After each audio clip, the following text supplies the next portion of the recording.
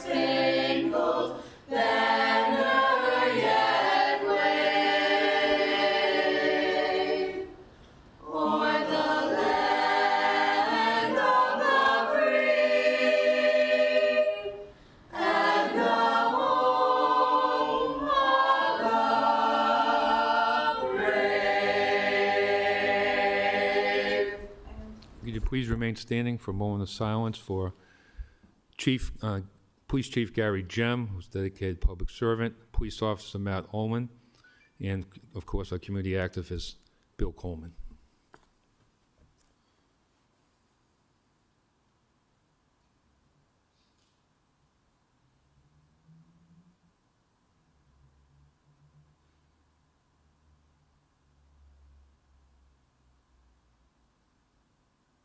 Thank you. Did you mention the dog? Yes. Yes, Police Officer Matt Ullman was a animal control officer, correct.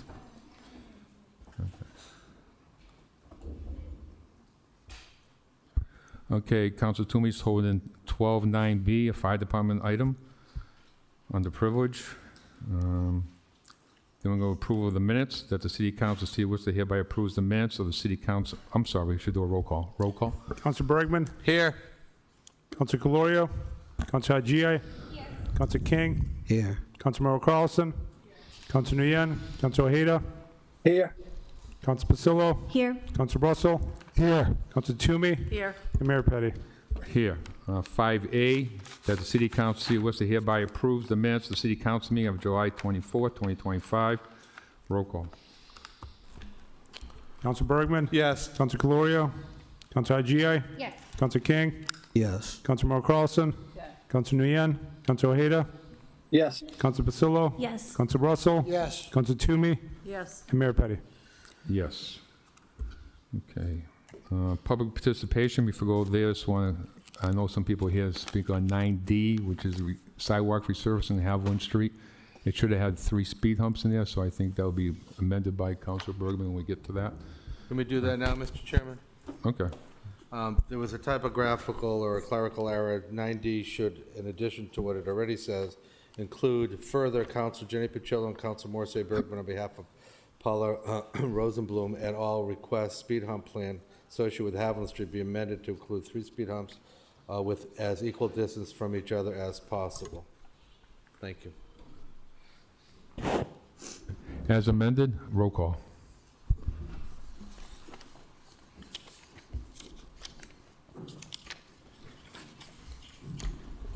Council Bergman, Yes. Council Calorio, Council Agia, Yes. Council King, Yes. Councilmember Carlson, Yes. Council Nguyen, Council Ojeda, Yes. Council Pasillo, Yes. Council Russell, Yes. Council Toomey, Yes. and Mayor Petty. Yes. Okay, we have public participation.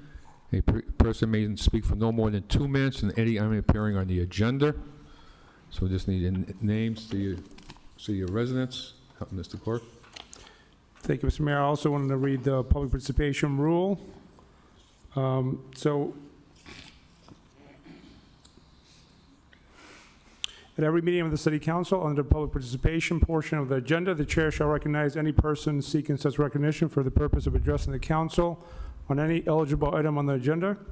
For the meeting, any person who wishes to speak more than on one agenda item shall combine their testimony to all items to one appearance at the microphone, and the time for speaking shall not exceed 2 minutes for any one speaker or 30 minutes for all speakers. So if you want to come up to the microphone, there's your name, city of residence, and the item number you're speaking on, or the subject matter.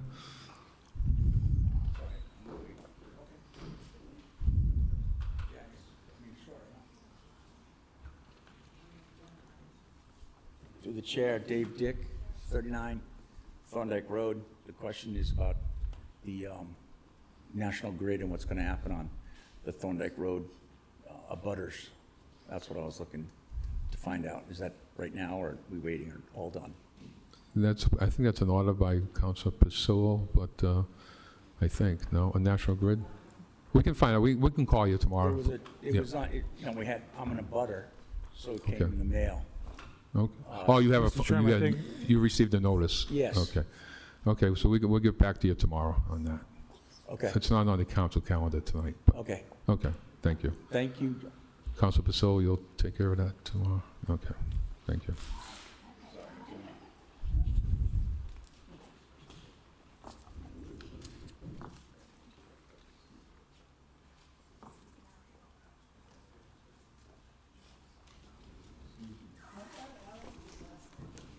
Mr. Dick, were you talking about Beverly Road or Thorndike? Thorndike, you said? Okay, that's what I thought. Okay, next is your name, city residence, and item number. My name is Jessica Saxon. I'm from Washington, D.C., and this is regarding 25C. I need to provide public notice. This is in accordance with USCS Rules of Civil Procedure, as well as Rule 17 and Rule 20 from the United States Supreme Court. The Constitution for the United States is the overarching requirement that every state must follow. I trust that all of you here would agree with that. States are not able to enact their own alternative legislation and substitute that for the guarantees of the Constitution. That would mean that your state laws are more powerful than the Constitution. That would be simply unlawful. Clause 1 to Amendment 5 states that no person should be held to answer for a capital or otherwise infamous crime unless on presentment or indictment by a grand jury. Can I just However, the ask you, state of- what item you looking, what item you have, If you don't mind stopping my time. Mr. Cork? Okay. 25C, we don't have a 25C, I apologize. It's 25C. Oh, we might have changed the number, maybe. At least on the agenda item that you guys had out there, recommended adoption for finance regarding the police department ordinance Okay, and go ahead. maintenance. Yep. Thank you so much. What's that? It's on the finance item, Mr. Cork. Mr. Chairman, just to clarify, my understanding is the participant is stating 25C on the manager's item, which is a transfer from the fiscal year 25 cost center, police department ordinary maintenance. Is that correct? Yes, that's correct, sir. Okay, go ahead. Okay, we can continue with your time. Thank you so much. Clause 1 of Amendment 5 to the United States Constitution says that no person should be held to answer for a capital or otherwise infamous crime unless on presentment or indictment by a grand jury. However, the state of Massachusetts, unfortunately, has enacted an alternative legislation that permits your prosecuting attorneys and your police officers to charge by way of information as opposed to indictment as required by law. That is unconstitutional. An emolument violation is when you pay public officials to break the law. The first area that reinforces this in the Constitution is Article 1, Section 10. That's where it says that no state shall create or enforce any law that shall impair the obligation of contract. So police officers, your prosecutors, your judges, they're all under a contract. That's a contract to perform based on their oath or affirmation that they took to support and defend the Constitution of the United States. So when a state enacts a law that directs their agents to disobey that law, which is the Constitution of the United States, that would be a violation of Article 1, Section 10. The other area is the 14th Amendment that states no state shall create or enforce any law that shall abridge the privileges and immunities of United States citizens. I'm here to provide notice that you cannot continue to pay public officials to commit crimes, and you cannot support that. thank you. Our next speaker, they should name, city of residence, and item number. My name is Tanwood Downing, and I'm a civil rights advocate and litigator from Washington, D.C. So Ms. Saxon provided a little bit of a lead-in. I need to provide a little bit of clarification to all of you. This is the exact same item, number 25. So if your police officers are going out and relying upon an inferior state statute that permits them to charge a person improperly in violation of the Constitution of the United States, they're committing a crime. It's called deprivation of rights under color of law. It's Title 18, subsection 242. So I have approximately 32,000 Mr. criminal Chairman, affidavits point on of behalf order, of Mr. victims. Mr. Chairman, point of order. Reclaim time. Excuse, I will hold you, 128 you got. What's that? Point of order. If this is about the item that they're referencing, I don't see where it is. It's on finance item? Yeah, I see the item, but what's that got to do with what these folks are talking about? I would from be happy to Washington? explain.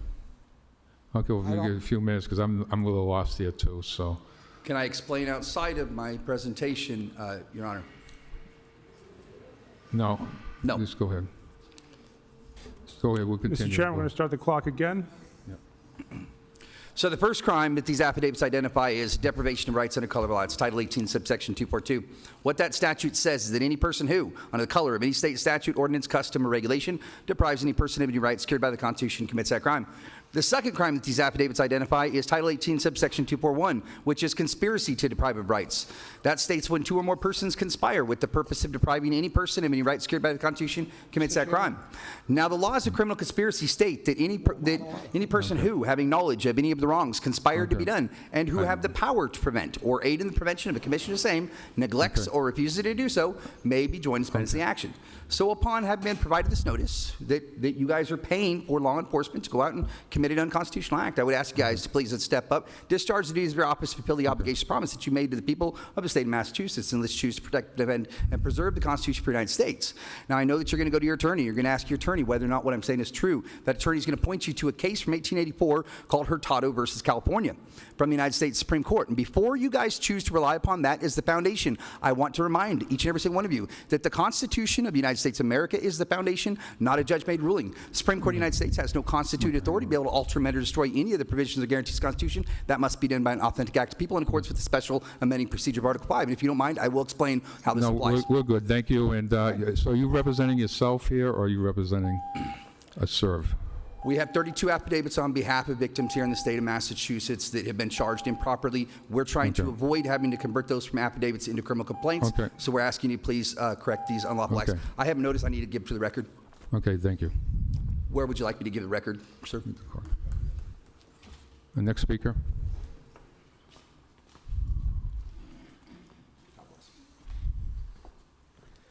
Len Zalaskis, I'm from Worcester.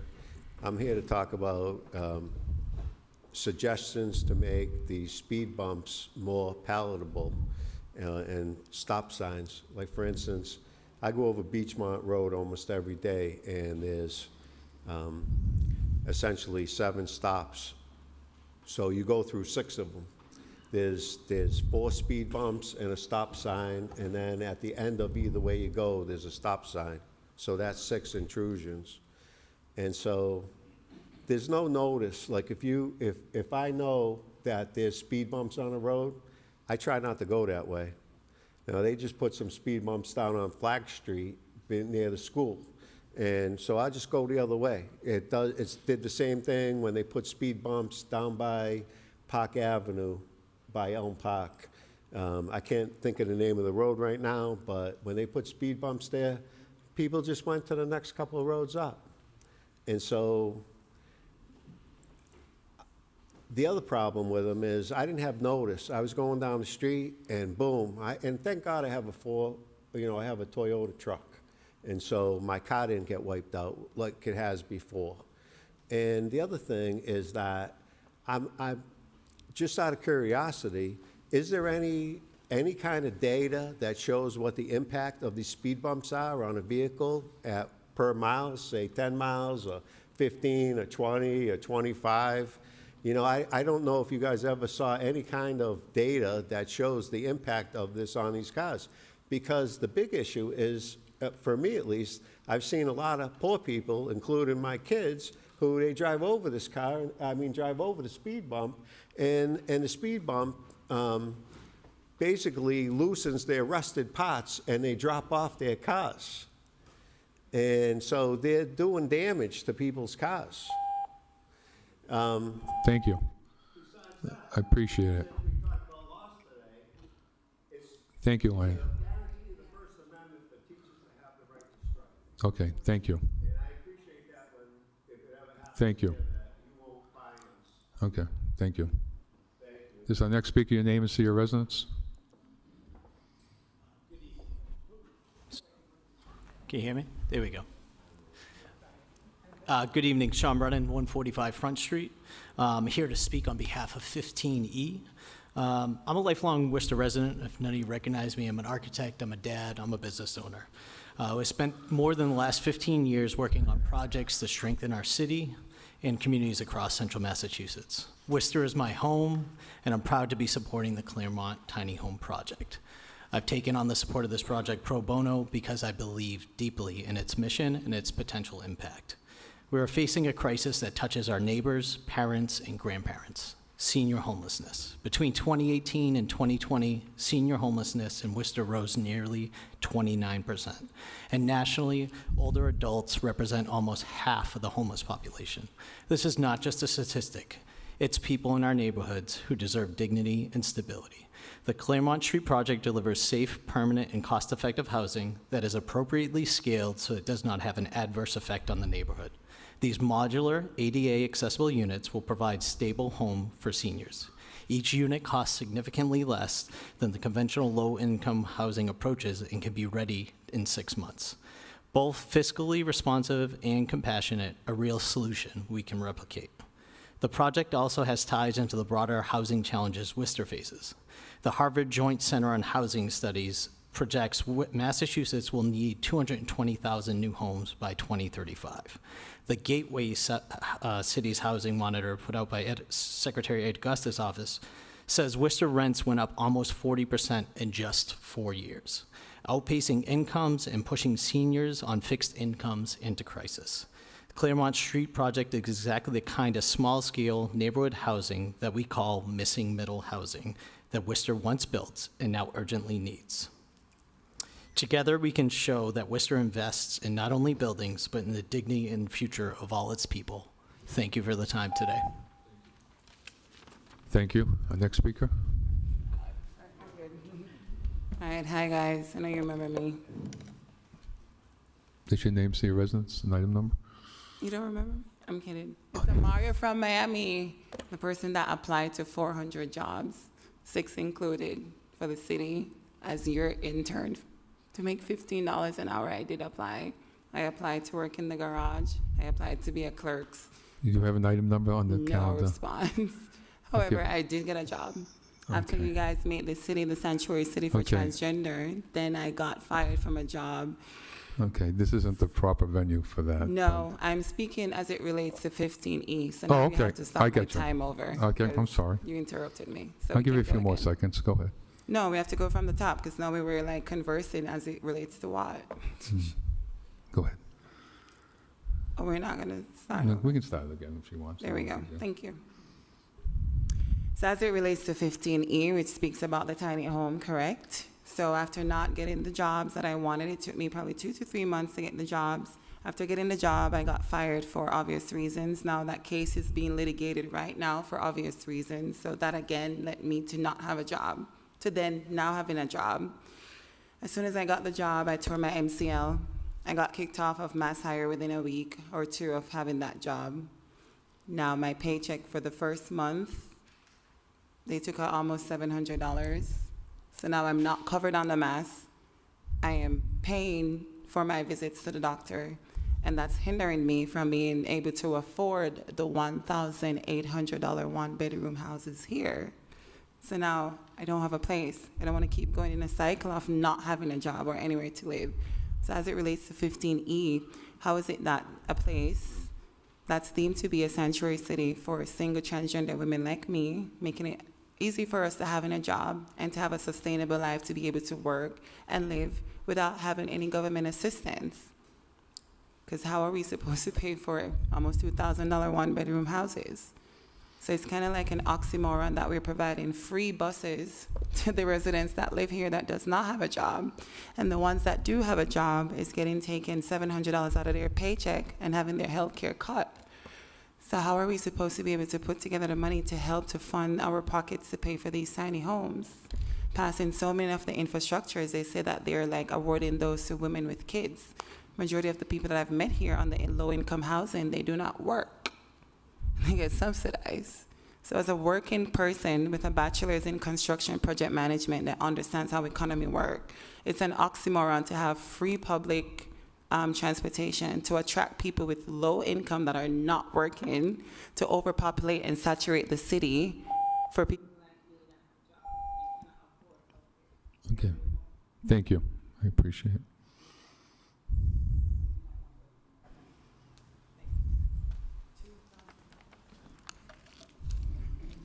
Wonderful. Good evening, counselors. My name is Debbie Hall. I'm a Worcester resident and the founder of Worcester Black History Project.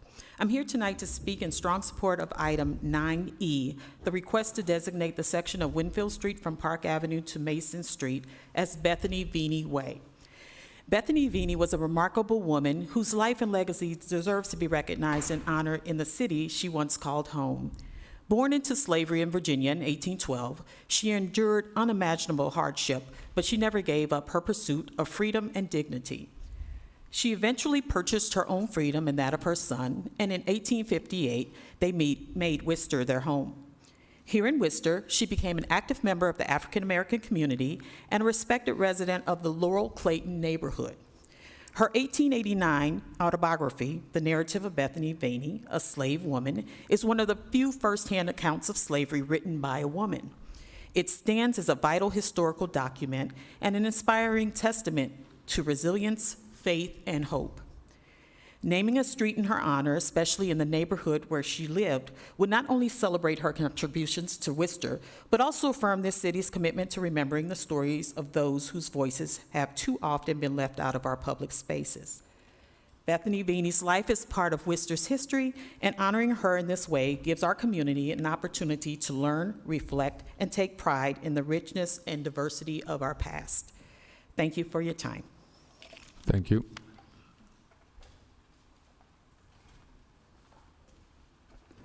Idella Hazard, 15C, per order of Christian King, requesting the Human Services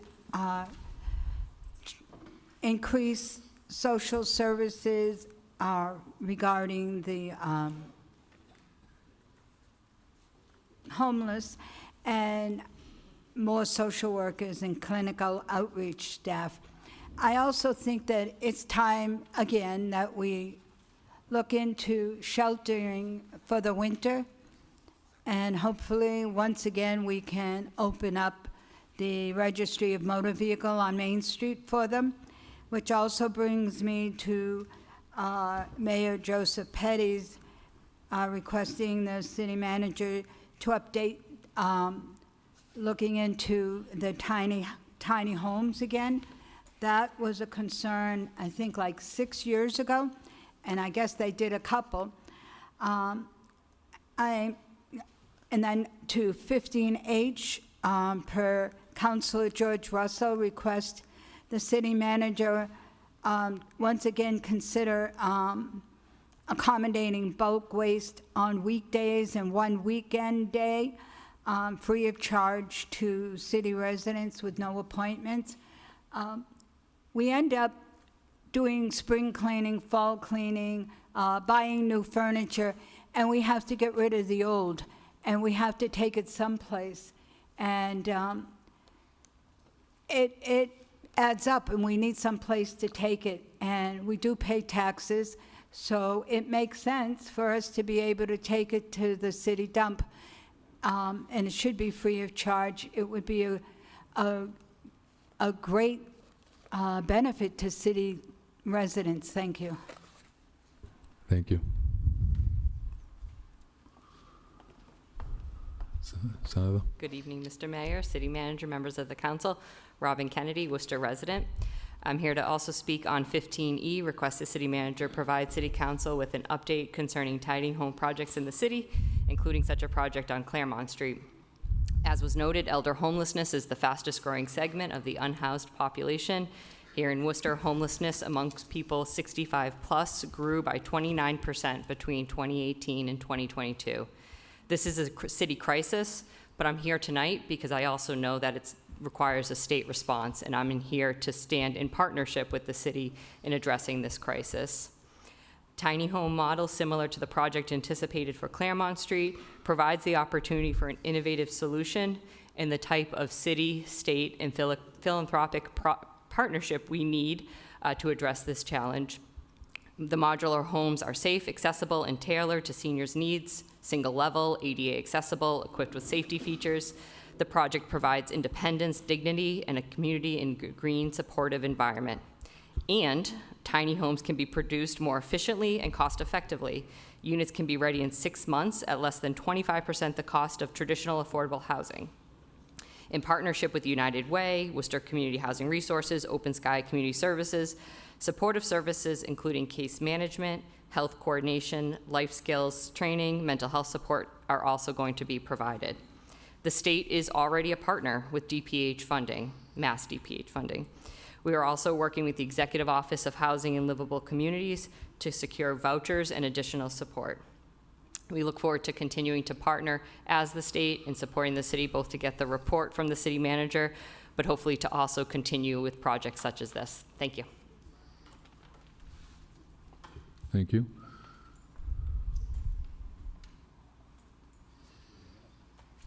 Senator Chandler. Good evening, everyone.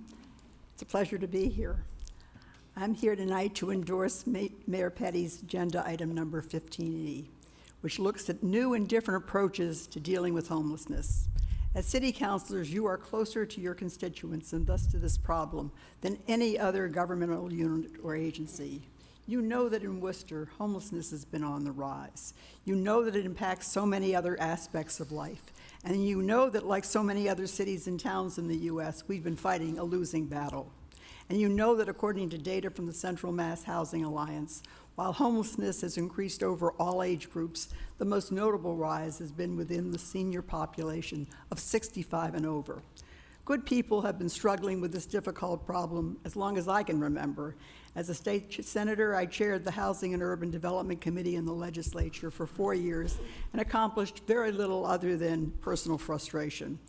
Yet while the task force, in Worcester's 5-year strategic plan, there is special focus on reducing homelessness. In Worcester's, yet while the task force identified a need for 103 units of permanent supportive housing, to date there are only 4 completed units available for the chronically homeless in Worcester. The process to create affordable housing has been slowed by factors such as zoning regulations, funding capacity, and the pandemic. It has also been complicated by the reality that Worcester has one of the lowest rental vacancy rates in the country, and while much housing is being built, most of it is very expensive market rate housing. Mayor Petty's agenda item speaks to a new and different approach to dealing with homelessness. The tiny homes approach is an innovative collaboration between United Way of Central Mass and a host of community partners. Worcester Community Housing Resources is the owner of the property, and Open Sky Community Service will be the service provider for the project. Both are well known in this community, providing services to a range of ages and abilities.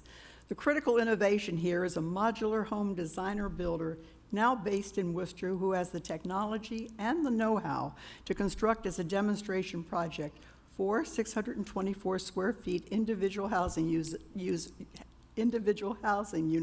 in 3 to 5 days in what otherwise would have taken weeks. Co-located on an otherwise unusable single parcel of land that would be too small to build on under normal zoning practices, and using very small modular units, they can form a full 1-bedroom cottage housing 1 to 2 people. They can be combined in different orientations to fit particular sites and do not require the use of large transport trucks, cranes, road closures, utility line drops, and other costs incurred for more traditional construction. These savings are important, as is the ability to connect with healthcare and other supports and services for this vulnerable senior homeless population. The potential of this collaborative approach is really exciting. Our vision is that as a community, we use these 4 tiny homes to prove the efficacy of the process. To date, we have architects, Thank you. lawyers, engineers, builders, funders, social workers, and others Can in the you community. wrap it up, too? I have One two more? more lines, two more Okay. lines. Oh, thank you. Who are enthusiastically donating their time and expertise. It is our belief that we can make a major dent in chronic homelessness if we can be open to a new approach to an old problem. We have learned in other sectors that if you keep applying the same solutions to the same problems, you get the same results. I think it's time for Worcester to try another approach. Thank you. That's it. Thank you very much.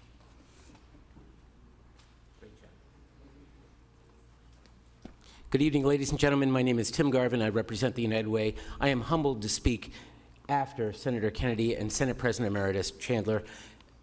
I will be very quick. I was on the phone at about 10 of 6 with a friend of mine who works for a federal legislator who works in a different city than here. And I told him what I was doing, and he said, you know, that's the difference between my city and Worcester. In my city, we complain about the issue, and in Worcester, you get to work and you make it happen, and you create creative solutions. This is literally creating from hope to home. You've heard it's efficient. We've put up $100,000. We have another $500,000 that have been raised. 4 tiny homes for under $1 million. They are presentable. They are beautiful. Thank you, Sean Brennan. They are going to be built here, and they will be built quickly. We invite you to the grand opening, we hope, in early October. Thank you very much. I'm giving a minute back to whomever is next. Okay, thank you. Hello, my name is Kiara Munns, and I'm a District 2 resident. I'm here in support of adoption of 15C, 15D, 15O, and the Housing Production Plan, item 18A, why I wrote this. I'm thankful to Councilors Merrill Carlson, Pasillo, and Toomey for moving the plan to council. Thank you. Worcester is in desperate need of more housing supply. Without supply, we don't have affordability, and our neighbors pay the cost. I'm a downtown renter. I see the skyrocketing property costs reflected in our homeless population. I want to emphasize, the highest correlator to homelessness in this country is not poverty, it's not mental illness, it's not unemployment, it is housing cost. If the poor and mentally ill can afford housing, they no longer struggle on our streets. To help them bounce back, I support 15C from Councillor King for expanding our Health and Human Services Department. But the strongest long-term solution to our homelessness crisis is 18A, the Housing Production Plan, where we can encourage many small developers, like the tiny homes people, to build more housing to make our communities more affordable. I do not believe we can rely solely on big developers to bring down costs with luxury housing. We can barely trust them to build what they said they would. As a downtown resident, I'm constantly frustrated by the Notre Dame lot. Thus, I'm in support of 15D, a report for requiring green spaces for underdeveloped lots. These lots should serve our community instead of sitting vacant for years. Thank you, Mayor Petty, for the idea. In line with the values of the Housing Production Plan, I am finally in support of 15O from Councillor Hajji. I believe protecting tree shade like that at the Notre Dame lot will make streets more livable, and limiting parking minimums will encourage construction of that valuable housing stock we need. We must make it easy for small developers to build infill housing in neighborhoods that can support even the most basic walkability. I hope my comments portray my gratitude to the wide range of councilors with their parts to play in making this city more accessible and livable. Let's make this city fuller and more affordable than it is today. Adopt 18A, 15C, 15D, and 15O. Thank you. Thank you. What's your name, say your residence, item number? Hello, my name is Natalie Turner. I only need a minute. And I am speaking on under orders number 14. I'm speaking on 14B, the order for Councillor Etel Hajji about the request for a review of the Beaverbrook softball field, permit holders for usage in the sound systems, and all of the complaints by the Park Ave residents. I am a lifelong resident of Worcester. I am the 8th generation here in this city. I am a Nipmuc tribal member as well. So my roots stretch back to thousands of years before this city was even here. And it is very disappointing that I live in an area where I grew up and to see it decline so badly and be neglected. The Beaverbrook Park area was once a, place everybody loved to go, and nowadays it's not that way anymore. There is constant alcohol drinking from this particular league. There is sound from 9 a.m. till 9, 10 o'clock at night when we as residents have to call the police. After a while, most of these people in that area have stopped calling the police because there's been no response from the city council. There's been no response from the city manager's office. And when I say that, please, City Manager Batista, it's not directed at you, it's at the institution of city managers before you. I did put in a petition in April 15th of 2023, which this body did hear, and agree that the sound ordinance should be reviewed. And to this date, it still has not been reviewed, and neither has a committee been formed that the city manager did put in for that order. And thank you very much. Thank you. Is your name, city residence, and item number? Good evening. My name is Sabrina Deasy. I'm a property owner in District 3. I'm here today to speak about item 10S, a safety concern affecting my property, myself, and my tenants. The business next door at 84 Blackstone River Road has installed a sign directly onto the sidewalk. The sign obstructs the view from my driveway, making it nearly impossible to safely exit without pulling out into the lane of oncoming traffic. As you can imagine, this creates a daily hazard, not just for me, but for my tenants and anyone visiting the property. When the business owner first purchased the property, he was cooperative and agreed to move the sign. However, since then, not only has the business's sign been placed back onto the sidewalk, but he has begun parking vehicles on the sidewalk as well, further blocking visibility. These actions have made an already dangerous situation worse. I've made multiple attempts to resolve this directly and respectfully, but the issue persists. I'm asking the council to intervene and help enforce sidewalk regulations that protect public safety and ensure fair use of shared space. No resident should have to risk an accident just to leave their driveway. I appreciate your time and consideration. Thank you. Thank you.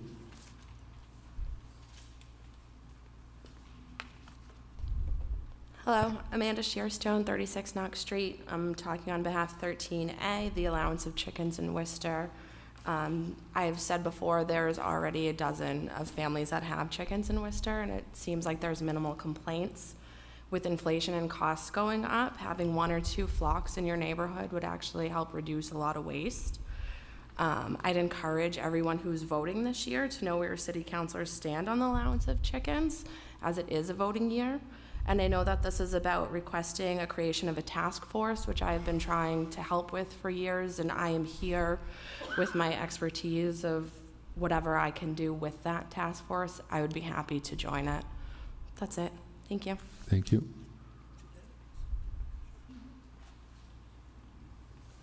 Good evening, everyone. My name's Paula Rosenblum. I live at 19 Haviland Street in Worcester.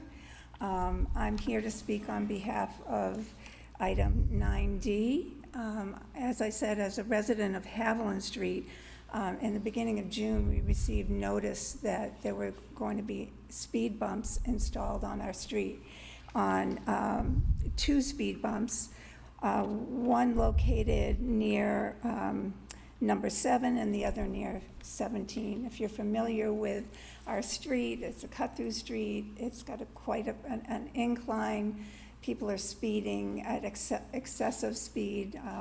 There are people who come down there at 50 miles an hour sometimes. It's quite absurd.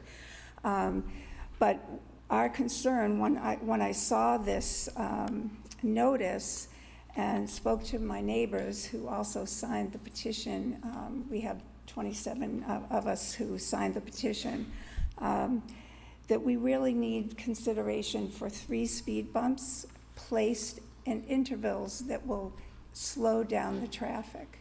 And so I did contact Steve Roll, the Commissioner of Transportation and Mobility, but I unfortunately didn't get a chance to speak to him, and that's why I sought some assistance from Councilor Bergman to submit the petition for consideration, and then also the other portion of this this item is that we're requesting new sidewalks because the sidewalks that we have, which Councilor Pasillo has assisted us in submitting the petition, our sidewalks are in very poor condition. They're not ADA compliant, and so we are requesting consideration for those two items. Thank you. Thank you, everybody. Good evening, Mr. Chair, members of the committee. Dan Didi, 223 June Street. I am here to speak in my 1 minute and 53 seconds remaining on item 10J, as in June Street. Without getting into a great deal of detail, there has been a problem on June Street, as there have been across the city with speed. And one common denominator that I've heard this evening in the time that I've been here is speed bumps, and what have you. So we have to tackle that. This is not the time or the place.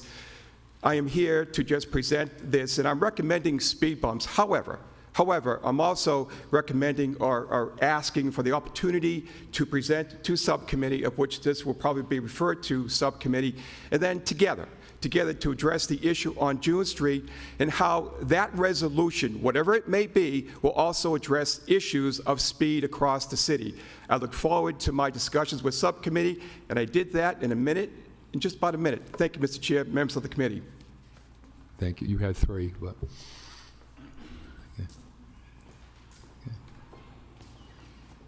Is your name, city residence, and item number? Yes, Fred Nathan, Worcester. So item 6, which has the 6A about keeping the city clean. When you have a city that's dirty, it's kind of the same kind of concept of broken windows. More windows get broken.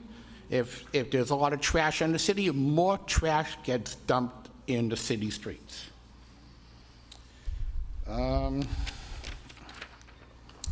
As far as the item about conflict of interest of the city councilors, I'm going to just assume, and I know they always say don't assume anything, but I would think every one of these councilors here owns their own place. So if you ever try to have a conflict of interest, who's going to vote if no one on the council can take a vote? Just a little thought in my mind. I don't know what it's all about, but number 18 in the finance, 18C, what do they need to borrow money for the DCU? What's going on over there? And 24B, $88,000 for the damage to a vehicle that's no fault. What do they do, total it? And 15E,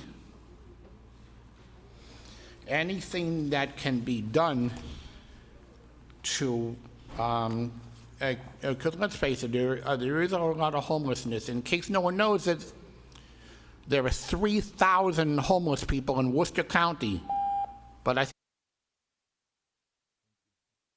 Thank you. Okay, with that, we'll go on. Anybody else?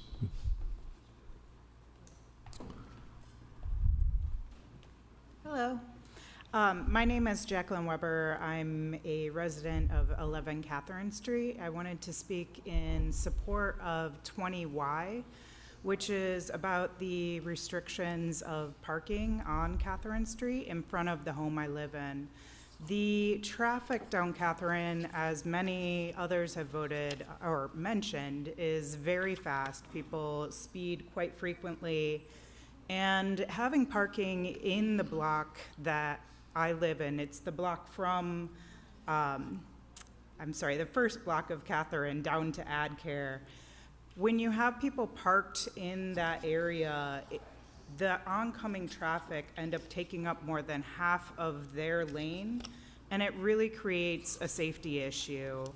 It also, for me, as the only driver at this residence, pulling out of my driveway is incredibly dangerous and very difficult. I've nearly been hit more times than I could tell you. And even when I'm walking through the area, the crossing walk is obstructed a lot of the times by people parking there, and people are unable to see you when you're crossing. So I just wanted to come today and communicate my support of that issue. So, thank you. Thank you. Mr. Mayor, we'll start with the online callers. First one is David Webb. Please state your name and city of residence and the item you're calling on. Yes, my name is David Webb. On 10A, I'd like to note that police are... Sorry, Mr. Webb, you're breaking up. And the Public Records Department is known for unlawfully withholding records. As anyone who's confused, tell you or by the various lawsuits that cost the city thousands of dollars with the Telegram and below. This item varies in regards to experimental strips of software in English. If this council understood data, you would know it doesn't actually say. Mr. Webb, we're having a hard time hearing you. Locking doors before the end of meetings should now be this order. 12B, I'm strongly against a problematic city manager giving a problematic city solicitor. 12C, I'm more concerned about developer husbands or when entire professional clientele are landlords than if the council orders open the building. There's a lot of conflict of interest to discuss. 14A feels like a silly waste of time, but 14H, I, J, K, and L, and 15AB, yes, please, stop poisoning the lakes and maybe start actually taking care of them. 14M, congratulations, Worcester, you somehow made the website worse and harder to use, almost like you're trying to create a metaphor for the administration. 14U, maybe our police department would have better retention if it wasn't known for being evidence-planting rapists who cover up for themselves. Requiring legal advocates from TC to leave on notice at public comment. 15C, thank you, Councilor King, for pointing out that Worcester's current catch and release plan isn't working. That we need a new plan, not just more funding for the so-called quality of life tragedies. While tiny home plans from 3 election cycles ago will help, your city needs actual long-term solutions and actual resources, as well as to stop actively making the problem worse. Thanks. Thank you. The next call-in user is Natalie Gibson. I'm going to try to meet the resident now. Please state your name and city of residence. Natalie Gibson, Worcester, Mass. Can you please do me a favor and let me know when my time is about to expire because I don't hear a tone on my end? Okay. Thank you. 8A, thank you to the administration for the communication on the streets and sidewalks, the progress of that. I'm wondering if it would be able to, if you guys would be able to put it on the website so that the residents can refer to it. 9E, I do agree that Winifred Street from Park Ave to Madison Street should be given the honorary name of Bethany Varney Way. 10C, curb extensions on both corners of the intersection of Mason and Chandler Street. I agree with this because that is one of many long stretches between traffic lights to cross. I know that DTM was talking about moving one of those crosswalks anyway because it's in a precarious position. 10G, no, also I am speaking on my own thing as well. 10G, no parking anytime sign removal on Glennie Street. I hope this isn't at the corner where the gym is located because it is already hard to see vehicles when you're rounding the corner, which has vehicles parked on both sides. So that is a dangerous corner. 10Q crosswalks between 335, 337, and 338 Park Ave. I am opposed to that because we're expecting a pedestrian to hopefully cross 4 lanes of traffic unscathed. You have 20 seconds remaining. Thank you. 10U, I'm talking about repainting the double yellow lines on Mill Street because it's not there. And also 10V, repainting, sorry, that was the white line. The double yellow line is 10V, and that is on Cove Street. We've been waiting for it since November of last year. That is also a very dangerous U-turn, hairpin turn. Time is up. Thank you. Thank you. Mr. Mayor, the last speaker is Alina Bluto. Please say your name and city of residence. Hi, my name is Alina Bluto, and I am a resident of Worcester. I'd like to speak on 6A for keeping Worcester clean. I just wanted to raise concerns that I have a 4-year-old son. I have brought him to 2 different parks in Worcester, one fairly new, Coal Mine Brook, and there have been many hypodermic needles, glass crack pipes, empty baggies. This is not only at Coal Mine Brook, this is another park in Worcester off of Elm Street. Just yesterday, I brought him to the countdown to kindergarten at the Polar Park. On the sidewalk directly across from the park, walking to the event, 3 needles, 2 crack pipes, 1 switchblade knife open on the sidewalk. And so I'm just wondering, I guess I just wanted to state my concern that I don't feel that myself and my son should have to leave like this is a playground, multiple playgrounds, that due to the homeless population and the substance use disorders that they suffer, this is a space designated for children. I don't think that it's fair or right that we have to leave because there's paraphernalia all over the place in spaces that are designated to children. Again, bringing him to a city event for the public schools yesterday. I just think it's out of control, and I'm hoping that the city can do something about it. And that's all I have. Thank you. Thank you. Okay, we're going to end that. We're going to go back to the agenda. We get hearings and orders, 7A and 7B. Motion is to open the hearing. Roll call. Council Bergman? Yes. Council Calorio? Council Haji? Yes. Council King? Yes. Councilmember Carlson? Council Nguyen? Council Ojeda? Yes. Council Pasillo? Yes. Council Russell? Yes. Council Toomey? Yes. And Mayor Petty. Yes. So motion is to, anybody in opposition of Bellevue Road and Harrison Street for condo locations? Council Pasillo? I know Mr. Dick wants information on the one for, oh no, that's Beverly, never mind. I think he wants Beverly Road. He said Thorndike. I know. So- It's Thorndike. Yeah, never, I'm sorry. They're right next to each other. I know.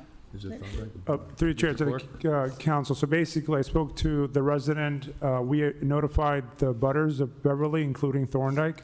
That's why I was here tonight. I provided him the communication that we received from National Grid.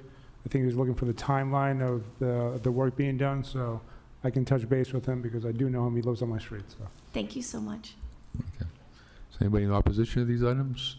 Seeing none, the motion is to close the hearing and to approve 7A and 7B. Roll call. Council Bergman? Yes. Council Calorio? Council Haji? Yes. Council King? Yes. Councilmember Carlson? Yes. Council Nguyen? Council Ojeda? Yes. Council Pasillo? Yes. Council Russell? Yes. Council Toomey? Yes. And Mayor Petty. Yes. Okay, 8A, ROC, City Council, Candy Merrill Council, as Chair of the City Council Standing Committee of Economic Development, in accordance with Rule 33 of the Rules of the City Council, request Council suspend its rules as August 19, 2025 meeting, take up the report of the Planning Board upon the petition of Joshua Lee Smith on behalf of the Wolf Farms LLC, request to amend the zoning map of City of Worcester as referenced in Article 3, Section 2 of the City of Worcester zoning ordinance by changing zoning designation of the properties identified below from their current zoning designations of residence, single family, RS7, to residence limited, RL7, as shown on the map attached to here too. The properties include the properties known and numbered as 3, 6, 8, 10, 12, 14, 18, 40, 42, and 44, Malden Street, 16 Malden Terrace, 13, 5 to 7, 8, 9, 11, 12, 14, 15, 16, 17, and 18 Reynolds Street, and 885, 915, 919, 921, and 923 West Boylston Street, represented by the petitioner and referred to the Standing Committee on Economic Development on item 15A on the June 10th, 25 City Council agenda, along with related items pending before the committee. So the first motion is to suspend the rules and adopt on the roll call. Roll call. Council Bergman? Yes. Council Calorio? Council Haji? Yes. Counsel King? Yes. Councilmember Carlson? Yes. Counsel Nguyen? Counsel Ojeda?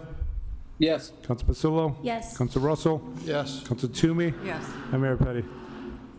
Yes. Okay, next motion on this is to advertise the proposed ordinance. Roll call. Counsel Bergman? Yes. Counsel Calorio? Counsel Haji? Yes. Counsel King? Yes. Councilmember Carlson? Yes. Counsel Nguyen? Counsel Ojeda? Yes. Counsel Pasillo? Yes. Counsel Russell? Yes. Counsel Toomey? Yes. And Mayor Petty. Yes. 8B,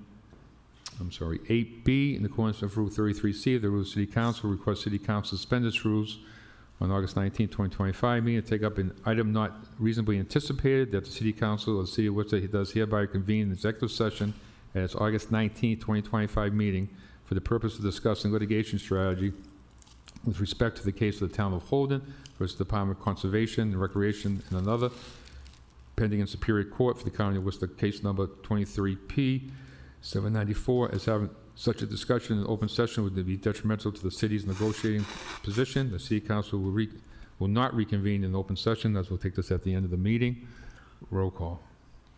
Mr. Mayor, maybe we can take the roll call at the end of the meeting, Okay. because then you won't come back, so Okay. we'll just postpone to the end of the meeting. So we'll come back and remind me. And, okay, petitions. We have several petitions. So we have Part 1, which is 9A to 9Z. We have petitions Part 2, which is 10A to 10Z, which is referred to traffic and parking. And the previous one was referred to Public Works. And also 9A was referred to Public Works and Parks. And so that's 9B. We have petitions Part 3, referred to traffic and parking. For 11A, 11B, referred to the Law Department. 11C, set the hearing for September 9th, 2025, 6:30 for a condo location on Herman Street. And 11D, for condo location at Harrison Street. And 11E, condo location at Winfield Street. Take those collectively on the roll call. Councilor Russell? Mr. Chairman, 10S, could we send that to the Traffic and Mobility Department, to the administration, please? Okay, that's 10S. Yeah, That's just, on it looks more as an administrative 84 thing than a Blackstone hearing, River Road. instead of waiting for a hearing, yeah. Okay, we'll send that to Department of Transportation and Mobility. Take that Mr. separately. Mayor? Oh, Can you give me? oh, I thought I heard somebody, okay. Yeah, that was me. Oh, I'm sorry, Council. Go No, ahead, Councilor no. Ojeda. Yeah, just on 10Q, I was hoping to, maybe amend it or add to it some way, to add the flashing light, the beacon light. It's those flashing beacon lights at the crosswalk. Someone did mention earlier the distance someone has to cross. I drive down Park Ave pretty often, and I think we do need some beacon lights if we're going to go forward with the crosswalk. So I just want to try to put that in there as well. Okay, so Thank you. we'll take 10Q as amended, and 10C, send that to, 10F, send that to Mobility and Transportation, and take these collectively on a roll call. Roll call. Counsel Bergman? Yes. Counsel Calorio? Counsel Haji? Yes. Counsel King? Yes. Councilmember Carlson? Yes. Counsel Nguyen? Counsel Ojeda? Yes. Counsel Pasillo? Yes. Counsel Russell? Yes. Counsel Toomey? Yes. And Mayor Petty. Yes, so we have communications of the city manager. The first is appointments, 12.1A through E. A is communication city manager recommending the appointment of Shepard Allen to the Trust Funds Commission. Second one is a recommendation of appointment of Michael Murphy to the Worcester Ballpark Commission. Third one is recommending the appointment of Christian Roberts to the Elder Affairs Commission. D is the recommend the appointment of Erin McElody and attending term expirations of Cassandra Tortisi, Chris Melgotti, and Angelique Webster to the Worcester Arts Council. And Communication City Manager recommend the appointment of Danielle McGough to the Commission of Preservation of Historic Artifacts, Relics, and Military Memorials. So motion is I want to thank them for their service, and this motion is to file. Roll call. Counsel Bergman? Yes. Counsel Calorio? Counsel Haji? Yes. Counsel King? Yeah. Councilmember Carlson? Yes. Counsel Nguyen? Counsel Ojeda? Yes. Counsel Pasillo? Yes. Counsel Russell? Yes. Counsel Toomey? Yes. And Mayor Petty. Yes. The next item up is Communication City Manager recommending of the appointments of Kelly Brochel and Sarah Garys to the Citizens Advisory Committee, and recommend the appointment of Joseph McAvoy to the Affordable Housing Trust Fund Board of Trustees. Motion is confirmed on the roll call. Roll call. Counsel Bergman? Yes. Counsel Calorio? Counsel Haji? Yes. Counsel King? Counsel Merrill Carlson? Yes. Counsel Nguyen? Counsel Ojeda? Yes. Counsel Pasillo? Yes. Counsel Russell? Yes. Counsel Toomey? Yes. And Mayor Petty. Yes. We are on 3A, Communication City Manager recommending adoption of proposal, fiscal year 26 salary ordinance amendment. Motion is recommend the advertised proposed ordinance. Roll call. Counsel Bergman? Yes. Counsel Calorio? Counsel Haji? Yes. Counsel King? Yes. Counsel Merrill Carlson? Yes. Counsel Nguyen? Counsel Ojeda? Yes. Counsel Pasillo? Yes. Counsel Russell? Yes. Counsel Toomey? Yes. And Mayor Petty. Yes. Next item is Communication City Manager recommending adoption of corrected zoning map amendment for 18 Mountain Street East. Recommended advertised proposed ordinance. Roll call. Counsel Bergman? Yes. Counsel Calorio? Counsel Haji? Counsel Yes. King? Yes. Counsel Merrill Carlson? Yes. Counsel Nguyen? Counsel Ojeda? Yes. Counsel Pasillo? Yes. Counsel Russell? Yes. Counsel Toomey? Yes. And Mayor Petty. Yes. Next item is Communication City Manager transmitting information communication of the quality report on Keep Worcester Clean and Clean City initiatives. Motion is referred to Public Works. Mr. Chairman. By doing so, Counsel Russell, followed by Could we Counsel al- Pasillo. Could we also take 15G and 15H too, the same conversation? With those orders? They're my orders dealing with the drop-off center and Sure. the same issue. Hang on. 15. I love the new number system we have here. 15, I think it was. It's hard to follow because I know. our numbers are not in order. We go from 27 to 13 on page 18. I don't know how that works. Okay. My brothers, 15, the what was it brothers again? at St. John's would scold me if I did that. Themselves. Are you want to hold that? Okay, what was again, Counsel? 15 G and H, I believe, Okay, on page 25. on 25, 15, okay. Go ahead, Counsel. Mr. Chairman, first of all, I want to congratulate the administration, the manager, the commissioner of Public Works on this initiative and this push for the clean cities. Basically, it's something that we on and off have talked about for a long time.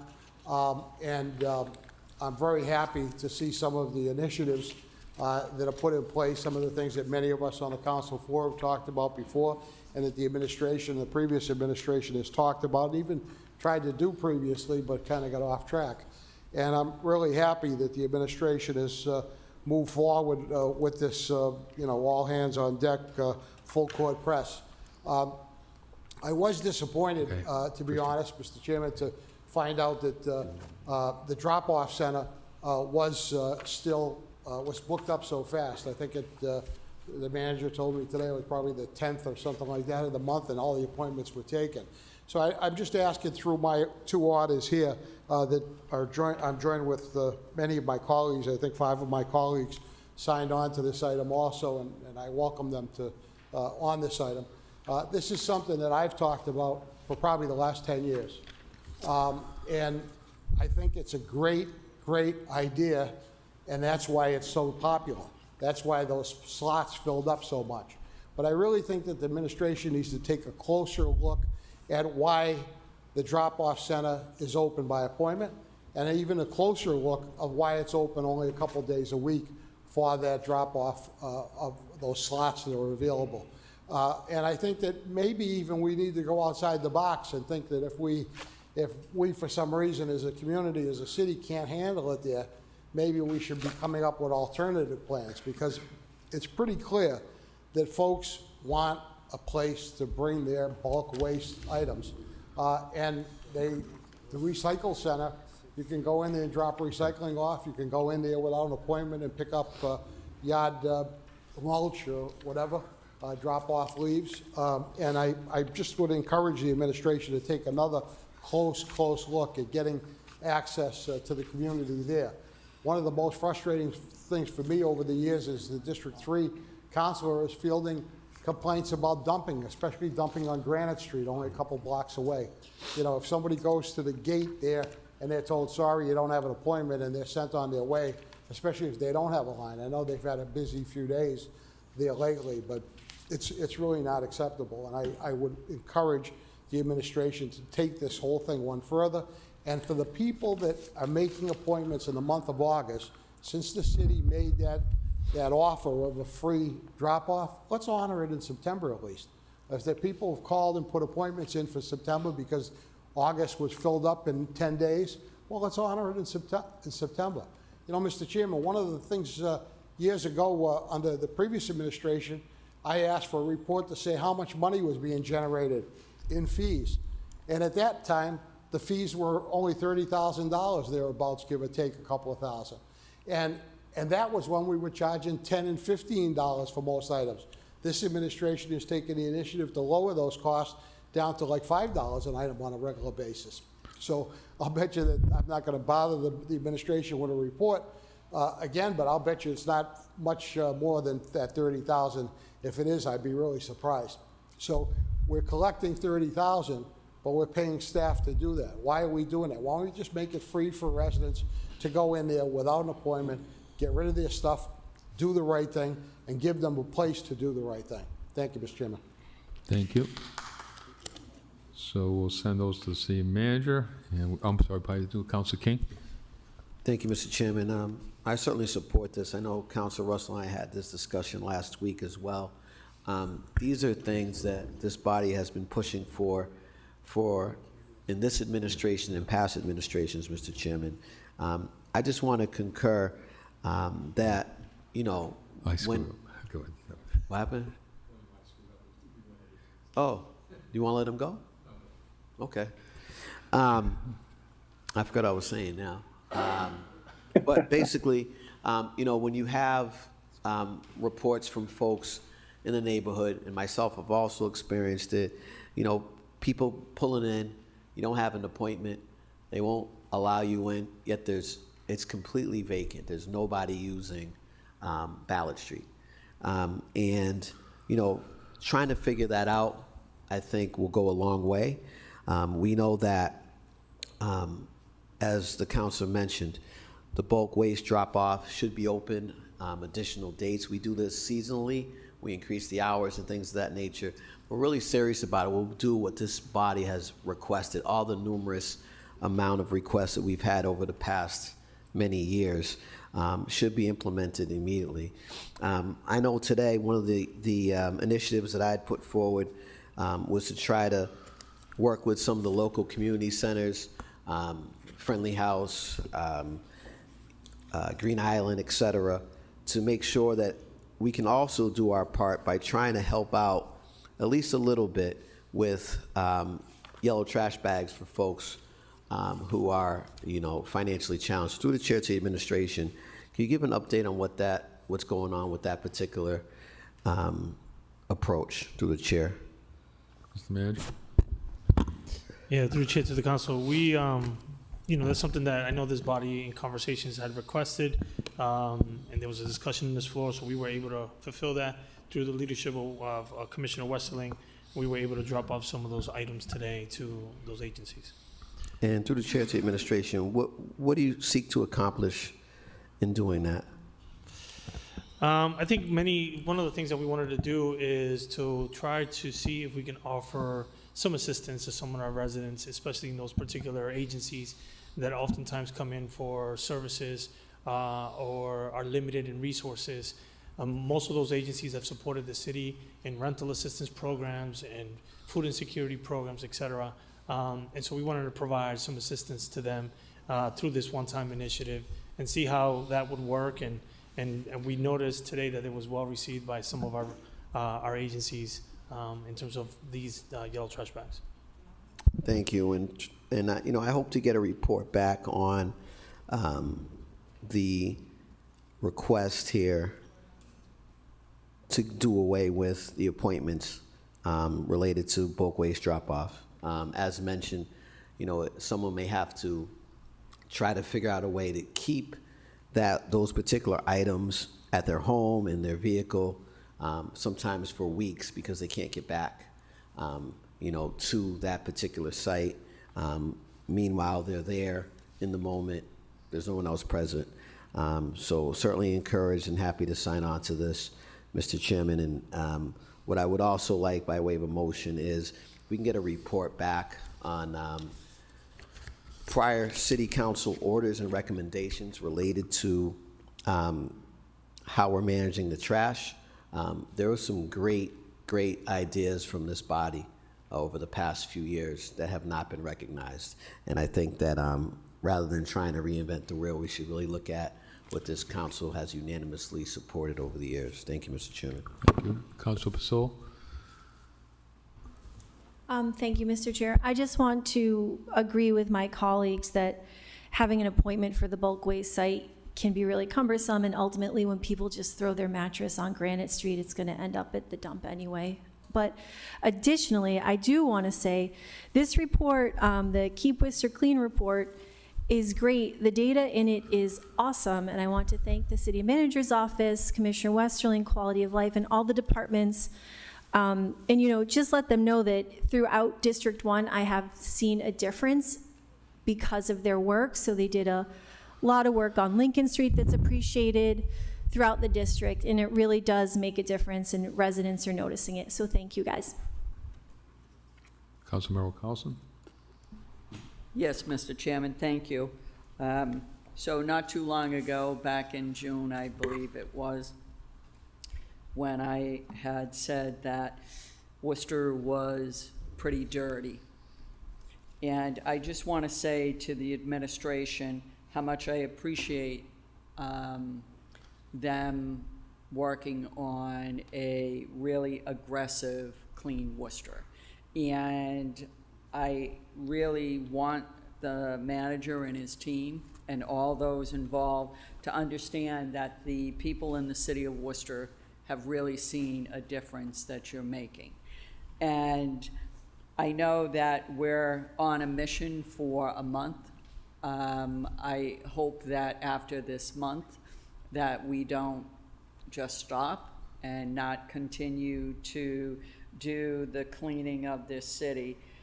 Mr. Manager, as I spoke to you the other day and we talked about the Belmont Street area and the Grafton Street area, along with Lincoln Street, Vernon Hill, the Providence Street area, which those are all areas that, quite honestly, my colleague, Councilor Russell, has talked about over and over and over again. But I do think it's important for you to know that the constituents are recognizing what you've done so far in this city. I do think that to Councilor Russell's point about the bulk drop-off, certainly those appointments filled up, so we definitely need to do something different. But again, between your efforts and really taking an aggressive approach, and honestly, the tie-in, which happened to be in, I know, my district and also Councilor Pasillo's, with the trash bins that have all been put out there, it's made a significant difference. I have one request that when the mayor and myself did the walk in the Canal District, and there were several departments there, there is a trash receptacle that's been there forever. Nobody knows who it belongs to. And I did drive by there today to notice that that trash receptacle is still there and still not emptied. And I'm not quite sure, and nobody from any of the departments could identify who owns that particular trash receptacle. But again, just really want to say how much I appreciate all the work that all the departments have done, and appreciate your efforts in taking this really serious about, you know, the looks of the city and, you know, everybody saying that the city is dirty. Well, now people are calling in saying that the city looks much cleaner. We obviously have a lot more work to do, but thank you for all your efforts. Mr. Manager? Thank you, Mr. Chair. I just want to give a shout out to the Department of Public Works. I called Commissioner Westling. We went for a ride around the city, and we scoped the different areas. And right when I had the conversation with the commissioner, he said yes, and the entire team said yes, and let's get to work right away. So I just want to give a kudos to them for going to work. This effort is not just, it was a one-time effort to try to deal with a lot of the logs and a lot of the complaints and stuff that we've been trying to work at. The good thing is we've been able to hire a number of DPW employees. That's increased the employment and the employees, the number of employees, so it's helped us to get out there. But we've been working hard. There's going to be new efforts that are going to be a part of this. But I do want to also want to go back to some of the elements in the report that talk about the Zero Waste Master Plan. And so there's been a lot of conversation on this floor about the drop-off center and many other ideas that we want to take in consideration, but we want to look at it holistically. And so the Zero Waste Master Plan will look at that. It will look at the drop-off centers, the times, the fees, the structures that were there, so that hopefully we can come out with a plan to better address this situation, because I do acknowledge that issue that we have in the drop-off center. And this is something that my 12 years of working here, I've heard about it consistently. So we're going to try to address that to the Zero Waste Master Plan and try to see if we can come up with some ideas to address that in the long term. But again, I just want to be thankful for the council, but also just thank the commissioner and the entire team, because it's not just DPW. Parks has played a role in this. Department of Sustainability and Resiliency, Quality of Life, even the police department. I mean, it's been the inspectional services, an interdepartmental effort to really help to clean the city in the months of August, so that we can then be at a good cadence over the rest of the year and implement all the programs that we want to get done. So thank you. Thank you. Okay, I would like to thank DPW. I was in the middle of one of those dust storms out there on Harrison Street, and I've seen 5 to 10 vehicles clean up a whole neighborhood, so thank you very much. So we will send along with orders. We're going to send 6A. First of all, 6A is going to go to Public Works, 15G and 15H from Councilor Russell. We'll go to the city manager along with any orders. Roll call. Councilor Bergman? Yes. Councilor Calorio? Councilor Haji? Yes. Councilor King? Yes. Councilor Merrill Carlson? Councilor Nguyen? Councilor Ojeda? Yes. Councilor Pasillo? Yes. Councilor Russell? Yes. Councilor Toomey? Yes. Mayor Petty? Yes. Okay, adopting the roll call. Communications Senior Manager requesting adoption of the Green Hill Golf Course maintenance contract in excess of 3 years, with the option to renew said contract for up to 3 one-year extensions. Roll call. Councilor Bergman? Yes. Councilor Calorio? Councilor Haji? Yes. Councilor King? Yes. Councilor Merrill Carlson? Councilor Nguyen? Councilor Ojeda? Yes. Councilor Pasillo? Yes. Councilor Russell? Yes. Councilor Toomey? Yes. And Mayor Petty? Yes. Communications Senior Manager transmitting information communication of the request to provide counsel with a report concerning outreach done by the Green Hill Golf Course staff to invite and encourage Worcester Public School students to learn and play golf at the course. We can, thank you. We can file that, or we can send it to Parks. Yeah, we can send it to Parks. Okay. Roll call. Councilor Bergman? Yes. Councilor Calorio? Councilor Haji? Yes. Councilor King? Yes. Councilor Merrill Carlson? Councilor Nguyen? Councilor Ojeda? Yes. Councilor Pasillo? Yes. Councilor Russell? Yes. Councilor Toomey? Yes. And Mayor Petty? Yes. Communications Senior Manager transmitting information communication of the street and sidewalk construction progress report for July 2025. Send that to Public Works. Roll call. Councilor Sorry, Bergman? prior to doing so, Councilor Merrill Carlson. I just want to say how much I appreciate this report, that we finally have this as city councilors to see what's happening in terms of the progress for the streets and sidewalks. So I want to say thank you to the Department of Transportation and Mobility, and I'm sure along with DPW and the administration Thank you for the report. Okay. Roll call. Counsel Bergman? Yes. Counsel Calorio? Counsel Agia? Yes. Counsel King? Yes. Counsel Mauro Carlson? Yes. Counsel Nguyen? Counsel Ojeda? Yes. Counsel Pasillo? Yes. Counsel Russell? Yes. Counsel Toomey? Yes. And Mayor Petty. Yes. Okay. We are on 9A, communication, city manager is transmitting information on communication of the PFAS-free gear acquired by the fire department. We send it to public safety. Yes. Roll call. Counsel Bergman? Yes. Counsel Calorio? Counsel Agia? Yes. Counsel King? Yes. Counsel Mauro Carlson? Yes. Counsel Nguyen? Counsel Ojeda? Yes. Counsel Pasillo? Yes. Counsel Russell? Yes. Counsel Toomey? Yes. And Mayor Petty. Yes. Mr. Chairman, just point of clarification, could you repeat again who held 9B? I missed that at the beginning. 9B is held under privilege by Counsel Toomey. Okay, thanks. Okay. Police Department, communication of the city manager, transmitting information, communication of the police body camera report. We send that to public safety. Roll call. Counsel Bergman? Yes. Counsel Calorio?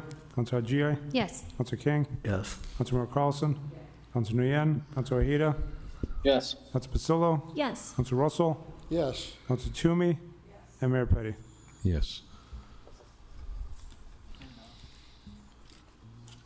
We are on 12A, communication of city manager requesting review of the approval of the amendment to the municipality's organizational ordinances, modifying the Department of Public Works and Parks, creating the Parks, Cemetery, and Recreation Department, and relocating the Design and Selection Board to the Department of Administration and Finance, and restructuring of the Fire Department. Roll call. I'm sorry, I'm going to send that to Municipal Legislative Operations Committee for a hearing. Roll call. Counsel Bergman? Yes. Counsel Calorio? Counsel Agia? Yes. Counsel King? Yes. Counsel Mauro Carlson? Counsel Nguyen? Counsel Ojeda? Yes. Pasillo? Yes. Counsel Russell? Yes. Counsel Toomey? Yes. And Mayor Petty. Yes, communication of the city manager requesting review and approve of the enclosed reorganization ordinance amendment regarding the law department. Also send that to MO also. Roll call. Counsel Bergman? Yes. Counsel Calorio? Counsel Agia? Yes. Counsel King? Yes. Counsel Mauro Carlson? Counsel Nguyen? Counsel Ojeda? Yes. Counsel Pasillo? Yes. Counsel Russell? Yes. Counsel Toomey? Yes. Mayor Petty. Yes. Communication of the city manager transmitting information communication relative to the conflict of interest law and council participation in housing and rent control matters. We can send that to MO. What's that, Council Bergman? No, I'm happy to take it at MO, but We can file it too, if you'd like. I'd like to address it, though. Okay, Council Bergman? I don't know if any of my other colleagues would, but, this one's a real head scratcher, because if you put this, if this gets implemented, which, since it comes from the State Ethics Commission, it's an opinion that we have to follow, I just want the public to be aware that not only anybody that owns property, rental property, but anybody who's direct family members, which mean a spouse, significant other possibly, parent, child, brother, or sister, is going to be recused from weighing in on these decisions, which in essence, on a number of decisions that will come before this council, some of which are pending, my prediction will be there won't ever be a quorum to discuss these issues. So I don't know if the State Ethics Commission has considered that. I don't know how other municipalities are able to decided on issues when this is in play. But in essence, it's really handcuffing this city council from doing its business. And for those that say that people that own property shouldn't be allowed to weigh in on these decisions, you can have that opinion. But at the end of the day, it's not just people on the council that own property.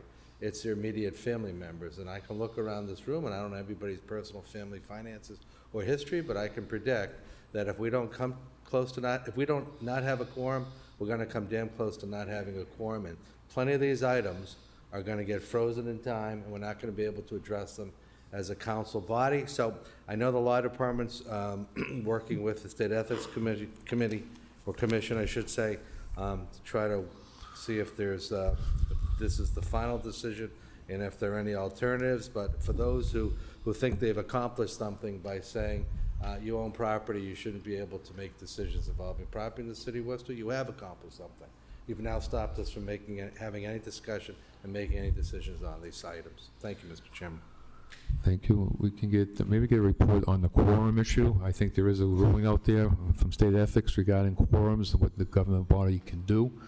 Regarding if you don't have a quorum, I think there's an exception, but maybe we'll get that in the form of a report. So we'll take this, we'll send that to Council Toomey. Mr. Mayor, if I recall, I think I've heard the rule of necessity be used in the past for votes for certain things if there were conflicts. Could we look into that as well? Okay. Thank you. So motion to send this to MO. Oh, can we, Madam Solicitor, if you have the answer, we don't have to get your report.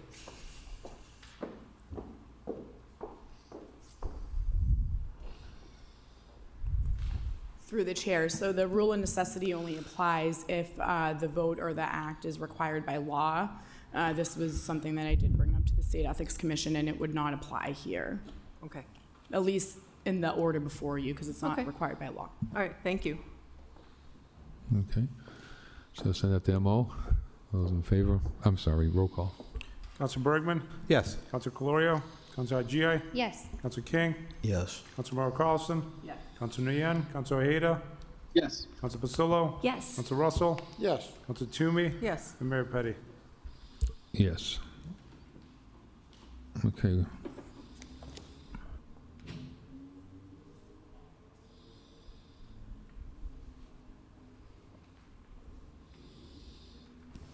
And then I meant to say to the auditor that Council King has held 16A. So if the auditor is here, I'm sure he's in his office, you can go home if you want to. So it's held under privilege. Okay.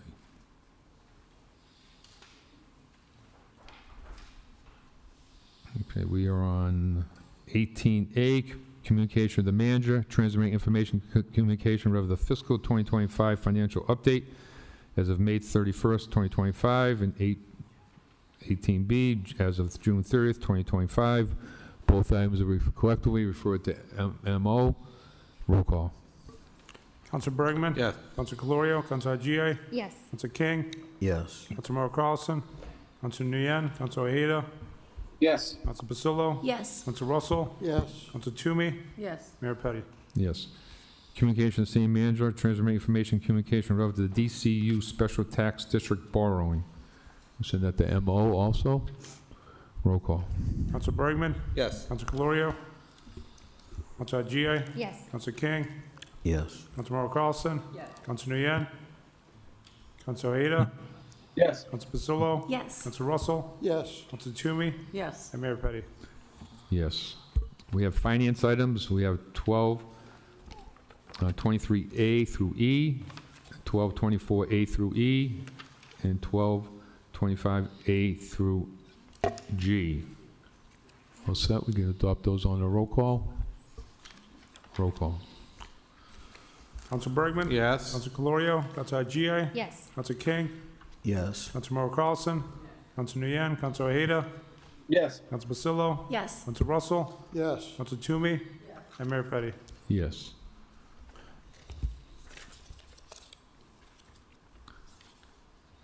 Okay, we have Chairman's Orders 13A and 13B. Motion was to adopt.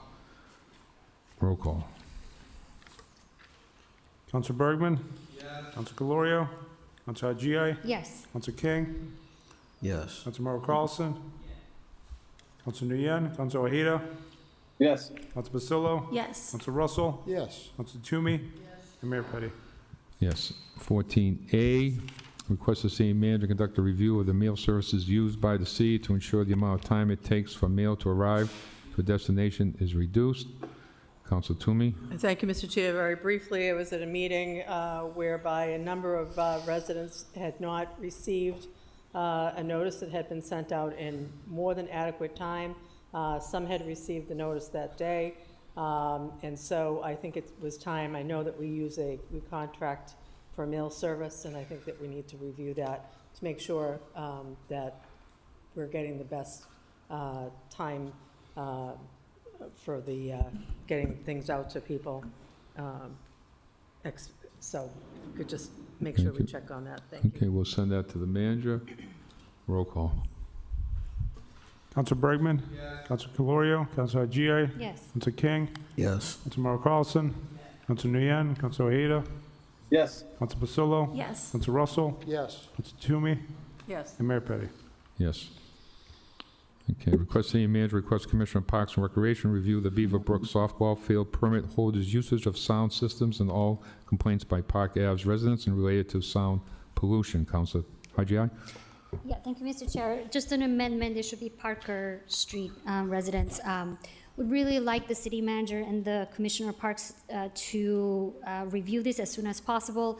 I get calls from the residents on that street almost every Sunday, and it's a reoccurring issue.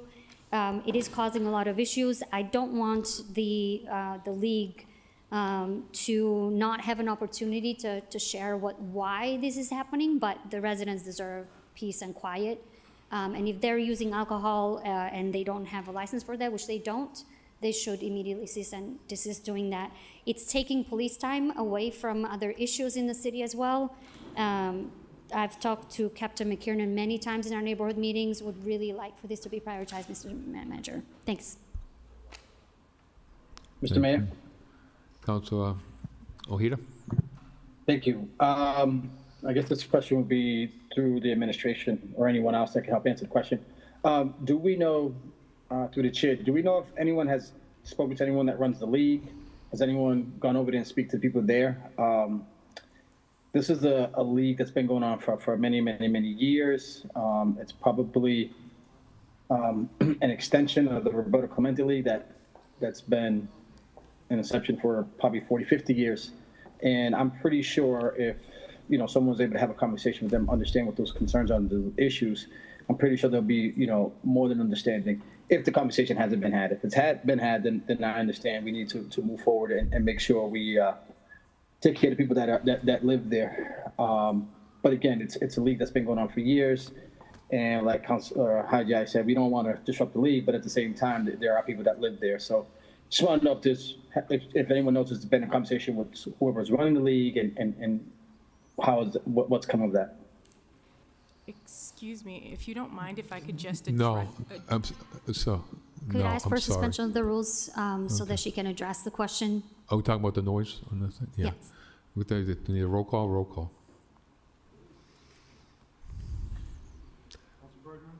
Council Bergman? Council Calorio? Council Agia? Yes. Council King? Council Mauro Yes. Carlson? Council Nguyen? Council Ojeda?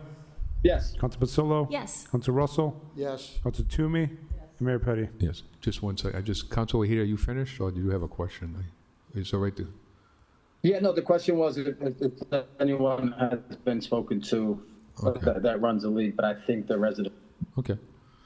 Go ahead. Is your name, city residence? Natalie Turner, the city of Worcester.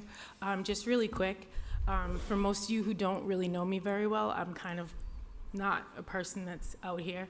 I am actually a parks commissioner. I do sit on the commission, and we have brought them before the commission both this year and last year, and it has been addressed, and it does not stop. And the fact that it's been 15 years that this league has been doing this is problematic. And when I said earlier, it's not just under City Manager Batista's watch. This has been going on since City Manager Augustus was here as well, and nothing's been addressed. Thank you. Thank you. Okay. Councilor King? Thank you, Mr. Chairman. I know here we are again on this particular issue. I just want to hear from the administration, or if Parks is on. I think I saw Rob earlier. What has the response been of the park stewards? And, I'd like just a little bit of feedback from the city side to the chair. Mr. Manager? Yeah, to the chair, to the council. Sorry, this is- park security, sorry. Yeah. To the chair, to the council, my understanding is that Park Security has tried to address this a number of times, but like the resident has stated, there's been a number of times as this continued to court. This has been brought forward before the Parks Commission. There's been some violations, and et cetera. We're gonna have to take a different approach to this matter. So based on this particular order, in my one-on-ones with the counselor, this was brought to me. And so I'm going to be addressing this with the Parks Commissioner and trying to find other ways that not only support the resident and the residents in that neighborhood, but also find a solution for that baseball league as well. It's a good league. I understand of that league and the work that they've been doing, but I understand that they also need to behave in a manner that is conducive to the neighborhood. So we're going to find a way. I'm going to work with the commissioner and come back to this body with an update on that. Thank you, Mr. Chairman. Okay. Okay, so we'll send that to the manager. Roll call. Council Bergman? Council Calorio? Council Agia? Yes. Council King? Yes. Councilmember Carlson? Yes. Council Nguyen? Council Ojeda? Yes. Council Pasillo? Yes. Council Russell? Yes. Council Toomey? Yes. And Mayor Petty. Yes. Next item is 14C, request the city manager, request the Commissioner of Parks and Recreation provide the city council with a report concerning whether any steps have been taken to create a master plan for Burnco Park. Further request the city manager, request the Commissioner of Parks and Rec begin the process of creating a master plan for Burnco Park if such plan does not exist. Council Merrill Carlson. As it reads. Okay, roll call. Council Bergman? Yes. Council Calorio? Council Agia? Council King? Yes. Councilmember Carlson? Yes. Council Nguyen? Council Ojeda? Yes. Council Pasillo? Yes. Council Russell? Yes. Council Toomey? Yes. And Mayor Petty. Yes. Request city manager, request the Commissioner of Parks and Recs provide a city council with a report concerning whether any steps have been taken to create a master plan for Poet Hill. Further request the manager request Parks and Recs begin the process of creating a master plan for Poet Hill if such a plan does not yet exist. Councilmember Carlson. As it reads. Roll call. Council Bergman? Council Calorio? Council Agia? Yes. Council King? Councilmember Carlson? Yes. Council Nguyen? Council Ojeda? Yes. Council Pasillo? Yes. Council Russell? Yes. Council Toomey? Yes. And Mayor Petty. Yes. Next item is request city manager provide council with an update concerning efforts made to rename Holland Rink Park to Jack the Shot Foley Park in honor of the basketball legend Jack Foley. Council Bergman, Council Pasillo. Thank you, Mr. Chairman. There are members of Mr. Foley's family here, particularly John Sullivan, who's a nephew-in-law, and his children, great-nephews.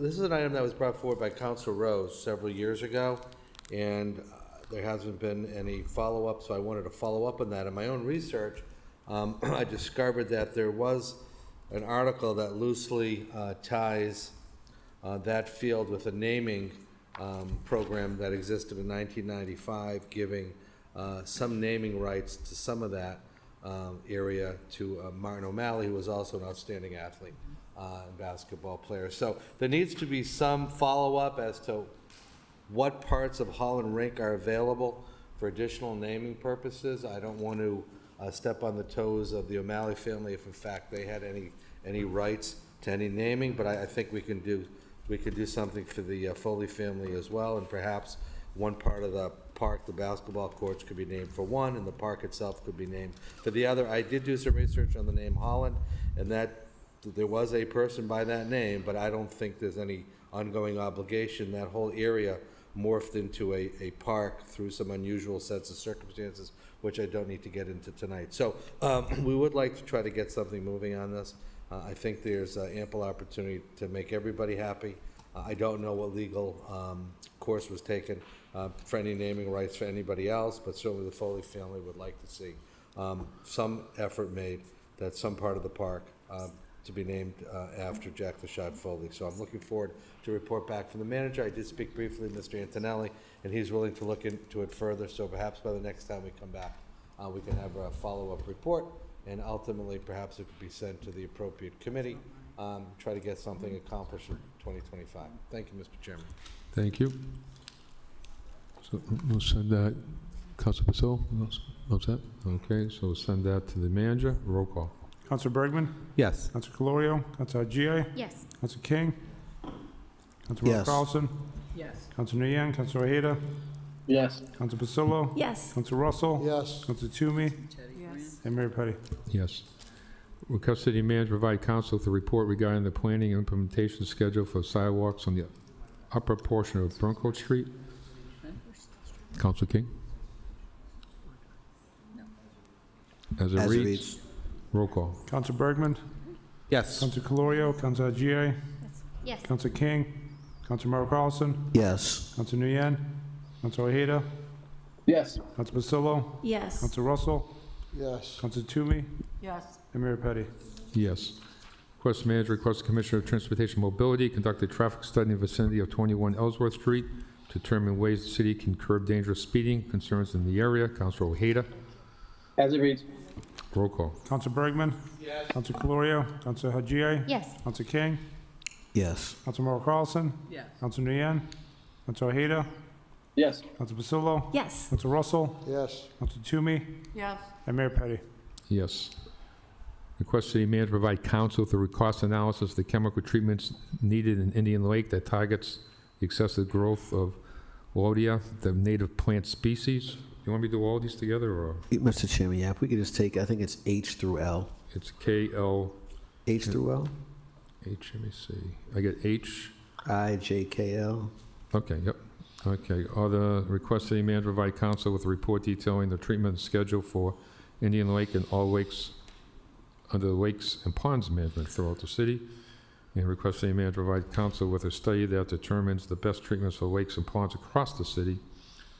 And request standing committee, is this LK too? K and L. Okay, yep. Innovation and technology representatives from the Department of Conservation and Recreation to attend the meeting to discuss best practices for treating cities, lakes, and ponds. And request city manager provide counsel through a study determining the environmental impact of fertilizer being washed down into the Indian Lake. Was there 15A and B too, or? What is that? 15A and That's B. Blue Space, and maybe those are different. Yes. Those two? Okay. Yep.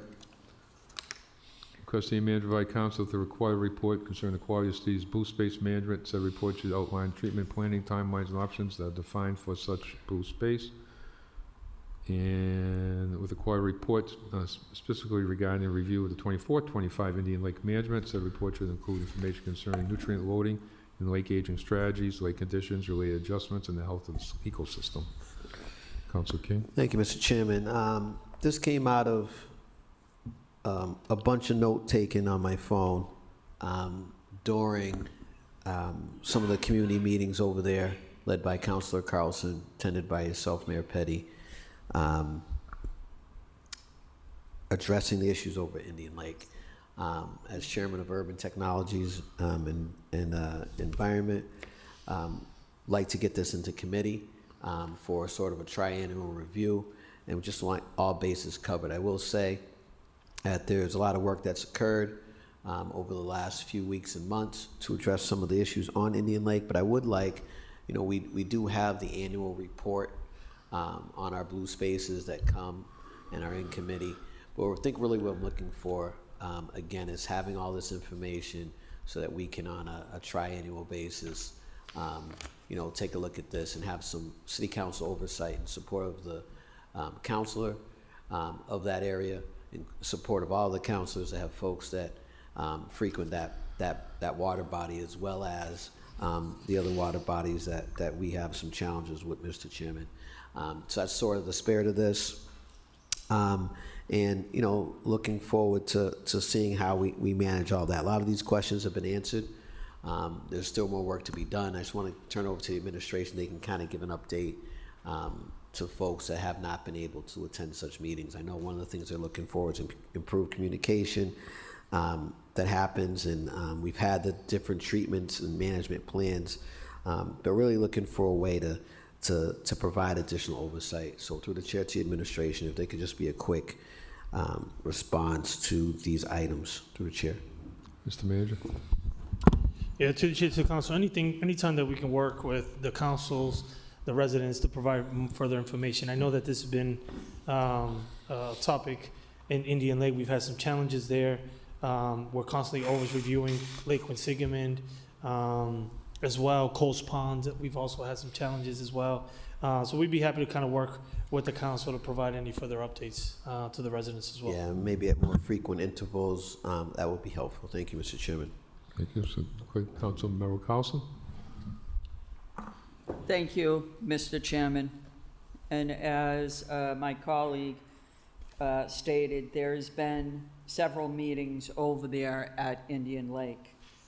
And Indian Lake is very different than Lake Quinsigamon. And Indian Lake is very different than Coe's Pond. Mr. Chairman, Indian Lake, Sears Island, which I represented since I've been elected. The other part on Holden Street, when the district was redistricted, that also became D2. So that piece along Holden Street and Shore Drive, I just want people to be clear of what's happening at Indian Lake. Indian Lake and what's happened, because 4 years ago, we as a city made a decision to put in the Allium Dosing Station. Prior to that being put in, Indian Lake, lots of times, was not open because there was all kinds of issues over there with the different bacterias. At that time, Beth Proco was the president of the Indian Lake Watershed Association. And Beth Proco spent every day of her life working on Indian Lake. Beth Proco, every day she spent working on Indian Lake. Beth Proco made a decision a couple of years ago to give up the presidency of the Indian Lake Watershed Association. And we've also transitioned from Jackie Burmeister over to Katie. In those transitions, we as a city, quite honestly, and I've spoken to the manager about this, the communication just hadn't been what it had been during the Beth Proco days and the Jackie Burmeister. And now you have new individuals who are head of the Indian Lake Watershed Association, along with, we have Katie now who is working on lakes and ponds. So yes, the communication needs to be better. And yes, most of this information over the last 3 months of meeting with the neighbors, but again, the neighbors called for these meetings because of the property damage to their properties. Not just their docks, but there are people over there who have walls, and their walls had been destroyed. And we as a city made a decision in the last 2 years, and it's only the last 2 years, not to draw down that lake. And that obviously created a real issue for us as a city and a real issue for those who live on the lake. So we recognized that in the meetings that we had with John Odell was there, Katie was there, and the mayor, along with Councilor Toomey, Councilor Bergman, and Councilor King. But again, I think, that these items are great and we need to do whatever we can do. But I also think that it's extremely important to know the history and to also know the reason for these meetings, because I know that there's a couple of folks who want to sort of derail this into something different. Again, this is about the people who live on the lake who had damages to their properties. And we want to make sure as a city that that is not happening. And we did, I didn't get the opportunity to talk to Katie today to see if COMCOM agreed to the 3-foot drawdown, because that's what this is really all about. This is about the drawdown on Indian Lake. We have drawn down that lake for the last, that people can tell me, the longest individual who spoke about this is in the vicinity of 31 years.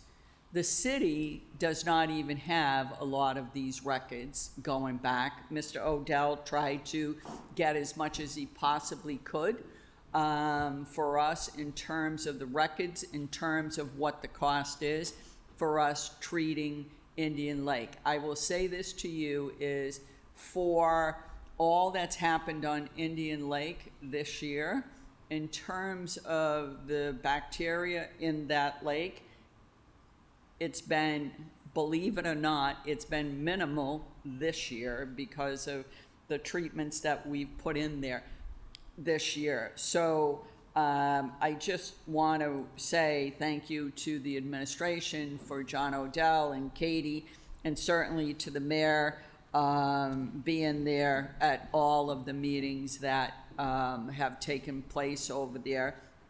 And yes, of course, it would be good to get a report back, but I don't want any of my colleagues to confuse Indian Lake with any other lake that's in the city, because Indian Lake is unique in of itself. Thank you, Mr. Chairman. Mayor Petty. I'll be quick. I just want to thank Councilmember Carlson for coordinating Indian Lake and the really the recovery effort to the lake. I never seen. Well, the lake was in pretty rough shape with the not like Councilmember Carlson said at the meeting last night. We learned more about non-invasive, invasive, and this was a non-invasive, I guess weed, for lack of a better term, that invaded that lake, which helps keep the lake clean. And it worked for a while, and all of a sudden it just overgrew and took over the lake. And I want to thank Catherine Liming, who coordinates the lakes for us. I think she did a good job responding to this. And we learned pretty quickly, this can happen overnight. And like Katie could be there on a Monday and Friday. She only do it once every 2 weeks. You could have a disaster on that lake. So we learned a lot about that, the drawdowns. It's very complicated in the sense, if you draw down the lake, you might get more invasive species that you don't want. So that's why you got John. I want to thank John Odell too, what he's done there too, and really communicating really well on this issue, because if you draw it down too low, you could get non-invasive species. You could have a bigger problem than you have now. So it's a balancing act, and I understand the frustration of the people there because they want to use that lake, and it was pretty hot weather. They couldn't use it, or they couldn't boat on it and swim in it at one particular time. Then we learned about the bacteria the other night, how it should be at 10,000 instead of 25,000, and that's why they treated the lakes to keep it low, because once it gets to 70,000, you'd have to close the lake. And so I just want to thank, and we did a couple of tours on the lake with some of the people there, and I just want to thank the whole people that live in that lake for really working with us and understanding this. And I understand their frustrations and their anger, and we'll see, get a report. I didn't get the report on COMCOM either last night. We'll see where that is on lowering the lake. So, thank you.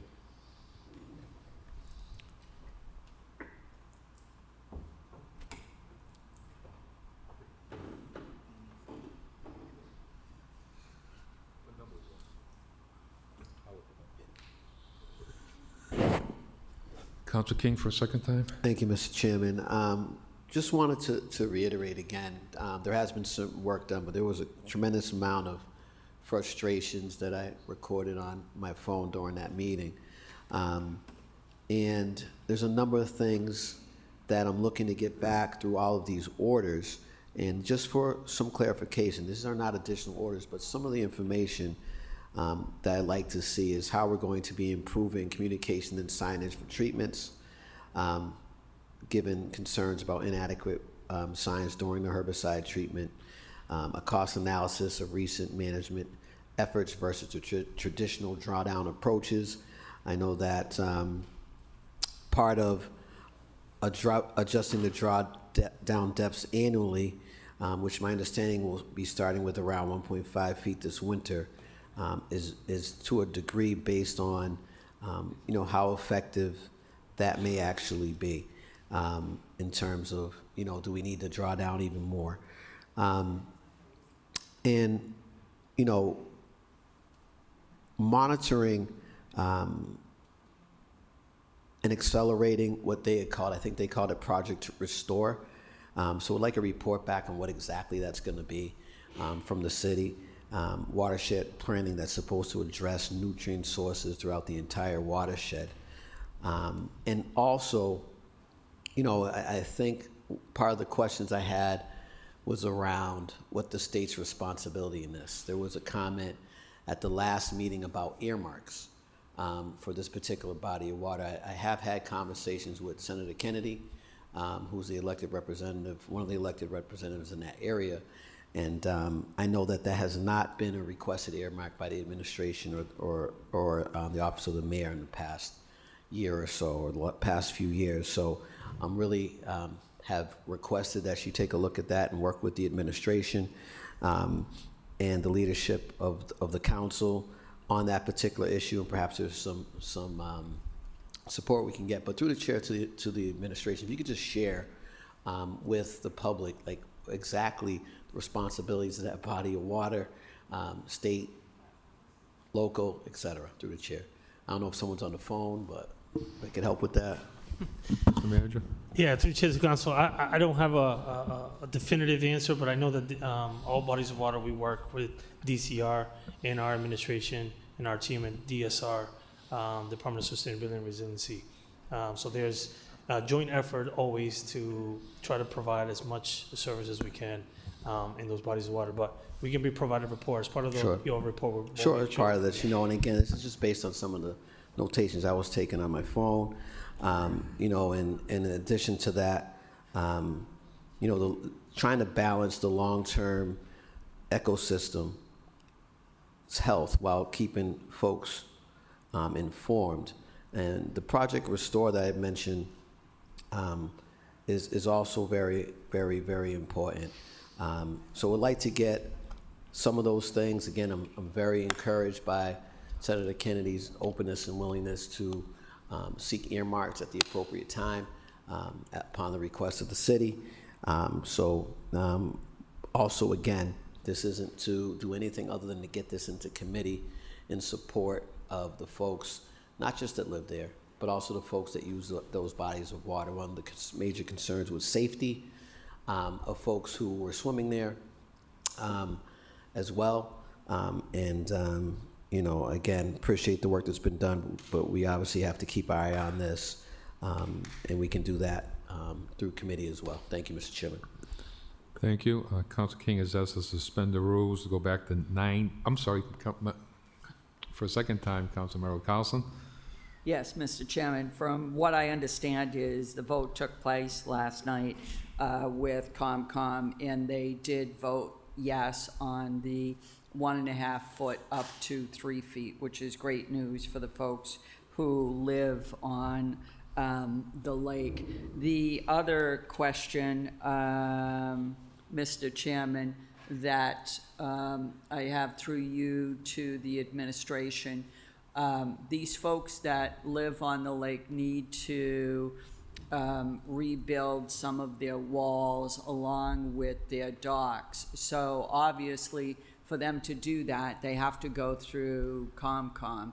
And for the amount of folks who are going to need to do that, I'm asking for us to work together to work with the folks on Indian Lake to make sure that there's a time frame, and we're working with them to get their properties back up to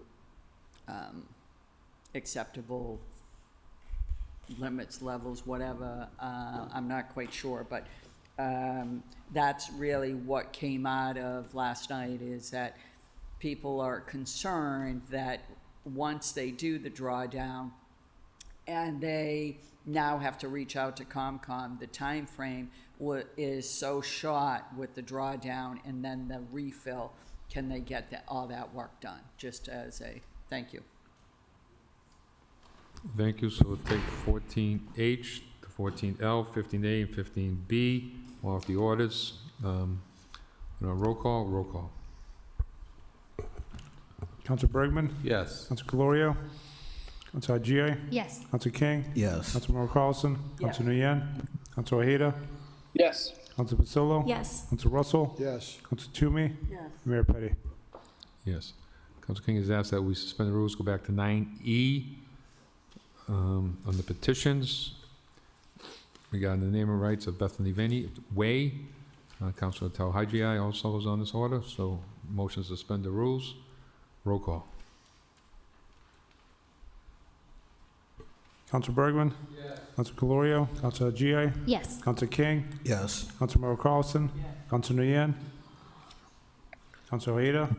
Yes. Council Pasillo? Yes. Council Russell? Yes. Council Toomey? Yes. Mayor Petty? Yes. Council King? Thank you, Mr. Chairman. In response to the street naming on behalf of Bethany Vaney, her family, Worcester Black History Project, Debbie Hall, Bonetta, I just wanted to just briefly speak about the impact of slave narratives, Mr. Chairman. We know that Bethany Vaney, who was called, was not only of African descent, but also of Blackfoot heritage, that her narrative really highlights historical connections between Native Americans and enslaved Africans. She was born into slavery. She had her family split apart, sold away, and she was very resilient. And her slave narrative provides a most powerfully accurate voice of her history, of this country's history, and of Black history, Mr. Chairman. It's a story of perseverance. When she established herself here in the city of Worcester, she became a force in the Black community.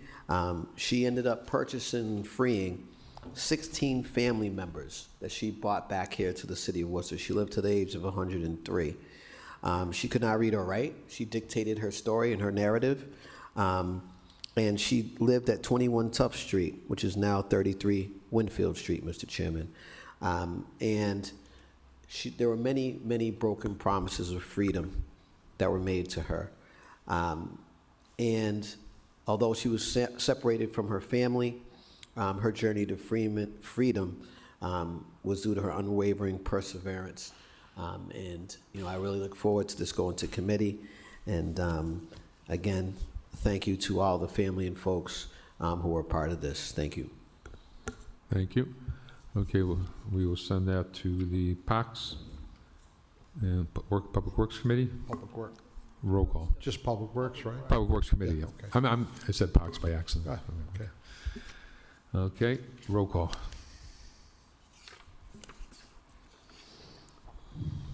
Council Bergman? Yes. Council Calorio? Council Haji? Yes. Council King? Yes. Councilmember Carlson? Council Nguyen? Council Ojeda? Yes. Council Pasillo? Yes. Council Russell? Yes. Council Toomey? Yes. Mayor Petty? Yes. Okay. We are on 14M. Council Pasillo. Request City Manager, requests Chief Information Officer to provide counsel with a report concerning functions and services that were gained and lost on the city's website because of transitioning the website to a new system. Council Pasillo. Thank you, Mr. Chair. So we spoke about the website interface, I believe, during budget, and originally we were told it was kind of a placeholder for a new website, and it's still the same, and I feel as though the functionality is challenging. Residents have reached out to me. They're not able to find city council agendas. It's challenging for them to find things in the clerk's office or pay their bills. I also use the website frequently for information, and it really is, it's become kind of difficult. So just a few examples.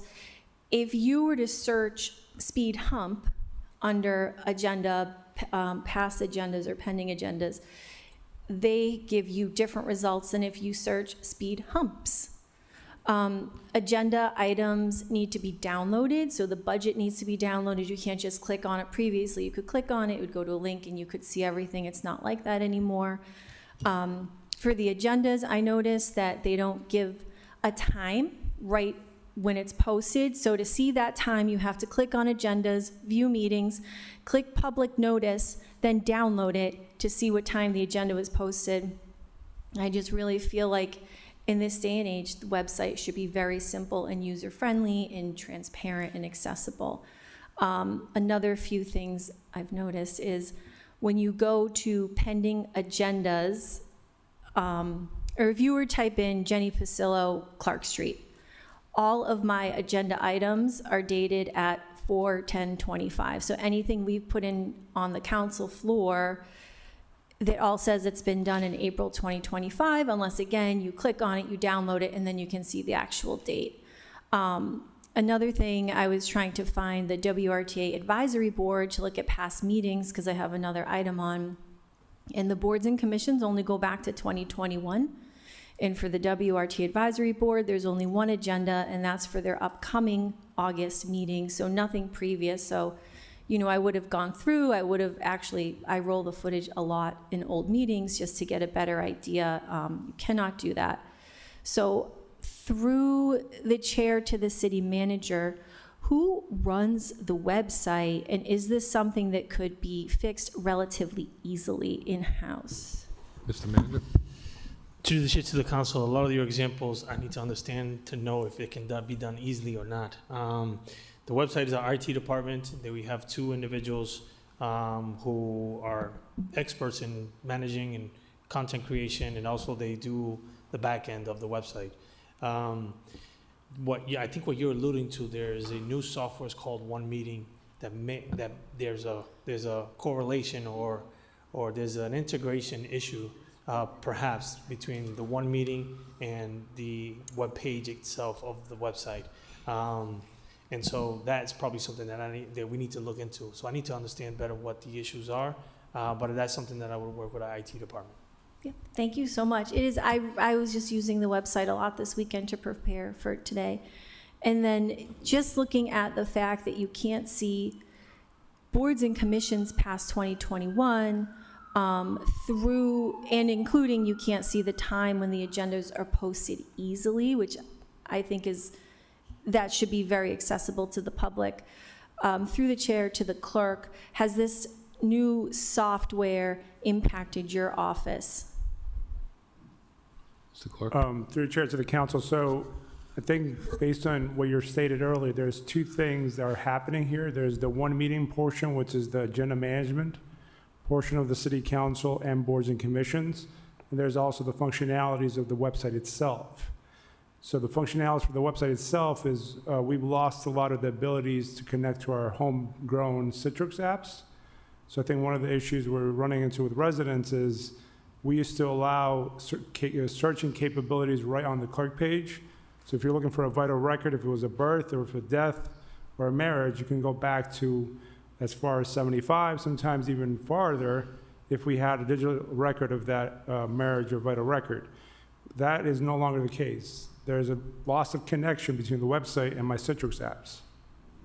So right now, there's no capability for vital records to be searched anymore within the clerk webpage. So that's one piece. The second piece is the one meeting piece that we're still working with our vendor. As I communicated to you in July, there's no communication between the old council program and the website, which is the new release in July, so that's why we're in one meeting, because that's not supported anymore. So there's two things happening. There's the one meeting piece, which is still in the works. The vendor is still trying to put a lot of the data in, but I can provide you a report at the next meeting with some of the issues we see.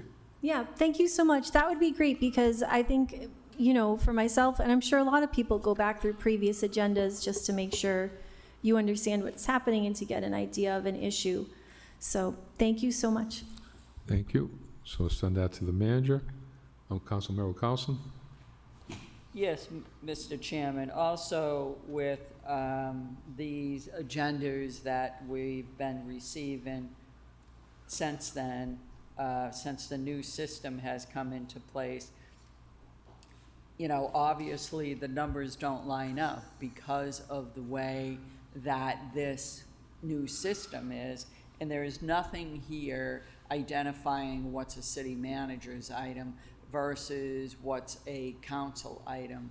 And I for one would love to know is, I shouldn't have to look all over to figure out that it's a city manager's item versus a council item. So I do think that the system needs some tweaks, if you will. Thank you, Mr. Mr. Chairman. Manager? Yeah, I just want to add to the sentiment that I think the clerk's office shares quite a bit. This new system, it's called Granicus, is a system that many municipalities across the nation have used. It supposedly is the top of the line when it comes to agenda management. One of the challenges, according to this company and us, is that we've historically always had a city manager agenda and a city council agenda.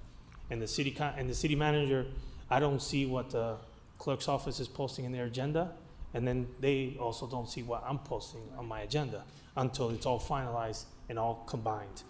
Even though there's speculation that we control all of that, we don't see that at the end, right? And so that's important and that's been important and has been in place in our homegrown system. But many systems across the nation don't do that. It's the clerk's office control the entire agenda, and the city manager or administration of that municipality provides it to the city clerk. There's been a lot of hiccups, a lot of challenges in the systems and integrations and trying to get all the information into this. We're having conversations like daily, trying to get this company to really make changes to the system.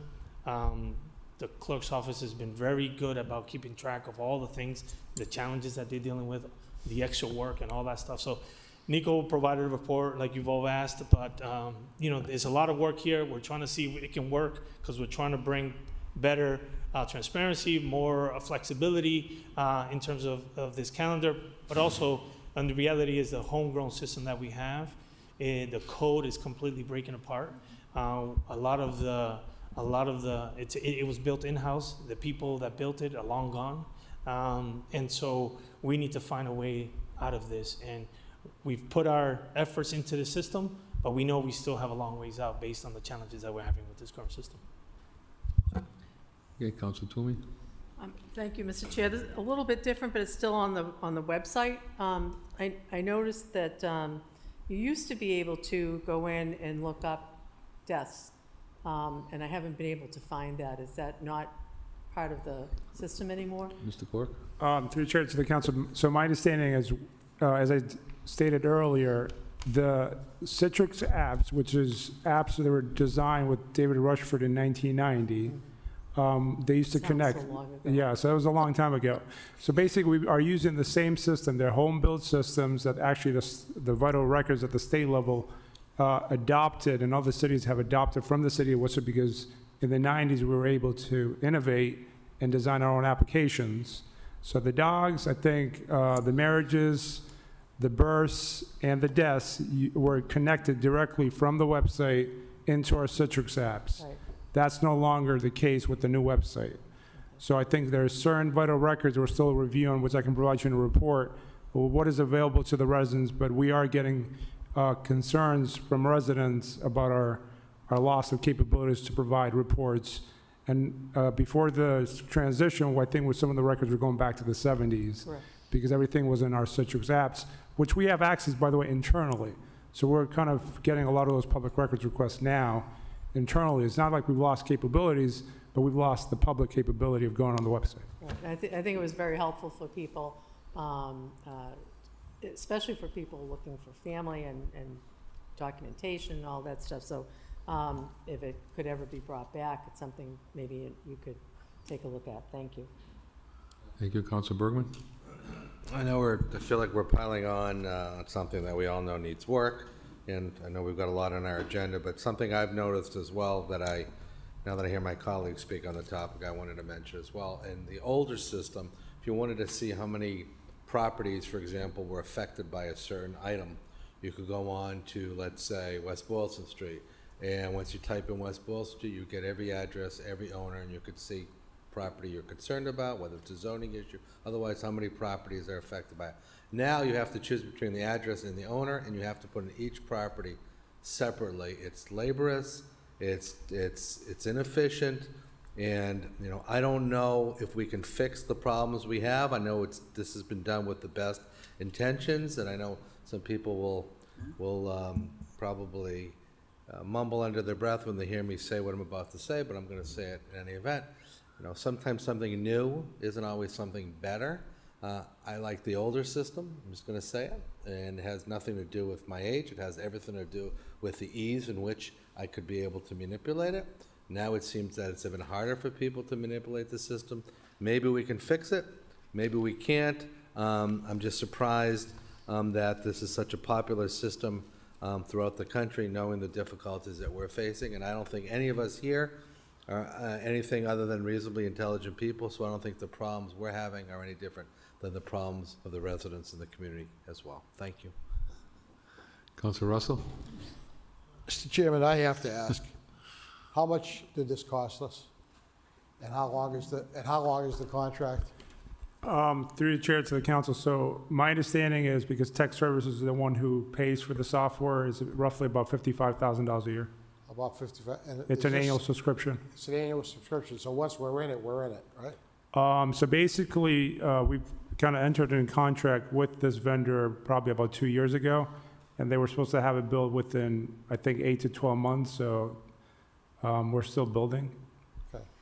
And through Mr. Chairman to the manager, is there folks in your office that are actually working on this? Wasn't there a couple positions in the budget that were supposed to be like people working on the web Mr. Manager? that were in your office, if I remember right? Yeah, there's people that are working on the website. This is a different product outside of the website. This integrates with the website. Website and this product are two different things. All right, so what? But there are staff working with this product, with these vendors on a day-to-day basis in the clerk's office to try to mitigate the issues. So through you, Mr. Chairman, so what did the website cost us, and how long is the term?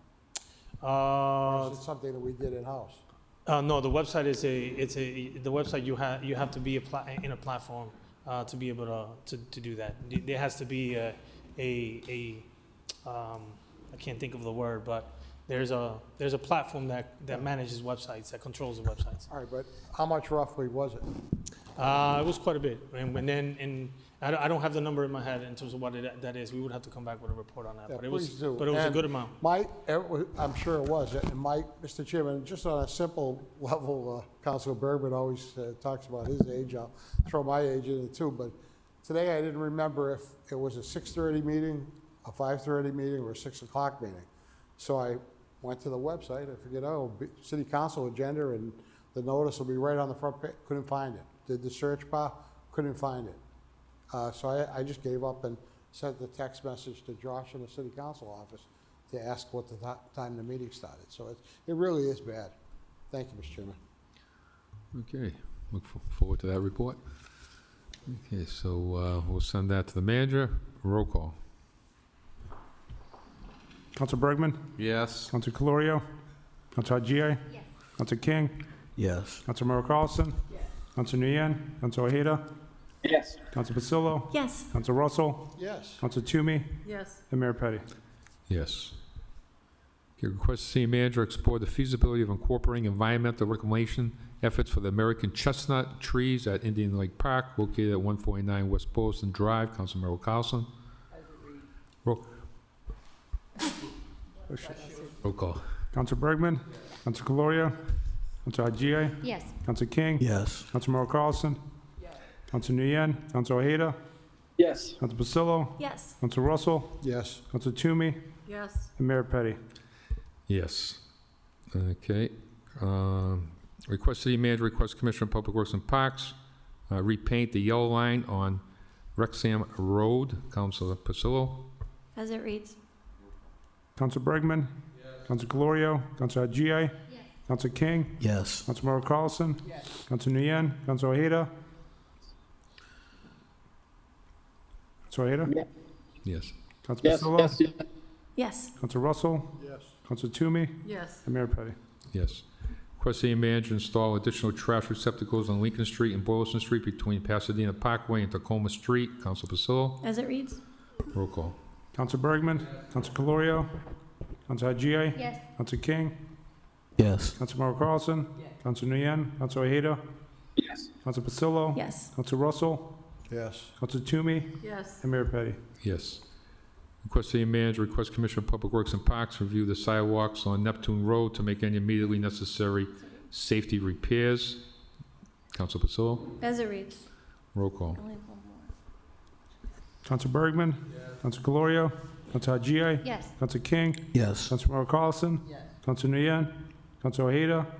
Yes. Counsel Pasillo? Yes. Counsel Russell? Yes. Counsel Toomey? Yes. And Mayor Petty. Yes. Request City Manager, request Commissioner of Public Works and Parks review the sidewalks on Haviland Street to make any immediately necessary safety repairs. Counsel Pasillo? As it reads. Roll call. Counsel Bergman? Counsel Calorio? Counsel Haji? Yes. Counsel King? Yes. Councilmember Carlson? Counsel Nguyen? Counsel Ojeda? Yes. Counsel Pasillo? Yes. Counsel Russell? Yes. Counsel Toomey? Yes. Mayor Petty. Yes. Request the City Manager organize a public meeting in the vicinity of Elm Park to discuss the challenges, solution, timelines, and funding sources to fully restore the water bodies at Elm Park. Council Bergman? Mr. Chairman, I'll be brief on this. I appreciate the efforts the city manager and the Parks Department, DPW, prior to the separation of the two bodies as well. But nevertheless, when you drive by Elm Park, although you see a lot of activity there, and I'm optimistic, and I know the issues there are being addressed, it's still, kind of a sad state of affairs when you look at it. We got a brand-new Darty. We got the arguably oldest disposition of money used for public park in America by way of Elm Park. We've talked a lot about Worcester history tonight. And it just seems like year after year, we just don't get it done. Now, we are making progress, and as I said when I started speaking a moment ago, I'm grateful to the manager, Parks Department, DPW for the efforts that are being made. But I do think there's a lot of people in the neighborhood that have questions about how long is this going to take, what are the issues, why isn't it being done quicker, what are the funding sources if this is going to get finished at all. So my suggestion to the manager and basis for this order is to have a meeting. Perhaps we could do it at Darty High School, perhaps is it a better location if somebody can think of one. Invite the neighbors and have the appropriate department heads there, and have a question and answer session as to what's going on, the timeframes of funding sources, the challenges and everything else that this order mentions, so that we can have, some answers. Some of the answers may be that we don't have all the answers, but at least address the questions so that the mystery of what's going on in the time frame and so on and so forth can be addressed. I certainly think there'd be a lot of interest in it, and I think if we could do it this fall, it'd be a good time to do it. Thank you, Mr. Chairman. Thank you. So send that to the manager. Roll call. Counsel Bergman? Yes. Counsel Calorio? Counsel Haji? Counsel King? Yes. Councilmember Carlson? Counsel Nguyen? Counsel Ojeda? Yes. Counsel Pasillo? Yes. Counsel Russell? Yes. Counsel Toomey? Yes. And Mayor Petty. Yes. I request the manager provide council with a report detailing efforts to utilize naming opportunities at Beaverbrook for Douglas J. Hannon Jr. to honor him his lifetime commitment to the Little League in Worcester. Council Bergman and Council Ojeda. As I'm looking for an update, but as it reads, hopefully we'll get an update as soon as we can, Mr. Chairman. Okay, Council Ojeda? Thank you. Thank you.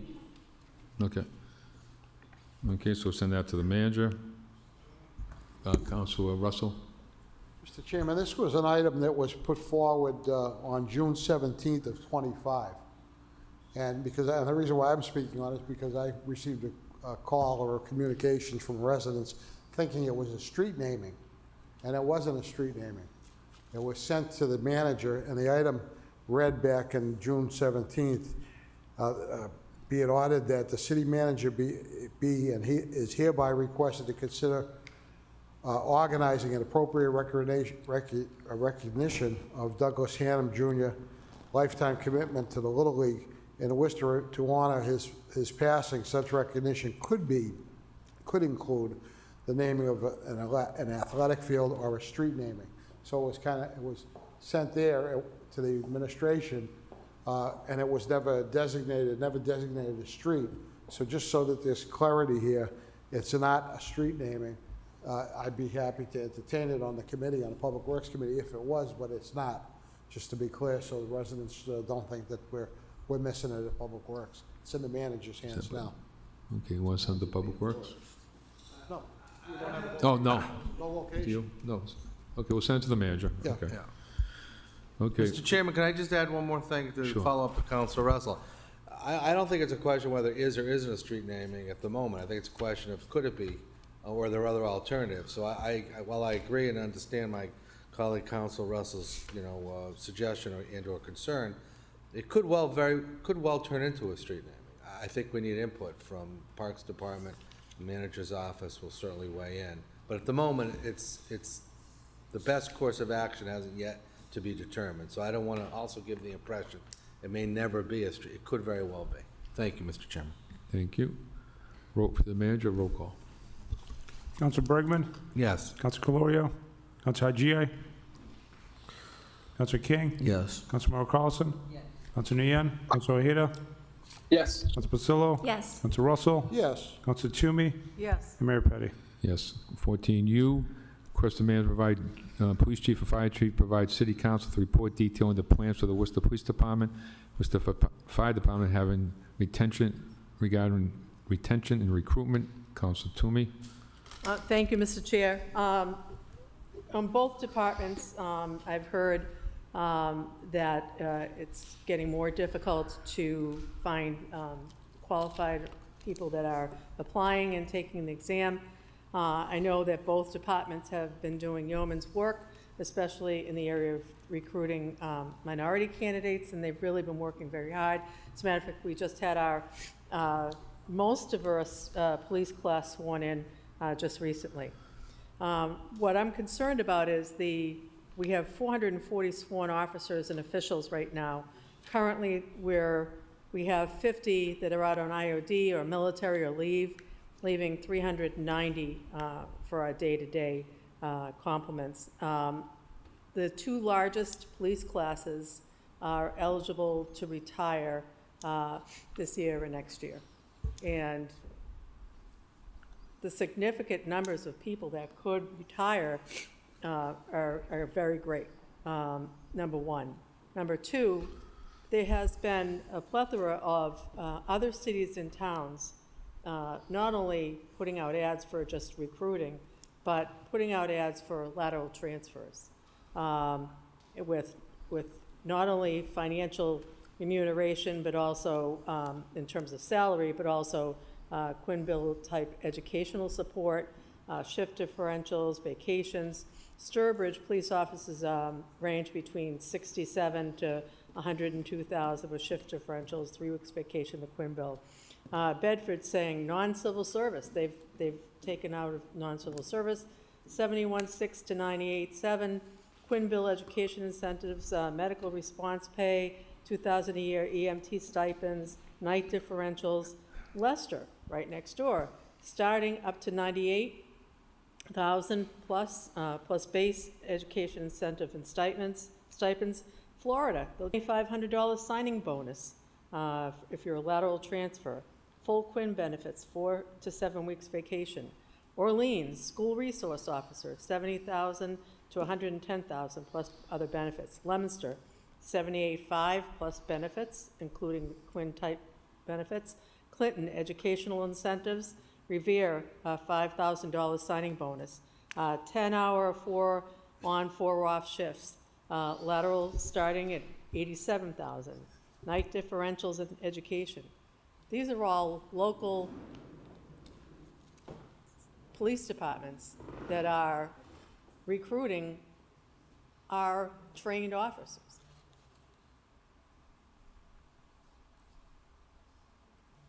Oh, I'm sorry, I didn't know if there was a question or something. I'm just running the meeting. You can go ahead. We'll listen. Okay, all right. So with that being said, I'm very concerned about not only recruiting new officers, but retaining those that we have.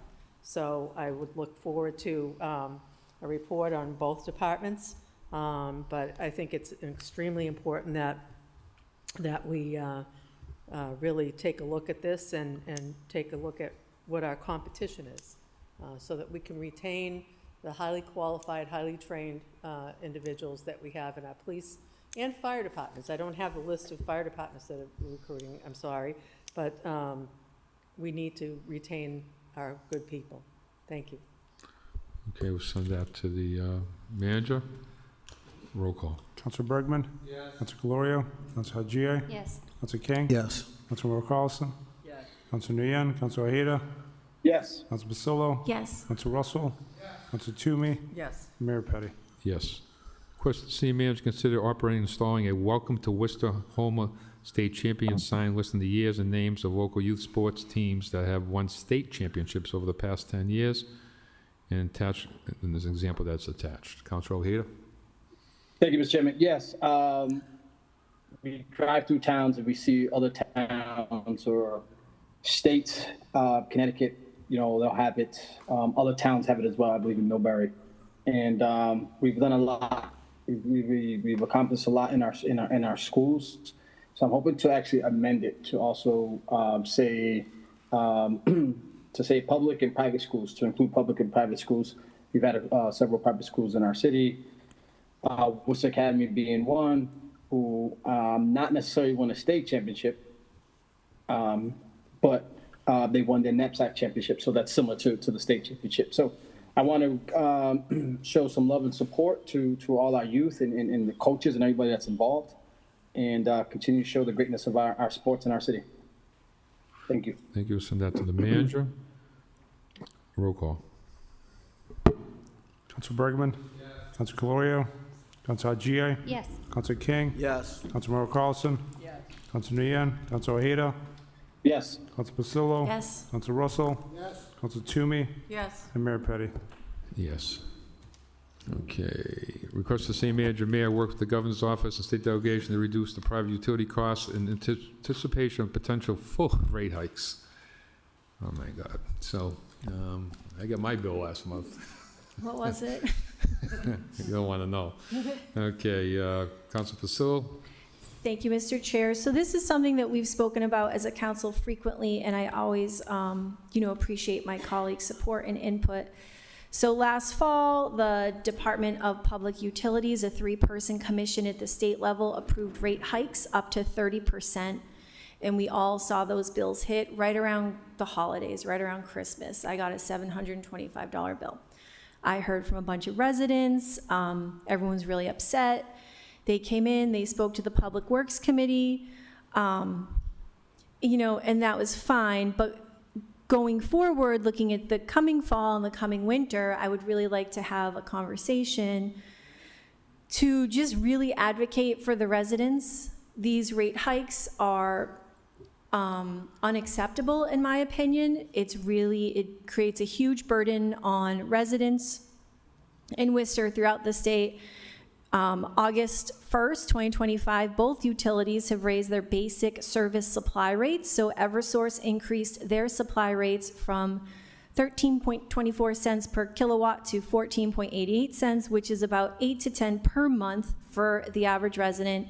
National Grid also increased it about 5.5%, which is about $4 to $6 more per month for similar usage. I know these numbers seem small, but they're not, because they keep increasing our rates year after year whenever they get the chance. I talked about this before, I'm gonna say it again. These are billion-dollar companies that seemingly adhere to no one, and they come into our municipalities and they pinch residents on their bills. In 2024, Eversource reported profit over $800 million. Their CEO made $18.8 million in 2024. Last year in New England alone, National Grid made over $1 billion in profits. I look at what they do on construction projects in the city, and I know I've spoken about this a lot, and my colleagues have as well. We have a request on from Councilor Carlson, which I appreciate, on the Shore Drive sidewalk. Why is it okay for these utilities to come in, dig up our roads, residents don't know, we don't know what's happening, they put the roads back together, they're in horrible condition. I'm sure we all hear from people throughout the city talking about potholes, trenches.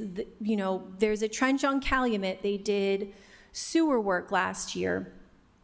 The trench is all sunken in, and this happens with the private utilities, and then the city has to chase them down to get these projects fixed. And I find it unacceptable, and I know it's not unique to Worcester, but I would like to request a report on the feasibility of adjusting private utility permitting fees in relation to any utility rate changes. So if Eversource wants to raise the rates 30%, I'm curious to see if the city of Worcester could increase their permitting fees by 30%. I just feel like we talk about this over and over again. Residents cannot afford to pay their bills. I certainly can't afford these bills, and I've said it before, my house is not warm in the winter, okay? We are wearing sweaters and blankets. It's not like we're being excessive with our utilities, but we all have to just kind of adhere to whatever they feel like doing, and I'm really, really tired of it. So thank you so much. Okay, Council Carlson. I rise to ask to sign on. I think that, Councilor Priscillo, in talking about, what these utility companies have done, and quite frankly, I think we've all gotten the exorbitant bills. Mine just came today.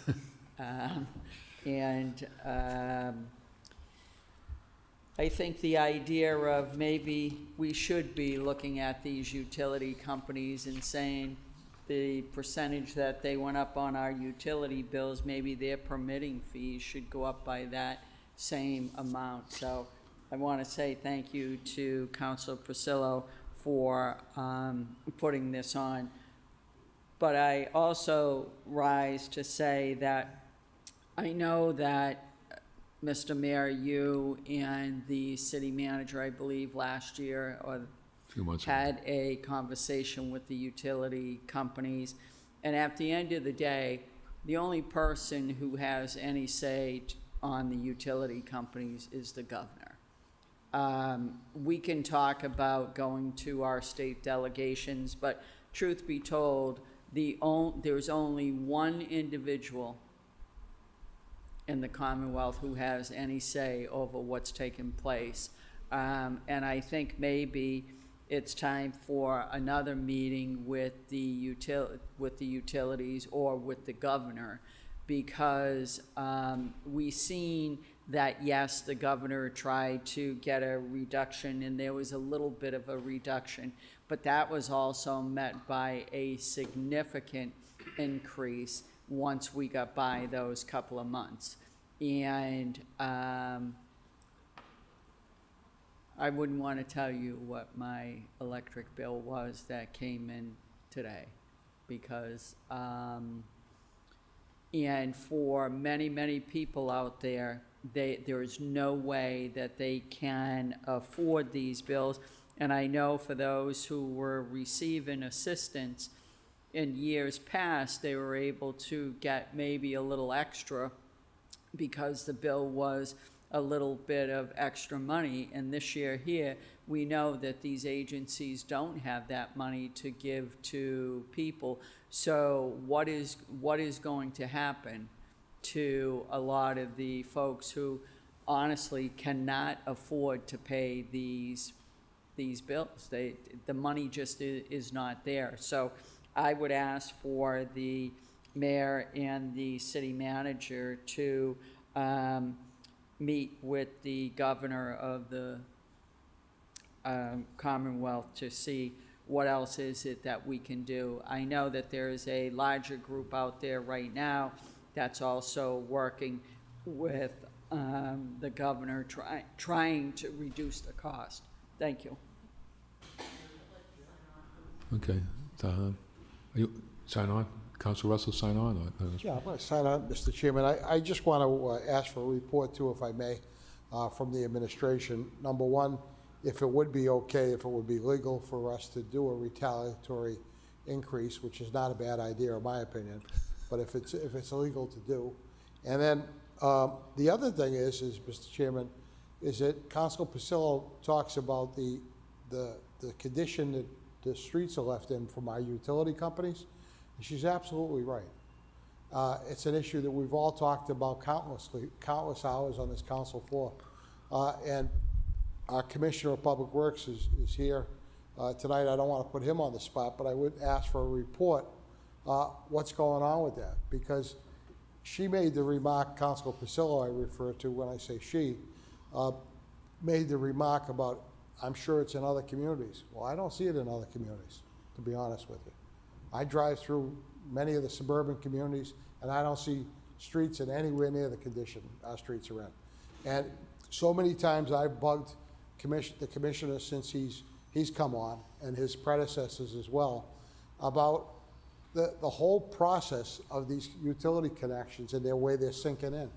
And it's something we need to address, and I think that what we should be doing is maybe looking not necessarily as a retaliatory increase, but we should be looking at charging these utility companies an awful lot more than whatever we're charging them. So I'd like a report, number one, how much are we charging them? Number two, what's the ability to increase those costs, to put that extra money toward repairing the damage that has been done by these utility companies. Thank you, Mr. Chairman. Thank you. Okay, so we'll send that to the manager. Everybody wants to sign on, amend to everybody to sign on. All those in favor? As amended to the city manager, myself, roll call. Councilor Bergman? Yes. Councilor Calorio? Councilor Haji? Yes. Councilor King? Yes. Councilor Merrill Carlson? Councilor Nguyen? Councilor Ojeda? Yes. Councilor Basillo? Yes. Councilor Russell? Yes. Councilor Toomey? Yes. Mayor Petty? Yes. Okay. Request city manager work with the WRTA administrator to provide city council report concerning any improvements made to the Worcester Regional Transit Authority in fiscal year 2025, as well as plans for future improvements. Councilor Pasillo. As it reads. Okay, we'll send that. Roll call. Councilor Bergman? Yes. Councilor Calorio? Councilor Haji? Yes. Councilor King? Yes, I'd like to sign on to that as well. Councilor Merrill Carlson? Yes. Councilor Nguyen? Councilor Ojeda? Yes. Councilor Basillo? Yes. Councilor Russell? Yes. Councilor Toomey? And Mayor Petty? Yes, anybody want to sign on as amended? Okay. Yes. Okay, we have request CR to provide council with a report detailing all data from the past 18 months between dispatch and the Worcester Police Department concerning the Main South area in response to resident concerns. Said report should include any relevant communications aimed at improving operations while highlighting areas of consistent and timely responses. The should include levels of response to calls as documented by the Worcester PD. Councilor King. Can we take 14Z concurrently? Sure. Request city manager provide chief conduct an internal audit of all Main South 911 and non-emergency police calls from the past 18 months. Councilor King. Thank you, Mr. Chairman. I just want to amend 14Z to request. Well, no, we'll just leave it. We'll take those concurrently. Mr. Chairman, this is coming out of a number of concerns. I've spoken with the district councilor who signed off on this as well. And really looking at measuring the concerns. So in our role as city councilors, we're often approached by folks in the city with concerns about a number or a myriad of issues that occur within city limits, Mr. Chairman. And if we're not measuring it, we don't know how effective we are in the work that we do from any department. These particular concerns have come up time and again during the number of times I've attended neighborhood meetings, and more than even that, hearing from folks that live there.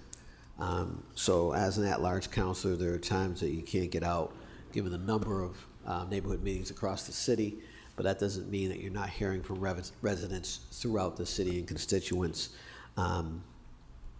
during those same times. So, you know, we're looking at data collection and analysis. It also obviously must include interpretation of that data. Interpretation of that data is what gives meaning. It allows the auditor to draw conclusions and formulate recommendations. So we're not just looking for numbers, we're looking for data interpretations that will allow the formation of an auditor's opinion. We know that's a crucial aspect of auditing. I know from speaking with the district counselor that there has been some work and communication and information that just came to the neighborhood. But would also like to get some data for the subcommittee. They can take a look at this well. So when you hear from folks, hey, we're not getting any, the level of responsiveness, we're not getting any response, we're not getting, when phone calls are made to 911 or what have you, folks are driving by and not engaging with folks who are reporting it, and it's all over the place. So for me, whether we measure, is that accurate? Is that, can that be explained away?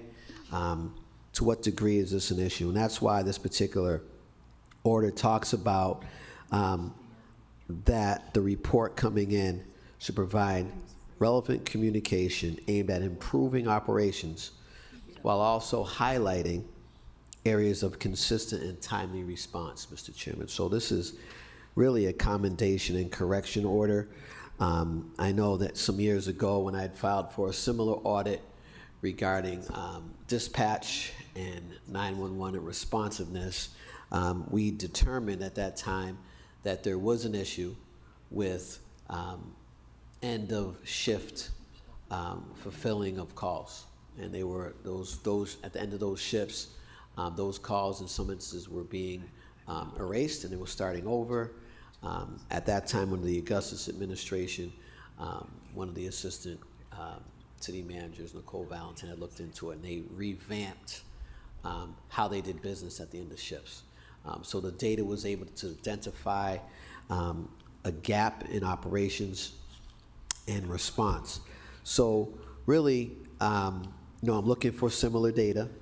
I'm sure when Councilor Ojeda speaks, he can speak to kind of the report of the latest meeting, where it's my understanding that there were some concessions made to, falling short in some instances. So look forward to getting this done quickly through the Office of the Auditor. Thank you. Thank you. Councilor Ojeda. Thank you, Mr. Chairman. Yes, thank you, Councilor King, for bringing this forward. Yes, there's been a lot of work being done here at some of the meetings in the neighborhood. And I think one of the most important thing is what the chief has come out and stated when he was able to become chief was transparency and understanding how things work and working alongside dispatch. There's been a lot of concerns with the time of calls from when a call is made to when an officer or someone shows up. Concerned about consistencies, inconsistency. Also, trying to identify where the gaps are. So I don't think we were trying to use this as a I got you. It's more of, what are some of these issues and how can we either rectify, what can we do to help with these gaps? Sometimes people feel as though they're not being treated properly. And maybe that just comes down to understanding that the person on the line has had several calls probably for the same issue. But again, it's also, trying to show respect to the people that are calling. Also, it's also about understanding, what is really going on. What happens when you do call dispatch? What takes place? How much time is from dispatch and sent out to the local route officer, and what is the time frame from there for them to show up? But also understanding certain calls have certain numbers based on the importance of the call. So it's again trying to show the people, our residents, that there's not a real big difference versus the same call from a different district compared to a certain district. It's just understanding what the process is and understanding that there's a higher call volume. And I'm not sure people realize between the hours of 2 and 6, they may understand there's a higher call volume, but they don't understand what those call volumes are and how certain call volumes certain calls can escalate. So if it's just a normal disturbance, something small, it's not seen as important. But then it can escalate to something bigger. And understanding that the original call, say, was at 3 o'clock in the afternoon, and then someone shows up because it escalated, but no one showed up for about 45 minutes to an hour, whatever it may be. But again, it was just an original low-level call. And it's also being, like I said, being transparent with the residents and really getting this information out. There's residents that are afraid to show up to some of these meetings, and we have to, meet them where they're at, pushing for some more Zoom meetings at these neighborhood meetings to share this information. The chief was there at the last meeting that we had. Dispatch was there. 311 was there as well. So they shared a lot of information that's important for our residents. But I like I said, I appreciate what Councilor King has put forward for us to get a better understanding of what we can do and how we can support some of these calls that go out, and really just show that we're here for them and support them. It's not an easy process, and I understand when those high call volumes come in, it's what do we do? So one of the conversations we had with the chief, and I had asked them, is there's certain parts of the city that don't have those call volumes. What can we do to get some more police officers in that area? If we know that this is the time between 2 and 6, what can we do to make sure that if phone calls are out, that police officers are there just to handle certain situations so they don't escalate? So again, I look forward to what comes from this and continue to work with all departments. Thank you. Okay, we'll send out to city manager. Councilor King. Thank you, Mr. Chairman. I just wanted to be clear. This is a request to enhance our responsiveness to residential concerns, to public health and public safety. I'd like to amend this to include any co-responses, and to what degree or to what percentage are we having a clinical co-response in this area to calls. I want to be clear, I'm not looking for an oversaturation of law enforcement in that area. What I am looking for is data. Data will drive us. What are we doing? How are we doing it? For too long, we've been asking police to be nurses. We've been asking them to be AAA, social workers, youth workers, etc. We do have a ambassador program there that does some things. We have a myriad of departments that are engaged. So you heard 311 dispatch, quality of life in those meetings, all of those things. But really, we need the data to drive us in terms of moving forward operationally as a city. And again, I'm not looking for oversaturation. And if we need to put more clinical components in, I know that we've revamped our clinical co-response model, and I'm really looking to see the data. What are folks being called for? To what degree is responding? How often are there 45 minutes to an hour to no shows on calls? And let's see how we can come together and get better, Mr. Chairman. Thank you. Thank you. So, Councilor Russell. Mr. Chairman, I'll support, as you said, sending it to the manager. And I'd like to even include some of the other, I'll just say the other urban neighborhoods, just if they I'll are amend different, if they are different, or if it's something. Absolutely. Whatever, without specifically naming off the neighborhoods. And Mr. Chairman, I just wonder if this I think sending it to the manager is the right thing, because I think before we can ask the auditor to look at anything, we need to ask the administration to give us that information first. Thank you. Okay. So you want to amend this to include other district areas? Okay. Mr. Chairman, again, I'm okay with that. The reason I purposely wrote it that way is that there has been a reported heightened need in this particular area, and I didn't want a citywide assessment to delay or defer. We don't want to miss something, and then in that area, given the reports that have come in, we don't want to miss anything anywhere. But this is where this acute concern has come from. and really would like that prioritized. I am open to the amendment, but I want to state publicly, we would like the Main South area, given that that's where this originated from, that provided first and and I would amend it absolutely, that should be cross-referenced with other areas of the city. So I would like the amendment to read that way. Councilor Russell is absolutely correct on that count. Thank you. Okay, send those to the manager as amended. Roll call. Counsel Bergman? Counsel Calorio? Counsel Agia? Yes. Counsel King? Yes. Counsel Member Carlson? Counsel Nayan? Counsel Ojeda? Yes. Counsel Pasillo? Yes. Counsel Russell? Yes. Counsel Toomey?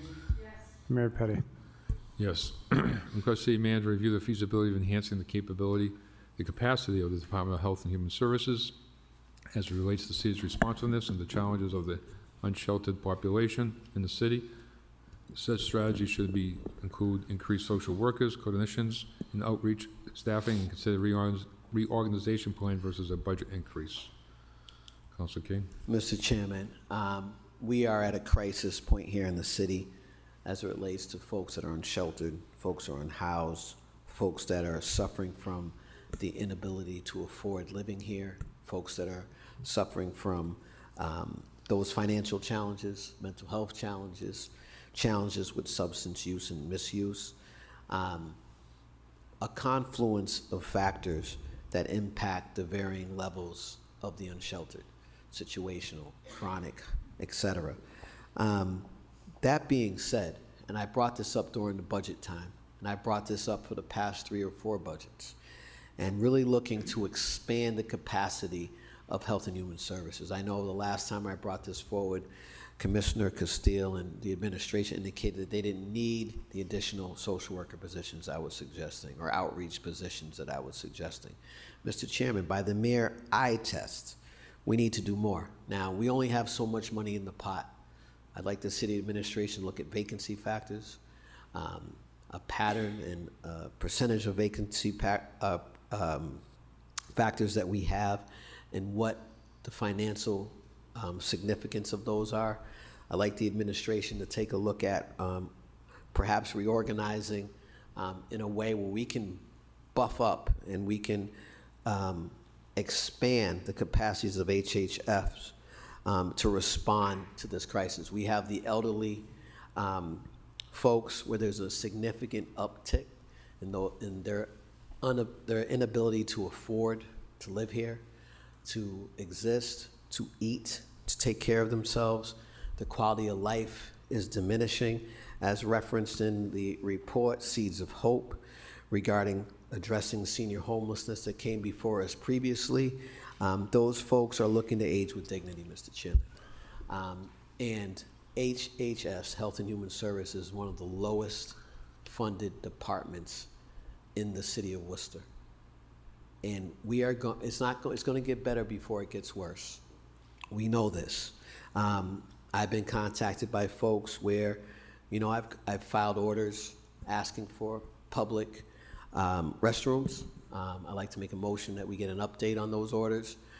Some time ago, when I brought forward the orders regarding the trash cans that we're now seeing and across the city, and folks talking about, again, people defecating, relieving themselves in public spaces, us not being able to use public spaces.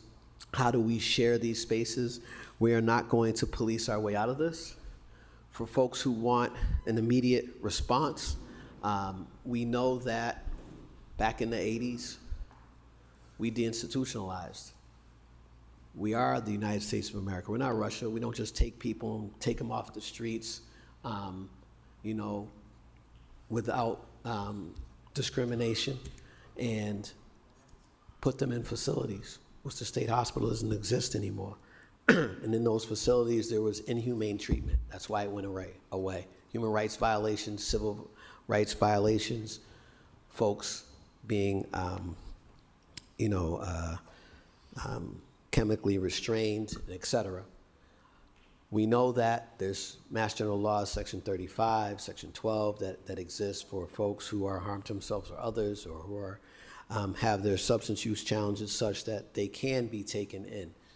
But it's changed, and it's supposed to be community services, supposed to be community-based treatment, and what happened is that funding never came. Now, we haven't even talked about housing. We're just talking about services right now. We know that without the proper housing, and we're moving that way, but it's incremental. Without the proper housing, based on the hierarchy of needs, if you don't have housing, you don't have a stable place to be, that's your number one focus. Your second is food. You got to be able to eat. And then you want to think about the other things and the other life challenges. Mr. Chairman, we have to have a strategy that the city manager reacts to in an urgent manner where we're increasing the capacity of that department. Yes, we need to contract as we have and work with our community partners. The mayor has a mental health task force. We have a housing plan. We have all of these things. What we don't have is more clinical supports in the moment. I've been out there with the EMTs. I've been out there when police have responded and seen the challenges that they have as it relates to what's within their capability, within the law, and what's not. I've heard the concerns that residents have about people being picked up and, is that my time? People being picked up and arrested, and they're out the next day, and folks are furious. Well, I'm not about incarcerating the homeless. We have to figure something out, but we do not have control over the state. We don't have control of the federal funding or the state funding. We don't have control about how much local aid. What we do have is the ability to advocate for ourselves, which I hope we continue to do moving forward in a more aggressive manner, Mr. Chairman.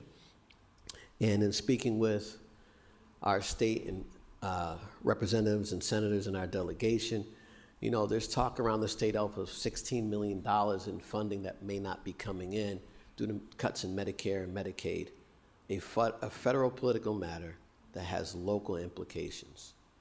All politics are local. A federal political matter is going to impact the individuals in our community, Mr. Chairman. And we have to do this. I'm not looking for increasing taxes. I'm looking for, and I'm challenging the city manager to find a way to enhance the capacity of Health and Human Services, our social workers, clinical and outreach staffing. We've done it before. I filed orders that resulted in the first social workers there, first outreach workers, additional social workers there. I filed the orders for the social workers at the library, and we know the day treatment center is coming at some point. Finally, we got an affirmative for that. But in the interim, we have to pull up all stops with the small amounts of resources we have. Mr. Manager, I challenge you. Thank you. Thank you. Just going to send that to the manager. Roll call. Oh, Councilor Bergman. Thank you, Mr. Chairman.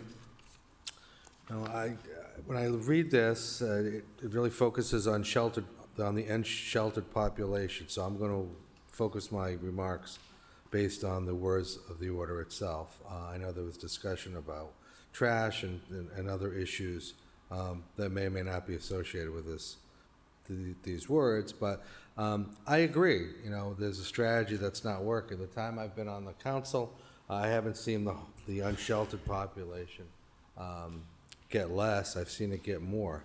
Where I disagree is I don't think we can either spend our way out of this or employ more people to get out of this. I think what we need to do is we need to look to our state delegation, and I think there's a rather simple formula. There's X number or percentage of people that are unsheltered in this state. Each community has to supply that percentage of units for their respective community, or pool into a fund for other communities such as Worcester, who are being asked to be financially responsible for the unsheltered population when all the towns around us are basically shirking their responsibility. I don't see us spending our way out of this. You know, I know there's been a challenge given to the manager, but as I recall, The people in the Health and Human Services says we don't need more staff. I've asked people in these positions, what percentage of the population, the unsheltered population, do you see that aren't from Worcester? And the responses I've got over the last year, anywhere from 50 to 65%. These are people that work in those departments. I'm not going to mention them by name. They're not random people that I just search out to get an answer I want to hear. And that's fine. We shouldn't not help people that aren't from Worcester. But we've got to stop pretending that we can handle the responsibilities of all the towns around us by simply trying to spend our way out of it or employ more people out of it. It ain't going to happen. In the time I've been on the council, the unsheltered population has increased. The number of people that are unsheltered from around Worcester, not from Worcester, has increased. And yes, the strategy has failed, not for lack of trying, but let's not go back to the same strategy and make it even more of an issue.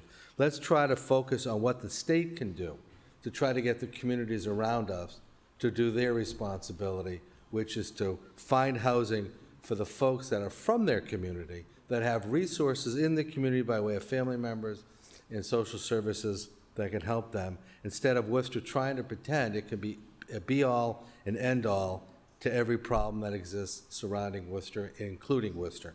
I think we need to focus on trying to help those that are here, whether they're from Worcester or not, but I think going forward, we have to really draw the line between the reality that we don't have all the money in the world to fix all the problems in the world, and we need to have the communities around us be responsible for their share of what's at stake here. And I don't minimize the summer heat, the winter cold. People die being unsheltered. I don't minimize that at all. But I sit here year after year, month after month, week after week, and I hear all these plans and how we're going to fix the problem. None of us are experts, and even the ones that are experts that we employ will tell you that the problem hasn't gotten better. So, I'm of the old belief that if you repeat the same pattern over and over again and things aren't going to get better, why would they get better just by repeating the pattern over and over again? Thank you, Mr. Chairman. Councilor Toomey? Thank you, Mr. Chair. It sounds like a broken record. I, for the past several years, have filed orders requesting we look into talking about getting some remuneration. And I just believe it was the last meeting, I filed an order very similar to Boston's order, requesting the exact same thing, that the cities and towns who people originate from, that they take some of the share of the burden on cities like Boston and Worcester. We have most of the people in the state and outside of the state. I've dealt with people that have come down from Maine that were put on a train. Oh, go to Worcester. We'll buy you a ticket. Go to Worcester. They'll take care of you. So it's great. We have resources. We want to help people. That's great. But just like the McKinney-Vento Act, when we have homeless children, right? The federal act says you shouldn't have to pay the entire burden, right? These kids are coming in here through no fault of their own. Temporarily, either they go back to their home district, which we would pay for transportation to home district, or they stay in school here, and the host district sends a partial payment to the city of Worcester so that it's not that much of a burden on us. And I think that that's fair. I think that's equitable. And when actually the numbers that I've heard have been 70% of the people are not from Worcester in the community. So it's something that we all have talked about for a long time. I believe that the legislature needs to be addressing this, not only the legislature, but perhaps Congresswoman McGovern. Maybe it needs to be federal, because our cities and towns are really being impacted. And I understand, like I talked to a police officer out in the Brookfields. They have absolutely no services whatsoever. None. They don't know what to do with people. And they know they need help. So they bring them here because we have services. And that's great, but there's also a greater burden. And so we're just asking that it be shared. And I think that it really needs to happen We need to get some movement on this, because it's not fair to the people who are unhoused, who have substance use disorder, who have mental health issues. It's not fair to them. It's not fair to our city to have all of this without support systems, without the amount of housing that we would need is insurmountable at this point in time, to be able to take care of everybody. And it just doesn't happen quick enough. I mean, we'll talk about the ADUs. I mean, I remember talking about that. We were gonna do a tiny village with ADUs, tiny homes, and even that is costly. So I know tonight the senator talked about it. I know the mayor, and I signed on to his order with the tiny homes, getting an update on that. But that's really important. I've been talking about that for years as a resource, as a possibility of being able to get more housing out there. But, and I digress. We really need to move forward on this. Thank you. Mr. Mayor? Councilor Haji? Yeah, so first of all, I reject the notion and the framing of this issue as people are burdened, or it's a game of whack-a-mole, or any other phrases that people like to assign to people who are going through tremendous trauma in their lives. So we keep repeating these numbers, 50, 60, 70%. How exactly is this idea going to work that we're going to identify when somebody became homeless? Somebody could become homeless in our community. They travel. This is a very transient population.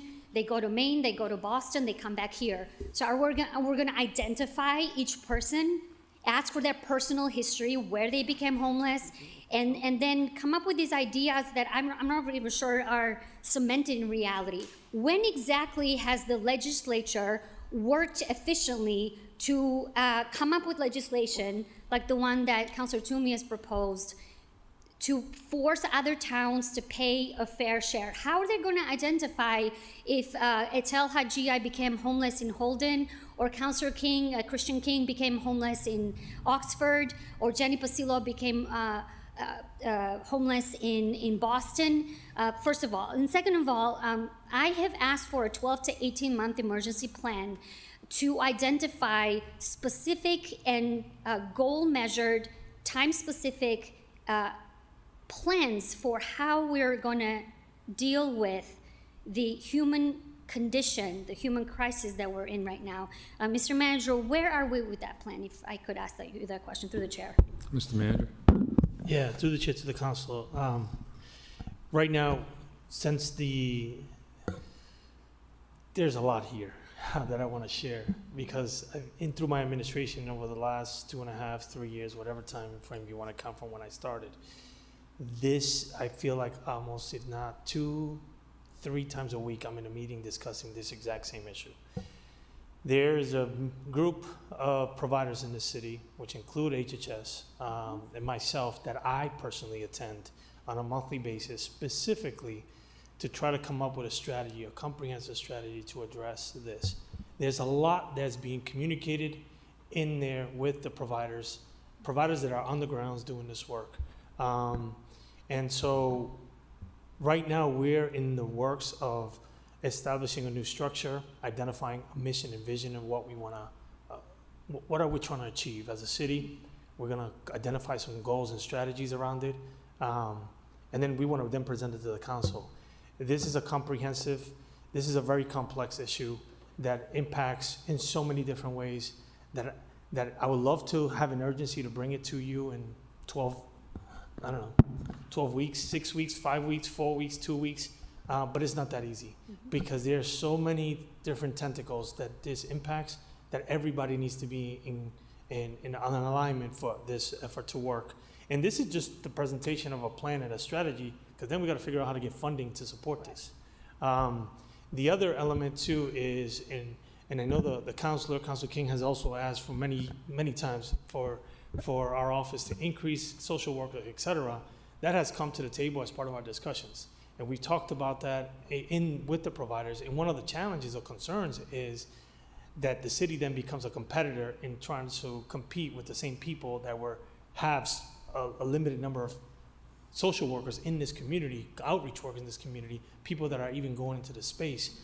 We're also having conversations of creating a pipeline because we're seeing a lack of outreach and case managers in these agencies to do the work, because people are not choosing these careers for whatever reasons, right? And so there's a deficiency in terms of staffing that some of these agencies are dealing with. So we've had conversations about pipelines. Do we work QCC? Do we work with our high schools in creating a pipeline certification process that allows people to get into this space so that we can provide more case management? Right now, it's almost a ratio of 1 to 50 when we talk about case management. It is 1 case manager to 50 individuals. So there's a plethora of issues and challenges that we're trying to deal with. So I guess the long story short, we're hoping that we can come soon to the council body with a strategy. We've been at work for the past months in discussing this structure. We feel we're at a good place. Just last week, about a week and a half ago, we started to kind of refine some of the language and context in terms of how we want to, or what are the things that we want to approach. But there's 2 elements of this that we want to identify. It's 1, we want to do information sharing. We want to be able to share data and have the right data.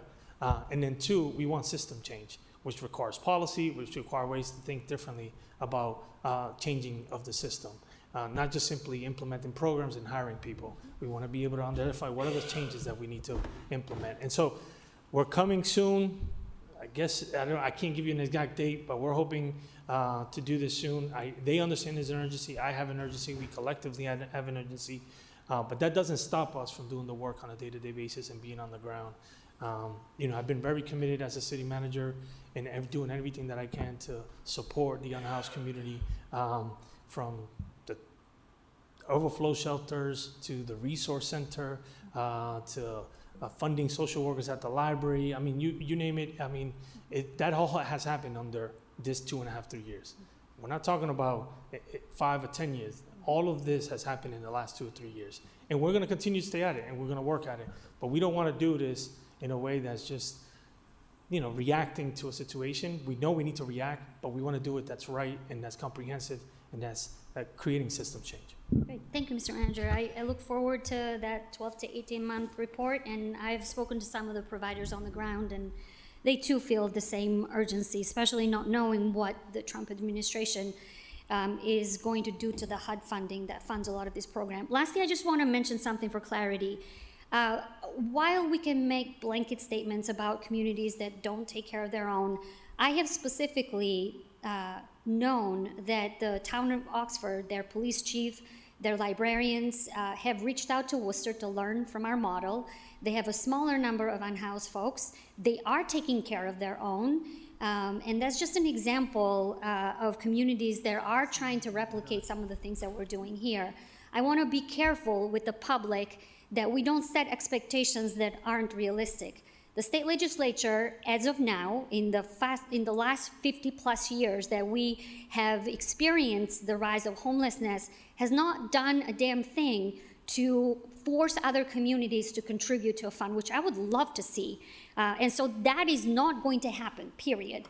What's going to happen is that it's going to be upon us, on the cities and towns, to take care of our own, regardless of where they became homeless. I want to make sure that the public understands it is a very nuanced conversation to make blanket statements about 70%, 60% of people. I don't care where people became homeless. If they are in our city, they are our residents. It doesn't matter where they become homeless. They are not a burden on us. They are human beings that need our support. Councilor Ojeda? Thank you, Mr. Chairman. And I appreciate what the city manager mentioned. Him and I have been in many conversations regarding this. And, there are programs to help people, get back home. But those it's not as easy as it seems. So, and as the city manager said, there's many moving parts. And what I appreciate is, him mentioning that we can't just react right away. Because what happens is it creates gaps, it creates issues that we just didn't take the time to see. I mean, to understand that, there's lack of support due to staffing. I mean, 1 to 50 is that's a huge number, and that's really tough. And that right there alone creates those gaps, and that's where we'll lose out on making an impact. So I support, and I'm pretty sure the city manager's been working hard. Like I said, him and I have had conversations regarding this with Unsheltered for many individuals, all individuals, and I do look forward to seeing what he has planned, and I think it is tough because we see it on a daily basis. Councilor Bergman mentioned that the numbers have increased, and that's really tough to hear. Over the time, it's like, well, what have we done? And I know we've done a lot. It's just again, there's a lot of factors that go into it, and I appreciate again the city manager's approach of understanding that there's a lot of moving parts, and we have to make sure we try to cover all the bases. And we may not get all the bases covered, but at least we take a really good look at it and hit the ground running with this. So I appreciate it, and again, I look forward to continuing doing this work. Thank you. Thank you, Councilor Ojeda. All set, Councilor Bergman for a second time. Thank you, Mr. Chairman. I just wanted to rise to speak on a few things that have been brought up. First of all, I particularly, when I spoke, never use the word burden. I use responsibility, and it is a responsibility, a financial responsibility for this community to be able to try to address the needs of the unsheltered population. The fact that the state legislature hasn't addressed it, well, I'm not willing to give up on the state legislature to say because they haven't done it in the past, they're incapable of doing it in the future. The end of the day is, the supply of housing for the unsheltered in this city will never meet the demand. Let me repeat that. The supply of housing in this city for the unsheltered will never meet the demand. And that's why it goes up every single year, because the supply in the surrounding towns, and Oxford may be an exception, but the majority of towns around here do not provide for their community. And why I have to draw the line, and I don't want to have to draw the line on any human being, but lines do have to get drawn at times. That's the reality of what we do here. Other people may deny it, but that's the reality of what we do in our budget process and the decisions we make every single week. And the reason why I must draw the line is because we've talked about the elderly being homeless in the city of Worcester. And I don't want to have to tell somebody who was born in the city, who raised their kids in the city, who worked in the city, who retired in the city, and cannot find housing, that the housing we had available for them went to somebody from another town who just moved into Worcester. That, to me, is patently unfair, and that's why, unfortunately, lines have to be drawn. We can't be all things to all people, even though we wish we could be. Okay. So I'm going to send that to the manager. Councilor Bergman? No, hang on. Thank you, Mr. Chairman. Just for the public's purposes, I just want to be very clear. The assertion that this is a request to spend more money and spend our way out of it is patently false on its face. This order is very clear. This is a reorganization plan versus a budget increase. I talked about vacancy factors. I talked about shifting departmentally. Again, I stated in my statement, so this is for the press if they're paying attention, the folks if they're paying attention. That wasn't the ask. It also wasn't an ask that we don't continue to advocate with our state and federal partners. It's a reality check that we know the local aid we need isn't going to come to the degree that we need it to. As I mentioned, they're tossing around the number of $16 billion short from Medicaid and Medicare in the state coffers, and we don't know the impact that's going to have on the rest of the budget moving forward. We know it's going to be an impact on our nonprofits. We know that the housing situation, the unsheltered, is going to get worse. And it's not just about housing stock. It's also about housing affordability for our elderly. It's not simply that there's not an option, a vacancy. It's also the affordability issue, which we need to do more about here in this city when it comes to stabilizing those financial challenges. So I want to be also clear. This is a component of the strategy that the city manager has embarked upon following the order of Councilor Haggai, asking for a comprehensive plan. This is a component. This is a component, and it's very simple. Once again, ratios. You talk about competing with and creating pipelines. I participated in, developing pipelines to mental health services long before these things got up and running in the city. I've been on the panels. I've encouraged people. I'm a part of that too, Mr. Manager. And what I'll say is this: yes, there's gaps, but it's also very clear that we can't continue to do what we've always done. We'll get what we continue to get. And that is this. What I've heard from folks, what I've heard from law enforcement that I've spoken to, I've heard from the fire department I've spoken to, they're also stretched thin with regards to responding to those sorts of calls.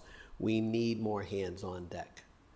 And I'm not looking to increase taxes because of this. I would like the feasibility of a reorganization plan versus a budget increase. I think we can do it. I really do. We look at our free cash we have every year. We look at the contingency fund. We look at, again, the vacancy factors. What can we do? And I don't think that's an unfair question to ask. I agree that folks do come here. We've talked in this council before. I don't dismiss that fact that, as the councilor mentioned, we don't know if they're homeless here, they're homeless there, but we know there's more folks here at the end of the day. And there's a local aid component there. There's a local aid component from our state reps, from our state senators, from the governor, from the lieutenant governor, all of those things, ANF, everybody. And perhaps one day we'll get there. I'm not willing to give up, but as Councilor Haggai mentioned, probably not likely to happen in these times. As the Councilor Bergman mentioned, doesn't mean you got to stop fighting for it. So I agree with all of those things, but we have to increase and expand our responsiveness. And if the fact of the matter is that we're going to pause that because of competition in the private sector with us in the public sector for social workers, outreach workers, we should really think about that. If that was the case, we wouldn't have the social workers we have now, the outreach workers we have now. There's possibility to do things a little more comprehensively. So I look forward to this going through as we take a look at this department. To not do so would be irresponsible. Thank you. Thank you. So we'll send that to the manager. Roll call. Council Bergman? Yes. Council Calorio? Council Hajia? Yes. Council King? Yes. Councilmember Carlson? Council Nguyen? Council Ojeda? Yes. Council Basilio? Yes. Council Russell? Yes. Council Toomey? Yes. Mayor Petty?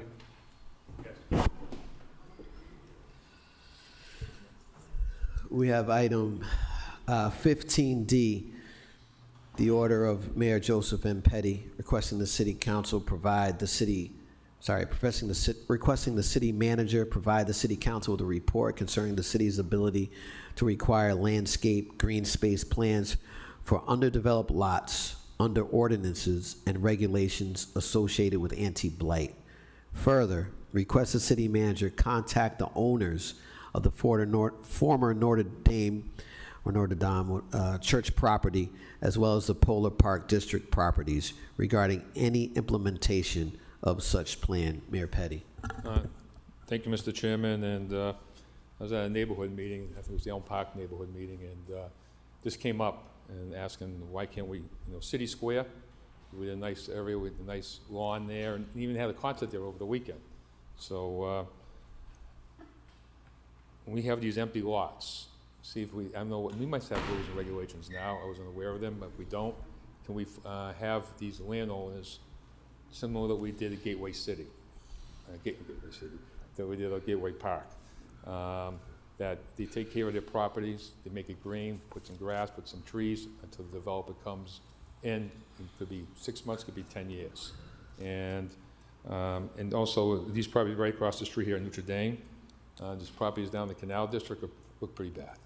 And so maybe you can provide this council with an ordinance that we could ask people, that we could require people to take care of their properties, and it looks nice, it blends into the city. We did a lot of investment in the city, all the different neighborhoods, the downtown areas, the Polar Park area, the neighborhoods, And those neighborhoods deserve to be treated with respect, no matter where it is. And to make sure that the vision, that people can see that there's no blight in the city of Worcester. So anything we can do to make it positive will be welcome.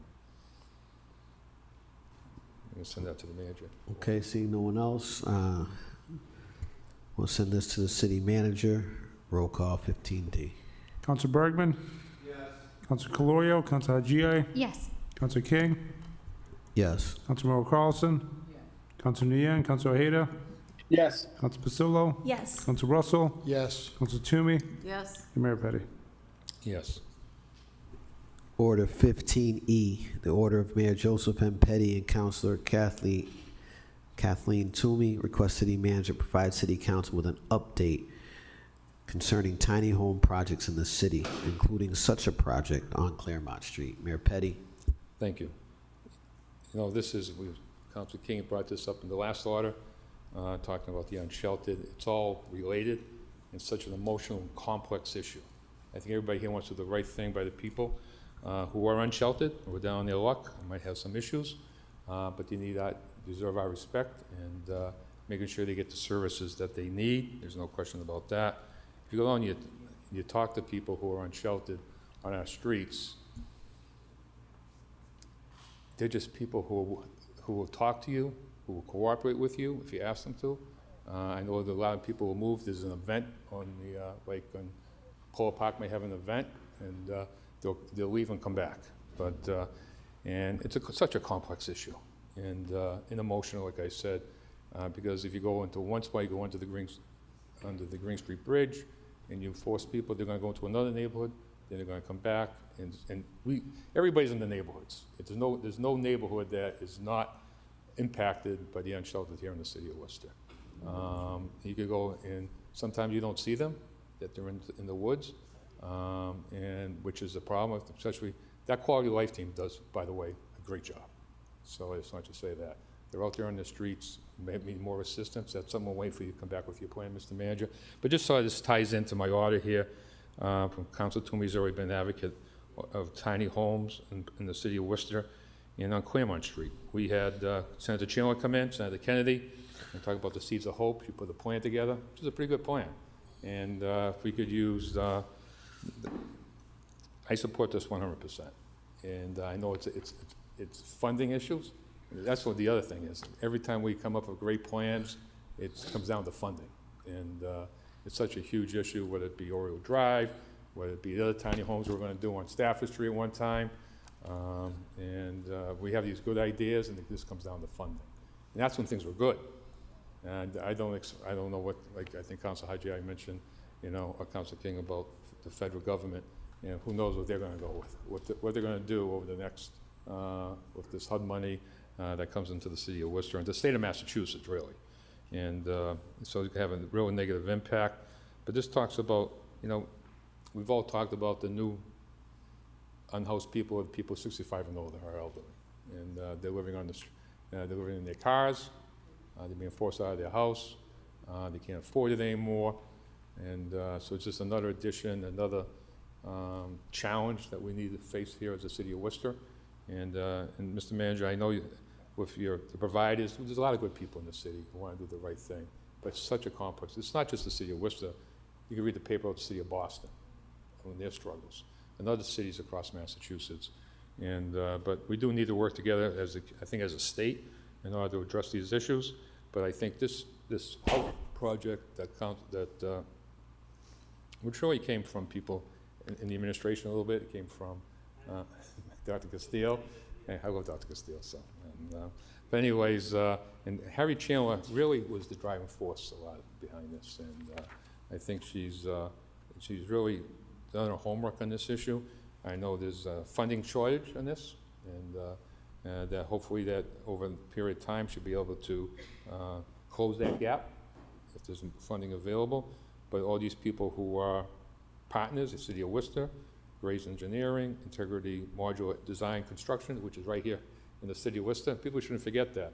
We have a modular home manufacturer who could expand here if this takes off. They could actually expand their property and actually be a big supplier of modular homes here in the City of Worcester. United Way, Tim Garvin, Guillermo Pagano, Worcester Community Housing Resources, Open Sky, and also, see, they have a plan about providing services, which is just as important as providing the housing. You need to provide good services if you're going to provide this housing, and this project is well needed here in the city of Worcester, so I support this and ask my colleagues to support it also. Thank you.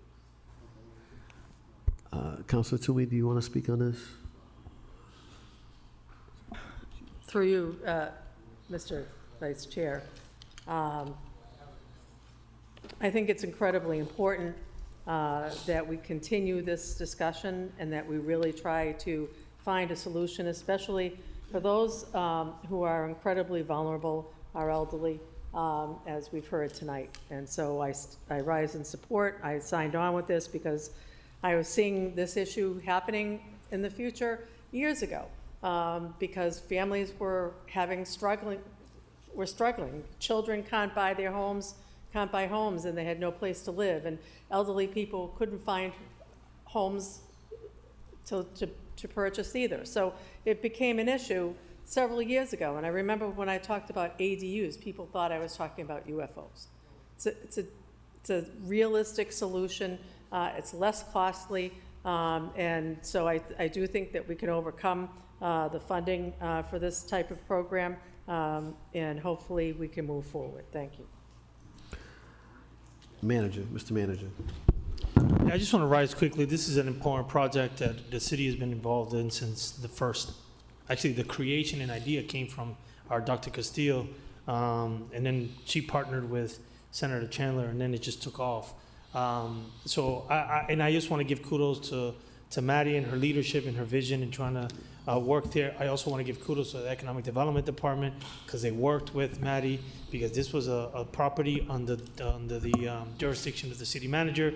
We turned it over, we put an RFP out there, we put a process out there to get people to support it. I want to thank WCHR for their proposal and being a partner and taking ownership and being the developer as part of this, and also Integrity. So again, this is a collective partnership. So this is extremely important. We're excited about it. It's the first of its kind in the city, and we'll hope that this can be something, a solution, an innovative solution for the future. And yes, I do hope that in the near future we can come up with the funding gap. This is something that's extremely important. But then it's 4 units, right? You know, for less than $1 million, you're talking about 4 units for our senior population. I do also want to give a shout out to, that hasn't been talked about, is John Odell Sustainability Office, because they have been working to find ways to make sure that these properties are sustainable, have sustainable energy as part of the process. So again, it's a whole interdepartmental effort in supporting this with all the partners involved. So again, a true definition of partnership in our city. Thank you. Okay. Item 15E, roll call, Mr. Clerk. Oh, sorry, Councilor Merrill Carlson, District 2. Thank you. Just curious to ask, because I quite honestly don't know the answer to this, obviously, is with the CPA funds, is there a possibility for any of that funding to be used for this particular project, given that there's certainly a partnership with I know the United Way of Central Mass is given some money, and there is somebody else who's given some money, forgive me for, at this point, forgetting who that is, but I just wonder, is with our CPA funds, could we not use some of those funds to help fund this project? Mr. Manager. I think it would be a great idea if we could. Yeah, through to the council, though that's a possibility. The group or the entity now that owns the property, WCHR, would have to put an application forward in partnership with the coalition that's been doing this work. They would have to put an application forward before the CPA, for the CPA committee to disperse those dollars. They have also the ability to go to Affordable Housing Trust Fund, right, to seek some dollars from there as well. So there's 2 avenues. That's outside of my jurisdiction to make decisions on those funding. They would have to submit to those committees, and then those committees allot those fundings. And so it all depends on the funding cycle in terms of what those committees are. And so that's something that it's available to them as well. through the chair to the manager, in terms of the funding cycle at this point with the CPA funds, is that funding cycle still open? And if not, then when is the next funding cycle? Because again, we continue to come up with all these great ideas, but we always hit these challenges in terms of funding or other challenges that we meet. So when's the next opening for both entities? Yeah. For them to apply Mr. for Manager. monies? Yeah, I don't have the accurate timeline in terms of when that's happened. I know that the CPA just recently funded, and tonight you voted for that as Right. part of, they just initially just funded that round. And so the Affordable Housing Trust Fund, actually all of the dollars of the Affordable Housing Trust Fund have been already planned, because that was initially seeded by ARPA dollars, so that's been already planned. There's new monies came in from CPA to the Affordable Housing Trust Fund, so now the Affordable Housing Trust Fund will have the opportunity to put out as an RFP for people to submit to, but the number is limited now. It's much less than what we had initially. Correct. I don't know exactly when the Affordable Housing Trust Fund fund cycle But will I come in. also understand that, I'm sorry, through the chair to the manager, I also understand that the amount of monies that they're actually looking for this tiny home It's small. project is not astronomical. Correct, it's small, it's less than $300,000. Right. Yeah.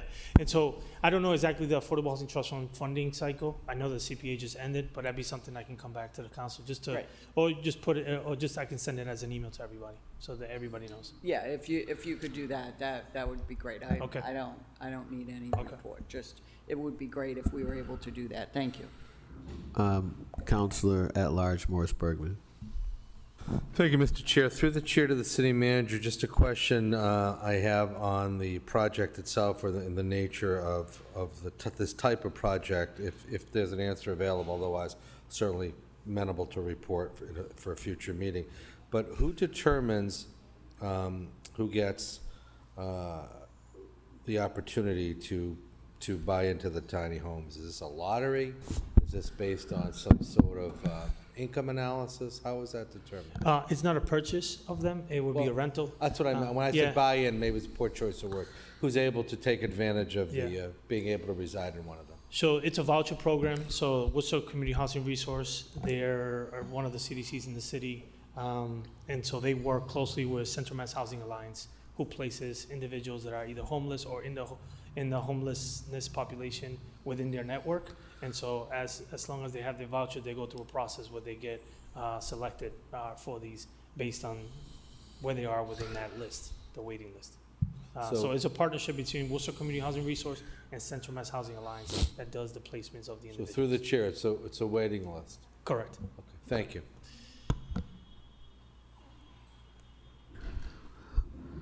Okay, if there's no one further, this is item, where do we go here? Where are we? 15E, the order of Mayor Joseph M. Petty and Councilor Kathleen Toomey regarding the tiny home projects. Roll call. The update on tiny home projects. Roll call. Council Bergman? Yes. Council Caloria? Council Agia? Yes. Council Merrill Carlson? Yes. Council Nguyen? Council Aida? Yes. Council Pasillo? Yes. Council Russell? Yes. Council Toomey? Yes. Mayor Petty? And Vice Chair Council King. Yes. Item 15F, order of Mayor Joseph M. Petty requesting city manager create a contingency fund up to $500,000 to assist Community Preservation Act recipients who can demonstrate hardship, to assist in cost reimbursement payments. Mayor Petty. Thank you, Mr. Chairman. To answer the Merrill Carlson's question, I think the process opens up again September, October. Hopefully distribution of funds will be December, January of next year, But we issued the CPA funds, I think it was probably around $4 million, if I'm correct. Yeah, a little bit over $4 million. And as any new program, you find out things, people don't understand the rules, state law when it comes to this. What we come to find out is that, I'm sure that Peter Dunn knew about it, because he was planning for this anyways, and, but some of the recipients didn't understand that they would have to prepay for their project, and this is a reimbursement. So some of these recipients don't have, they might receive, we'll say $100,000, or maybe more than $100,000. They don't have the money in order to pay and get reimbursed. I talked to Peter Dunn, our Chief Economic Development Officer, and he's been working hard on this with I won't name the organization, but a nonprofit, and hoping that they would be able to be a fund, like a bank, that they could pass through the money, they would, for no interest, the money would just be reimbursed. But that comes with, there's only so much money they have, and maybe Mr. Manager can work with Peter Dunn, the nonprofit, City of Worcester, to see if we can expand from like more than $50,000. Or somehow, how can you subdivide this and help somebody who can't, they might have a $150,000 project, they don't have the money, how can we help them? And whether it be, they can do it in parts and working with some of these recipients, it's important because a lot of these CPA trust fund, the board there, they work pretty hard on this, give out some good recommendations. They just want to make sure they can implement, and people who receive this funding are able to afford it. And to be very clear here, it's not like we're giving out more money, it's just trying to create a bank where you're holding the money and then it comes back to you. So you pay it out, it comes right back to you once the reimbursement occurs. So something to look at, Mr. Manager. I just want to thank the whole city organization who put this together. This was it worked out pretty well. And I think that, we get another distribution coming up in 6 months, 6 or 7 months, and looking forward to that distribution too. It makes a difference here in the city of Worcester. So, thank you. Counselor at Large Morris Bergman. Thank you, Mr. Chairman. When I was much younger and applying to colleges, I remember I was a recipient of a fund. It's called the Reginald Washburn Scholarship Fund. It was through the notary. I'm sorry, not through the notary, but it was through an organization in Worcester, Rotarians. And there was an ask of you at the end when you paid back your loan if you would contribute something to the Rotarians as some sort of gratitude. For getting the loan. So I have no issue with the mayor's order, an item. I didn't fully understand myself that there would be an outlay of funds, but I do have an ask, and the ask would be, of those nonprofits that are going to get a loan from the city, I would ask that, and if they own real estate, I would ask at the end of the day, you ask them to consider contributing something voluntarily back towards the city as some sort of appreciation for getting an interest-free loan to an organization that doesn't pay taxes on their property. Not a requirement, just an ask. Thank you, Mr. Chairman.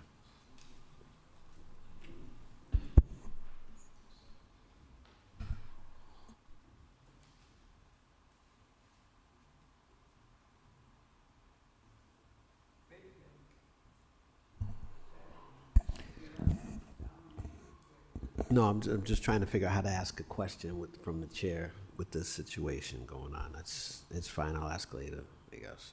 Roll call, 15F. Council Bergman? Yes. Council Caloria? Council Haji? Yes. Council Merrill Carlson? Yes. Council Nguyen? Council Ojeda? Yes. Council Pasillo? Yes. Council Russell? Council Toomey? Yes. Mayor Petty? Yes. Vice Chair Council King. Yes, we're going to 15I. Order of Mayor Joseph M. Petty, request city manager, request police chief to consider providing increased traffic and speed enforcement at Newton Square Rotary. As it reads? As it reads, roll call, 15I. Council Bergman? Yes. Council Caloria? Council Haji? Yes. Council Merrill Carlson? Council Nguyen? Council Ojeda? Yes. Council Pasillo? Yes. Council Russell? Council Toomey? Yes. Mayor Petty? Yes. And Vice Chair Council King. Yes. Order of Candy Merrill Carlson, request city manager provide council with an update concerning draft language to implement an institutional zoning ordinance which would require institutions such as colleges, universities, and hospitals to file 10-year institutional master plans with the city. Yes, Mr. Chairman, this is an order that I filed back in September. So I'm looking for an update from the administration on where we at with this. And my understanding is there's something in the process, and so we, I guess my question is through the chair to the manager, is this an item that we could potentially see on September 9th? Mr. Manager?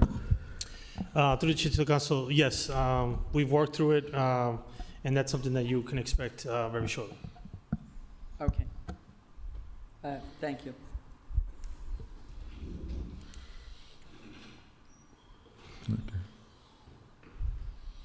Okay, send that to the manager. Roll call. Counsel Bergman? Yes. Counsel Calorio? Counsel GA? Yes. Counsel King? Yes. Councilmember Carlson? Yes. Counsel Nian? Counsel Aheda? Yes. Counsel Pasillo? Yes. Counsel Russell? Yes. Counsel Toomey? Yes. Mayor Petty? Yes. Okay. Order of Council Merrill Carlson, request the city manager provide council with a report concerning installation of sidewalks at the beach near Shore Park, as the sidewalks are currently incomplete and posing a safety hazard. Yes, Mr. Chairman, this sidewalk over here has been ripped up for the entire summer. Happened last year, and we were told, first they ripped up the sidewalk and left it. Then we were told, once there was a question asked, Councilor Pasillo and myself, they said that there was a utility work that needed to be done there. And we continue to go back to there's utility work that needs to be done there, of which, quite honestly, Mr. Chairman, and to the manager, at some point, some of this stuff needs to become unacceptable from these utility companies. At some point, we as a city need to hold them accountable. You have a swimming area over there, we have lifeguards over there, we have families going over there, and you have giant holes in the sidewalk because they made a decision. I guess we can't get to it because we never, it feels like, we never force them to fix what they've dug up, and they just don't care about the safety issue. Yet, if one of our residents puts trash bags in the middle of the sidewalk or puts something out there, we go down there and we give them a fine. But wait, you just can't use the sidewalk, and God forbid you have any mobility issues because you're never gonna get there. And it's been sitting there and sitting there and sitting there and sitting there, and it is extremely frustrating. And quite frankly, I just don't get it, that we can have a swimming area that people go to every single day, and it's quite okay that we have a very unsafe area over there. And, you know, it's over and over and over and over again with the utility companies. And Councilor Russell has had them into Public Works, and we have, with previous commissioners, had these folks in. But I am just going to tell you, they don't give a crap. They just don't. And when is it, or what is it that we can do? Because obviously, we're not holding them accountable in any manner, shape, or form. And how is it that they're not completing the job, that we're not holding them accountable? And how is it that there is not a fine for them not completing the job? So they can open up a city sidewalk and they can leave it there for, I don't know, 7 months, 9 months, 12 months, 15 months, who knows? It's only when we say something that we finally get them to fix it. Sorry for the rant, but not sorry. Councilor Russell? Mr. Chairman, I rise to support my colleague, Councilor Merrill Carlson, on this item, and it goes to what we've been talking about time after time after time. The city councilors in this room and out of this room shouldn't be the reporters of potholes on every time. If it's an unusual thing, great. But there was one on Sunderland Road where utility connection, and I kept hitting it. Finally, I have to get out of the car, take a picture of it. That's the only way it's going to get fixed, is if we're doing it, if we're chasing them. And you know what, Mr. Chairman, there's nobody on this council floor who's been more supportive of the Public Works Department in my term, in my years the years of this council. And I know Councilor King gave me the look. I'm sure he's been equally supportive, and everybody has. But I've always been complimentary to the Public Works Department. But we're dropping the ball. The inspection, and I don't want to say the personal inspectors, but somewhere down the line, we're not doing the job inspecting these. We're not holding the people that are digging up the streets, holding their feet to the fire. It's that simple. It shouldn't be, residents shouldn't have to hit a pothole 10, 15 times. Residents shouldn't have to trip on a sidewalk multiple times and call their city councilor to get it done. This is the job of the inspectors. And ultimately, Mr. Chairman, through you to the manager, it's the responsibility of this administration to get that job done. And this job is not getting done in that category. Thank you, Mr. Chairman. Thank you. Councilor King. I just want to say something, because there's nuances to all of this. You had your moment, let me share my moment now to speak. There's nuances to all of this, right? An inspector may go and inspect the job, and 3 weeks later, 2 weeks later, a pothole creates. You can't blame the inspector because he didn't inspect the job. Something happened, then we have over 500 miles in the city. You can't expect every DPW worker to see every single pothole, every single issue in the city. That's why we collectively as residents, it is all of our responsibilities. You communicate to us, and our job is to work and go get it done, and then advocate for the residents and advocate for the council to these companies. But you can't assume that the employees of the department should be all eyes and ears on 500 miles in sidewalks of the entire city at all times. That's impossible. All of us collectively, we work together, we share the issues, and my job is to work with the commissioner to go and get the job done. That's the way it works. You can't expect them to see and know everything, because the inspectors, they inspect the work, but it may be a week later that it then creates again. We cannot assume that they're not doing that job. Mr. Chairman, the last Commissioner of Public Works put forward a policy about patches. Put forward a policy about patches from the middle of the road to the curb that were supposed to be implemented. That hasn't been implemented. And Mr. Chairman, it is all of our responsibilities, and I've been very happy to accept my responsibilities as district council for the last 14 years. And make no mistake about it, but when a truck goes down the street to fix a pothole, and there's a pothole 5 feet away, and they don't do it because it's not on their work schedule, or they don't report it to the inspectors to go back after the utility companies if something is sunken, there's a problem with the system. There's a problem with the system, and we're in denial if that's not true. On Sunderland Road, I bugged the commissioner just last week about a specific pothole. He got it done within a matter of hours. There were people there, went there, took care of it. It was a space just like Councilor Carlson is talking about, on a sidewalk and a pothole out in the street where some work was done. I don't know if it was done by the water department or some utility company or whoever, but he got it done right away. But right from my desk to Councilor Bergman's desk, there's other multiple potholes that weren't done at that time. Something is wrong with this system, and that's all I'll say. Thank you, Mr. Chairman. Okay, so Councilor King.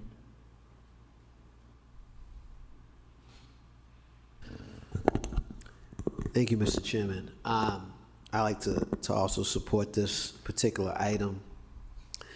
It's refreshing to hear Councilor Russell and Councilor Merrill Carlson.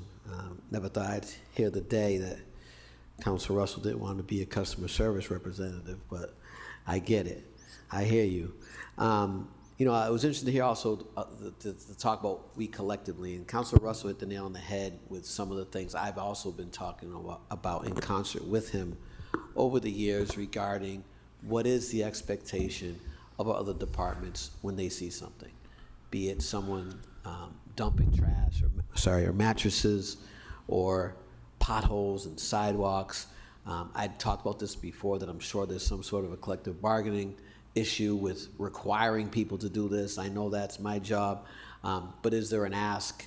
And if there's an ask, is there any compliance? You know, what does that look like? Because, you know, I've seen spaces and places where there's a abundance of issues pertaining to the cleanliness of the city, the roads, the sidewalks, the potholes, and you see city vehicles going by. What efforts are made when you talked about all of us? Is there anything that the administration is doing on that end with regards to our workforce, through the chair? Mr. Manager? Yeah, through the chair to the council, we constantly have conversations and making sure that every department works in unison and working collectively. There are challenges when it comes to collective bargaining, right? A certain individual that is specifically charged to do this type of work, we can ask that person to do this type of work. And we all know that in the part of the collective bargaining. And so, but we still ask. We ask them to at least pay attention, to keep an eye out, to inform each other, and they do. They do it all the time. Inspectional services sometimes see issues and they inform DPW or the fire department or whatever it may be. That happens. But again, there's a lot happening in the city. It's a big city, over 210,000 people now, or maybe short of. There's a lot of challenges, and we know that we have to address them, and we are working towards that, but that work is happening. Thank you. And, you know, just as a way of a suggestion, perhaps, there's something that could be done with maybe incentivizing that sort of collaboration from the city side. Maybe it's a personal day extra for someone who, you know, kind of reports the most things that they're passing by.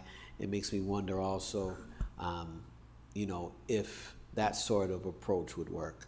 But certainly want to sign on to this and appreciate it. Thank you. Okay, we'll send out to the manager. Roll call. Councilor Bergman? Oh. Commissioner?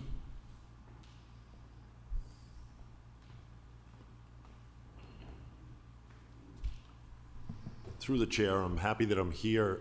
To the councilor's point about Shore Drive, I heard some great news today from Councilor Antonelli that the utility conflict has been resolved, and he expects the contractor to remobilize within the next 2 weeks, and the work will be completed by Halloween. Thank you.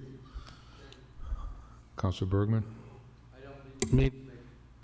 Mr. Commissioner Westerling to do some laps, but while he was up there, I had a question for him pertaining to some of the discussion we've just had. Council Russell's brought up an issue that I have had an interest in for a long time and have talked about it as well. And I know there was a different philosophy, at least expressed by the former commissioner, about what happens in situations where there's a work order for a pothole, somebody goes out to fill the pothole. And I think it's important for the public and for us as councilors particularly to understand through the chair to the commissioner, are other potholes in the vicinity likely to get fixed if there's no work order? Or is the policy going to require that there be a work order in order for other potholes to be fixed? Because to me, it's a very important question as far as efficiency in city government that drives people mad. Commissioner? Through the chair, there's been a lot discussed this evening, but I'll focus on the councilor's specific question. Excuse me. If we have a crew that goes out that's patching potholes on a certain street and they've got adequate materials in their truck, of course, they're going to fix any potholes in that area. So that is a policy to be efficient and to take care of any potholes that are in the immediate area of your work zone. So through the chair, it's kind of a maybe fallacy, or maybe it's relying on the way things used to be, that without a work order, if the pothole is in the vicinity of one that does have a work order, and there's enough material, that it's being filled. Is that accurate? Through the chair, yes. And just one last question, Mr. Chairman. Is that something that's a written policy, that everybody that works there knows to do this? Or is it something you're counting on people to have common sense and do? Because and the reason why I ask that is I'm not sure, from what I hear from people that watch these potholes being fixed, that everybody's telling me that that's what's happening. So. Through the chair, I'll take the worst example of pothole season, which is in the spring after the freeze-thaw cycles. We have multiple trucks that go out on multiple roads, and they are given an assignment of either a neighborhood or a list of streets where the most pothole complaints are. And that's their job, is to maximize their day, maximize the use of their materials, and maximize the number of potholes that are filled. So I just want to follow up. I apologize. I did say that's my last question, but the commissioner's response compels me to ask at least one more, which is, I understand through the chair of the commissioner that in the springtime you're asking DPW workers to go out and fill spot holes in particular neighborhoods. My question is a little different. My question is, after the springtime, the summer, the fall, the winter, if it's possible to do it in warmer weather in the winter. If 929 1300 is called, or 311 now, and somebody is told or given a work order for a pothole, let's say on West Boylston Street, how do the workers going out to fill that pothole know to bring enough material to fill other potholes in the vicinity, because there likely are going to be other potholes in the city? That's what I'm trying. I'm struggling, not with what you're saying, with the reality on the street, which is, does that actually happen, and why, and how do they know to do that? So through the chair, if there is a work order, there isn't just one work order, there's a number of work orders, and they would maximize how much material they're grabbing in their vehicle.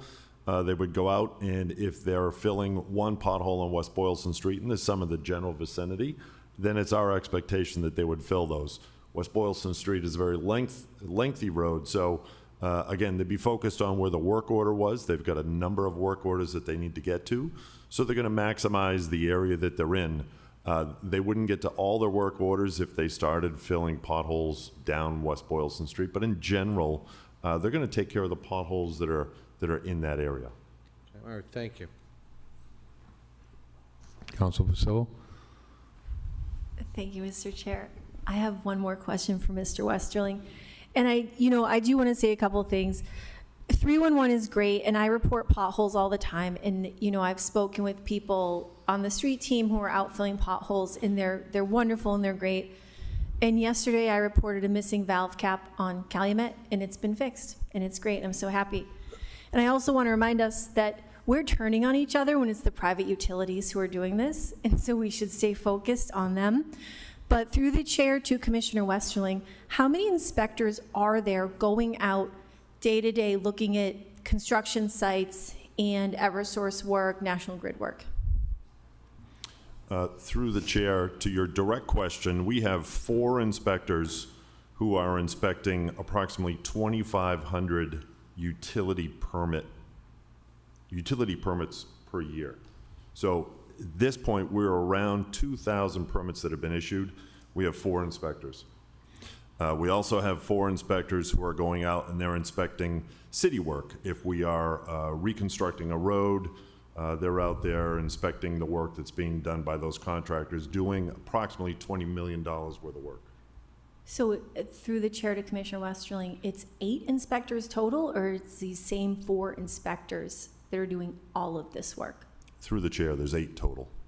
Okay, so I guess through the chair to the city manager, my question would be, how could we better support the inspectors? Because it seems to me that's a really big workload. And I'm all about, collectively reporting potholes and things like that, and I'm happy to do it. I don't mind being a customer service representative, but I just feel like it sounds as though these inspectors have an impossible task. To your chair, to the question, to the council, that is a question I think the commissioner will be more prepared to answer, understanding his staffing capacity. But again, that's something that we can always look at and take in consideration as part of the budget process. Okay, thank you so much. Thank you, Commissioner. Through the chair, if I could, I happened to be at a neighborhood meeting in Councilor Hijiai's neighborhood, and the same question was asked of why, as a taxpayer, should I be calling 311 with potholes? And to the city manager's point, it takes all of us. 4 inspectors, 8 inspectors, can't possibly see all the potholes across 500 miles of roadway. So we do appreciate when folks take advantage of the 311 system and call us so that we can address those issues. Okay, Council Toomey? Very quickly, a few years ago, I know I filed an order regarding there was some mechanism that you could put on the vehicles, the city vehicles underneath, and it would take pictures or use some sort of geometry, to determine whether or not they were driving over a pothole. There's some new technology that's out there that can do that. Other cities and towns have used it. So not just the DPW vehicles, but all of our other city vehicles, you could put this on. If I recall, it was relatively inexpensive. So we have cars that are driving all over the 500 miles of roads, and possibly could track that as well, if that's something that you could look into. Through you, Mr. Chair. Thank you. Okay, so we're going to send that to the manager. Roll call. Council Bergman? Yes. Council Calorio? Council Haji? Yes. Council King? Yes. Councilmember Carlson? Yes. Council Nguyen? Council Ojeda? Yes. Council Pasillo? Yes. Council Russell? Yes. Council Toomey? Yes. And Mayor Petty. Yes, request city manager, request Commissioner of Transportation and Mobility conduct an updated traffic study regarding the number of accidents that have occurred in the intersection of St. Nicholas Ave and Clark Street. Further request that such traffic study include information concerning the implementation of vulnerable road user safety. Thank you, Mr. Chairman. After a brief conversation seconds ago with Councilor Pasillo, sounds like some of this work is ongoing. I know that the residents there that I spoke to about a week ago has significant concerns. A number of them did not, who live in that intersection, or right next to, abutting that intersection, were not aware of the implementation plan. So I would ask that this go forward and that be communicated to the public. Councilor Pasillo can perhaps talk about the work that she's done and what's going to actually happen at that intersection. Thank you, Mr. Chairman. Thank you. Council Pasillo? Thank you, Mr. Chair, and thank you, Councilor King, for checking in on this. So basically, I actually live right on Clark Street, and I drive through this intersection constantly, and this has been something in our Burncoat neighborhood meetings that's been an issue for years. Councilor Rose tried to work on it and didn't have much luck, but over the past year, I was able to work with Transportation Mobility, so I asked for a traffic study with safety improvements and speed calming measures back in May of 2024. Councilor Bergman requested a 4-way stop at some point, which DTM was able to work with the state. I wish they were here, they could probably give us more details, but there will be a 4-way stop at Clark and St. Nicholas. It meets the crash data. My understanding is Mass DOT is paying for it, and that's why it's taking a little bit longer, but there will be the stop signs with the flashing lights on them, stop bars painted on the streets. So that should be happening this year. Through the chair of the city manager, do you have any information on this? You don't? Mr. Manager? To your chair, to the council, you've shared all of it. But yeah, it should be happening within this year. Okay, and then thank you so much. And additionally, we do have 3 speed humps on St. Nicholas from Squantum down to Country Club Boulevard, which Country Club Boulevard is also getting redone with safety measures. And last month at the meeting, I requested painted lane markings on St. Nicholas because the problem is St. Nicholas is really wide. People go way too fast. You have a school at the end of it. You've got the housing authority, you have neighborhoods, kids. Someone was in an accident earlier in the summer at St. Nicholas and Squantum, and it's incredibly dangerous. So I appreciate Counselor King's help, and I've been working on it for like a year and a half, so thank you. Thank you, good job, Councilor King. Thank you, Mr. Chairman. I'd like to amend this, striking the first part of this and just requesting that the implementation of the safety strategy plan timeline be provided, Mr. Chairman, and strike the rest. I can tell you that up and down that street, this past week, folks are significantly concerned, and fearful of what's going to happen next. So would love to see that in writing. Thank you, Mr. Chairman. So as amended, send it to the manager, roll call. Counselor Bergman? Yes. Counselor Caloria? Counselor Haji? Yes. Counselor King? Yes. Counselor Moore Carlson? Counselor Nguyen? Counselor Ojeda? Yes. Counselor Pasillo? Yes. Counselor Russell? Yes. Counselor Toomey? Yes. And Mayor Petty. Yes. Request the manager initiate a public service response regarding dog waste, including but not limited to creating an advisory discouraging dog waste disposal in the city storm drains. Further request that said response also include installation of earth-friendly locations with compostable waste bags of all standard parks and dog parks of the city. Council King. Thank you, Mr. Chairman. Definitely appreciate this opportunity to speak on this. This has been brought to me by a number of very active residents who are reporting dog waste being disposed in the city's storm drains. Through the chair to the administration, are you aware of this concern? Has this been brought to anyone's attention? Mr. Manager. To the chair, to the council, not to myself directly. I don't know if the commissioner has received any complaints, but that's something that we can definitely look into. Okay.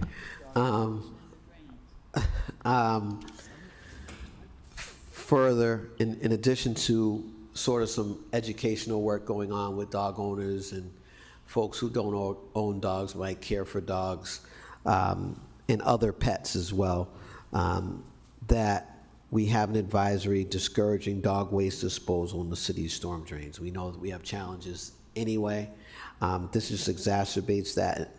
So sort of a public service advisory that we can do through social media, through the SPIN team, the city manager's communication team, and also as well as maybe working with folks who are getting dog permits and et cetera. Now, the other portion of this is installation of earth-friendly composable waste bags at locations that become standard in our parks and in our dog parks as well.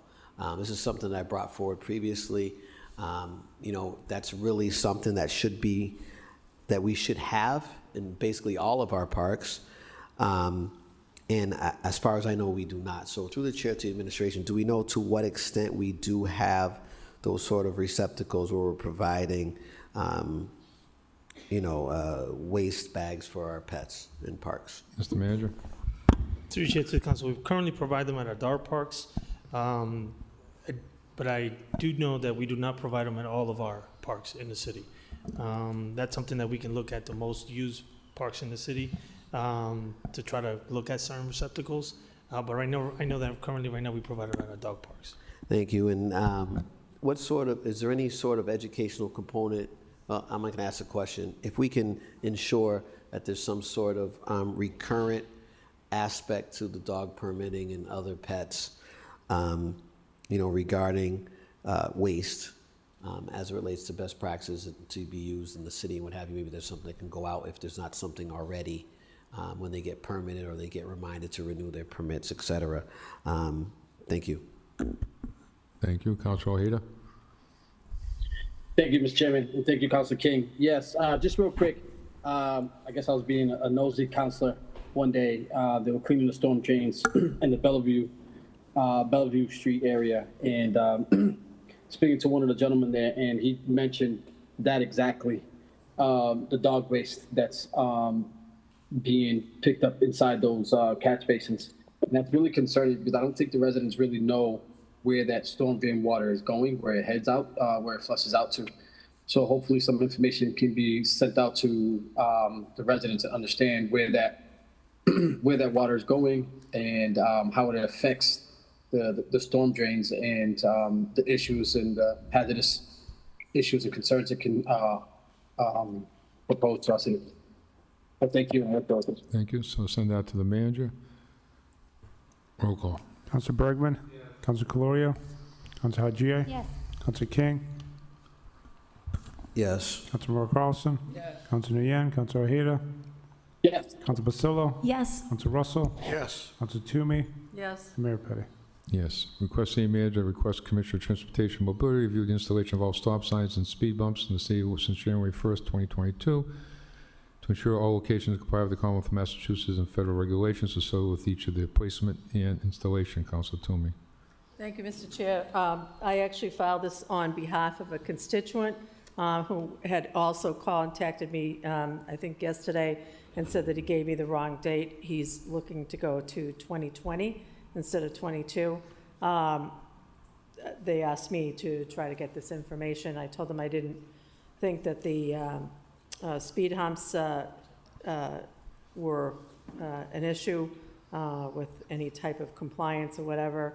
But he asked if I would do this, and so on his Okay. behalf. So send that to the manager. you. Roll call. Council Bergman? Council Calorio? Council Haji? Yes. Council King? Yes. Councilmember Carlson? Council Nguyen? Council Ojeda? Yes. Council Basilio? Yes. Council Russell? Council Toomey? Yes. Mayor Petty. Yes.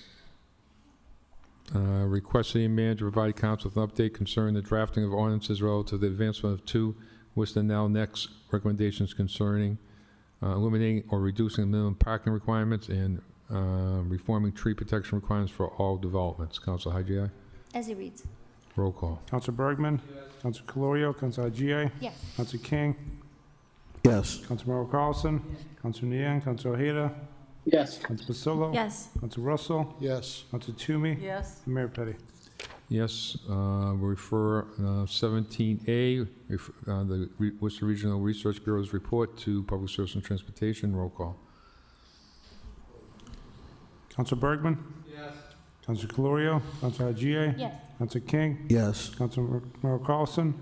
Council Nguyen? Council Ojeda? Yes. Council Basilio? Yes. Council Russell? Yes. Council Toomey? Yes. Mayor Petty. Yes. We have report of economic development. We have 18A, motions to accept and adopt in the roll call. We have 18B, motions to accept. 18C, report of the economic development. Okay, we'll do 18A and B first. Roll call. Council Bergman? Council Calorio? Council Haji? Yes. Council King? Yes. Councilmember Carlson? Council Nguyen? Council Ojeda? Yes. Council Basilio? Yes. Council Russell? Yes. Council Toomey? Yes. And Mayor Petty. Yes. 18C, 18D is the motions to place on file. Roll call. What is that? 18C and 18D. Okay. Roll call. Council Bergman? Council Calorio? Council Haji? Yes. Council King? Yes. Councilmember Carlson? Council Nguyen? Council Ojeda? Yes. Council Basilio? Yes. Council Russell? Yes. Council Toomey? Yes. Mayor Petty. Yes. 19A, the motion is accept and adopt on the roll call. And 19B, the motion is to accept. Councilor Ojeda. I just need to recuse myself from 19A. Okay, we'll take them separately. So, motion to accept and adopt on the roll call, 19A. Roll call. Council Bergman? Mr. Chairman, Council Russell. myself. Okay, we please note that Councilor Ojeda and Councilor Russell have recused themselves. Why are they accusing? Roll call. Council Bergman? Council Calorio? Council Haji? Yes. Council King? Yes. Councilmember Carlson? Council Nguyen? Council Ojeda recused. Council Basilio? Yes. Council Russell recused. Council Toomey? Yes. And Mayor Petty. Yes. Okay, 19th B, motion to accept. Roll call. Council Bergman? Council Calorio? Council Haji? Yes. Council King? Yes. Councilmember Carlson? Council Nguyen? Council Ojeda? Yes. Council Basilio? Yes. Council Russell? Yes. Council Toomey? Yes. And Mayor Petty. Yes. To be ordained, Part 1. Okay, we have 20A through 20Z, ordained on the roll call. Roll call. Council Bergman? Council Calorio? Council Haji? Yes. Council King? Yes. Council Merrill Carlson? Council Nguyen? Council Ojeda? Yes. Council Pasillo? Yes. Council Russell? Yes. Council Toomey? Yes. And Mayor Petty? It's 21A to 21, is it Okay. K? Ordained on the roll call. Council Bergman? Council Calorio? Council Haji? Yes. Council King? Yes. Council Merrill Carlson? Council Nguyen? Council Ojeda? Yes. Council Pasillo? Yes. Council Russell? Yes. Council Toomey? Yes. And Mayor Petty? Yes. Request the mayor to consider providing council with a report concerning the expansion of Shannon's CSI funding parameters. Said report should include information that identifies how the changes in funding parameters may impact youth crisis responsiveness, as well as update concerning the related selection committee member planning and selection process. As it reads. Roll call. Council Bergman? Council Calorio? Council Haji? Yes. Council King? Yes. Council Merrill Carlson? Council Nguyen? Council Ojeda? Yes. Council Pasillo? Yes. Council Russell? Yes. Council Toomey? And Mayor Petty? Yes. Okay, back to 8B. According with Rule 33C of the Worcester City Council, request City Council suspends the rules as the August 19, 2025 meeting to take up an item not reasonably anticipated. The City Council of the City of Worcester does hereby convene an executive session at its August 19, 2025 meeting for the purpose of discussing litigation strategy with respect to the case of Town of Holden versus Department of Conservation, Recreation, and another pending in Superior Court for the County of Worcester, as having such a discussion in open meeting would be detrimental to the city's negotiating position. City Council will not reconvene in open session. Roll call. Council Bergman? Council Calorio? Council Haji? Council King? Yes. Council Merrill Carlson? Council Nguyen? Council Ojeda? Yes. Council Pasillo? Yes. Council Russell? Yes. Council Toomey? Yes. And Mayor Petty? Yes.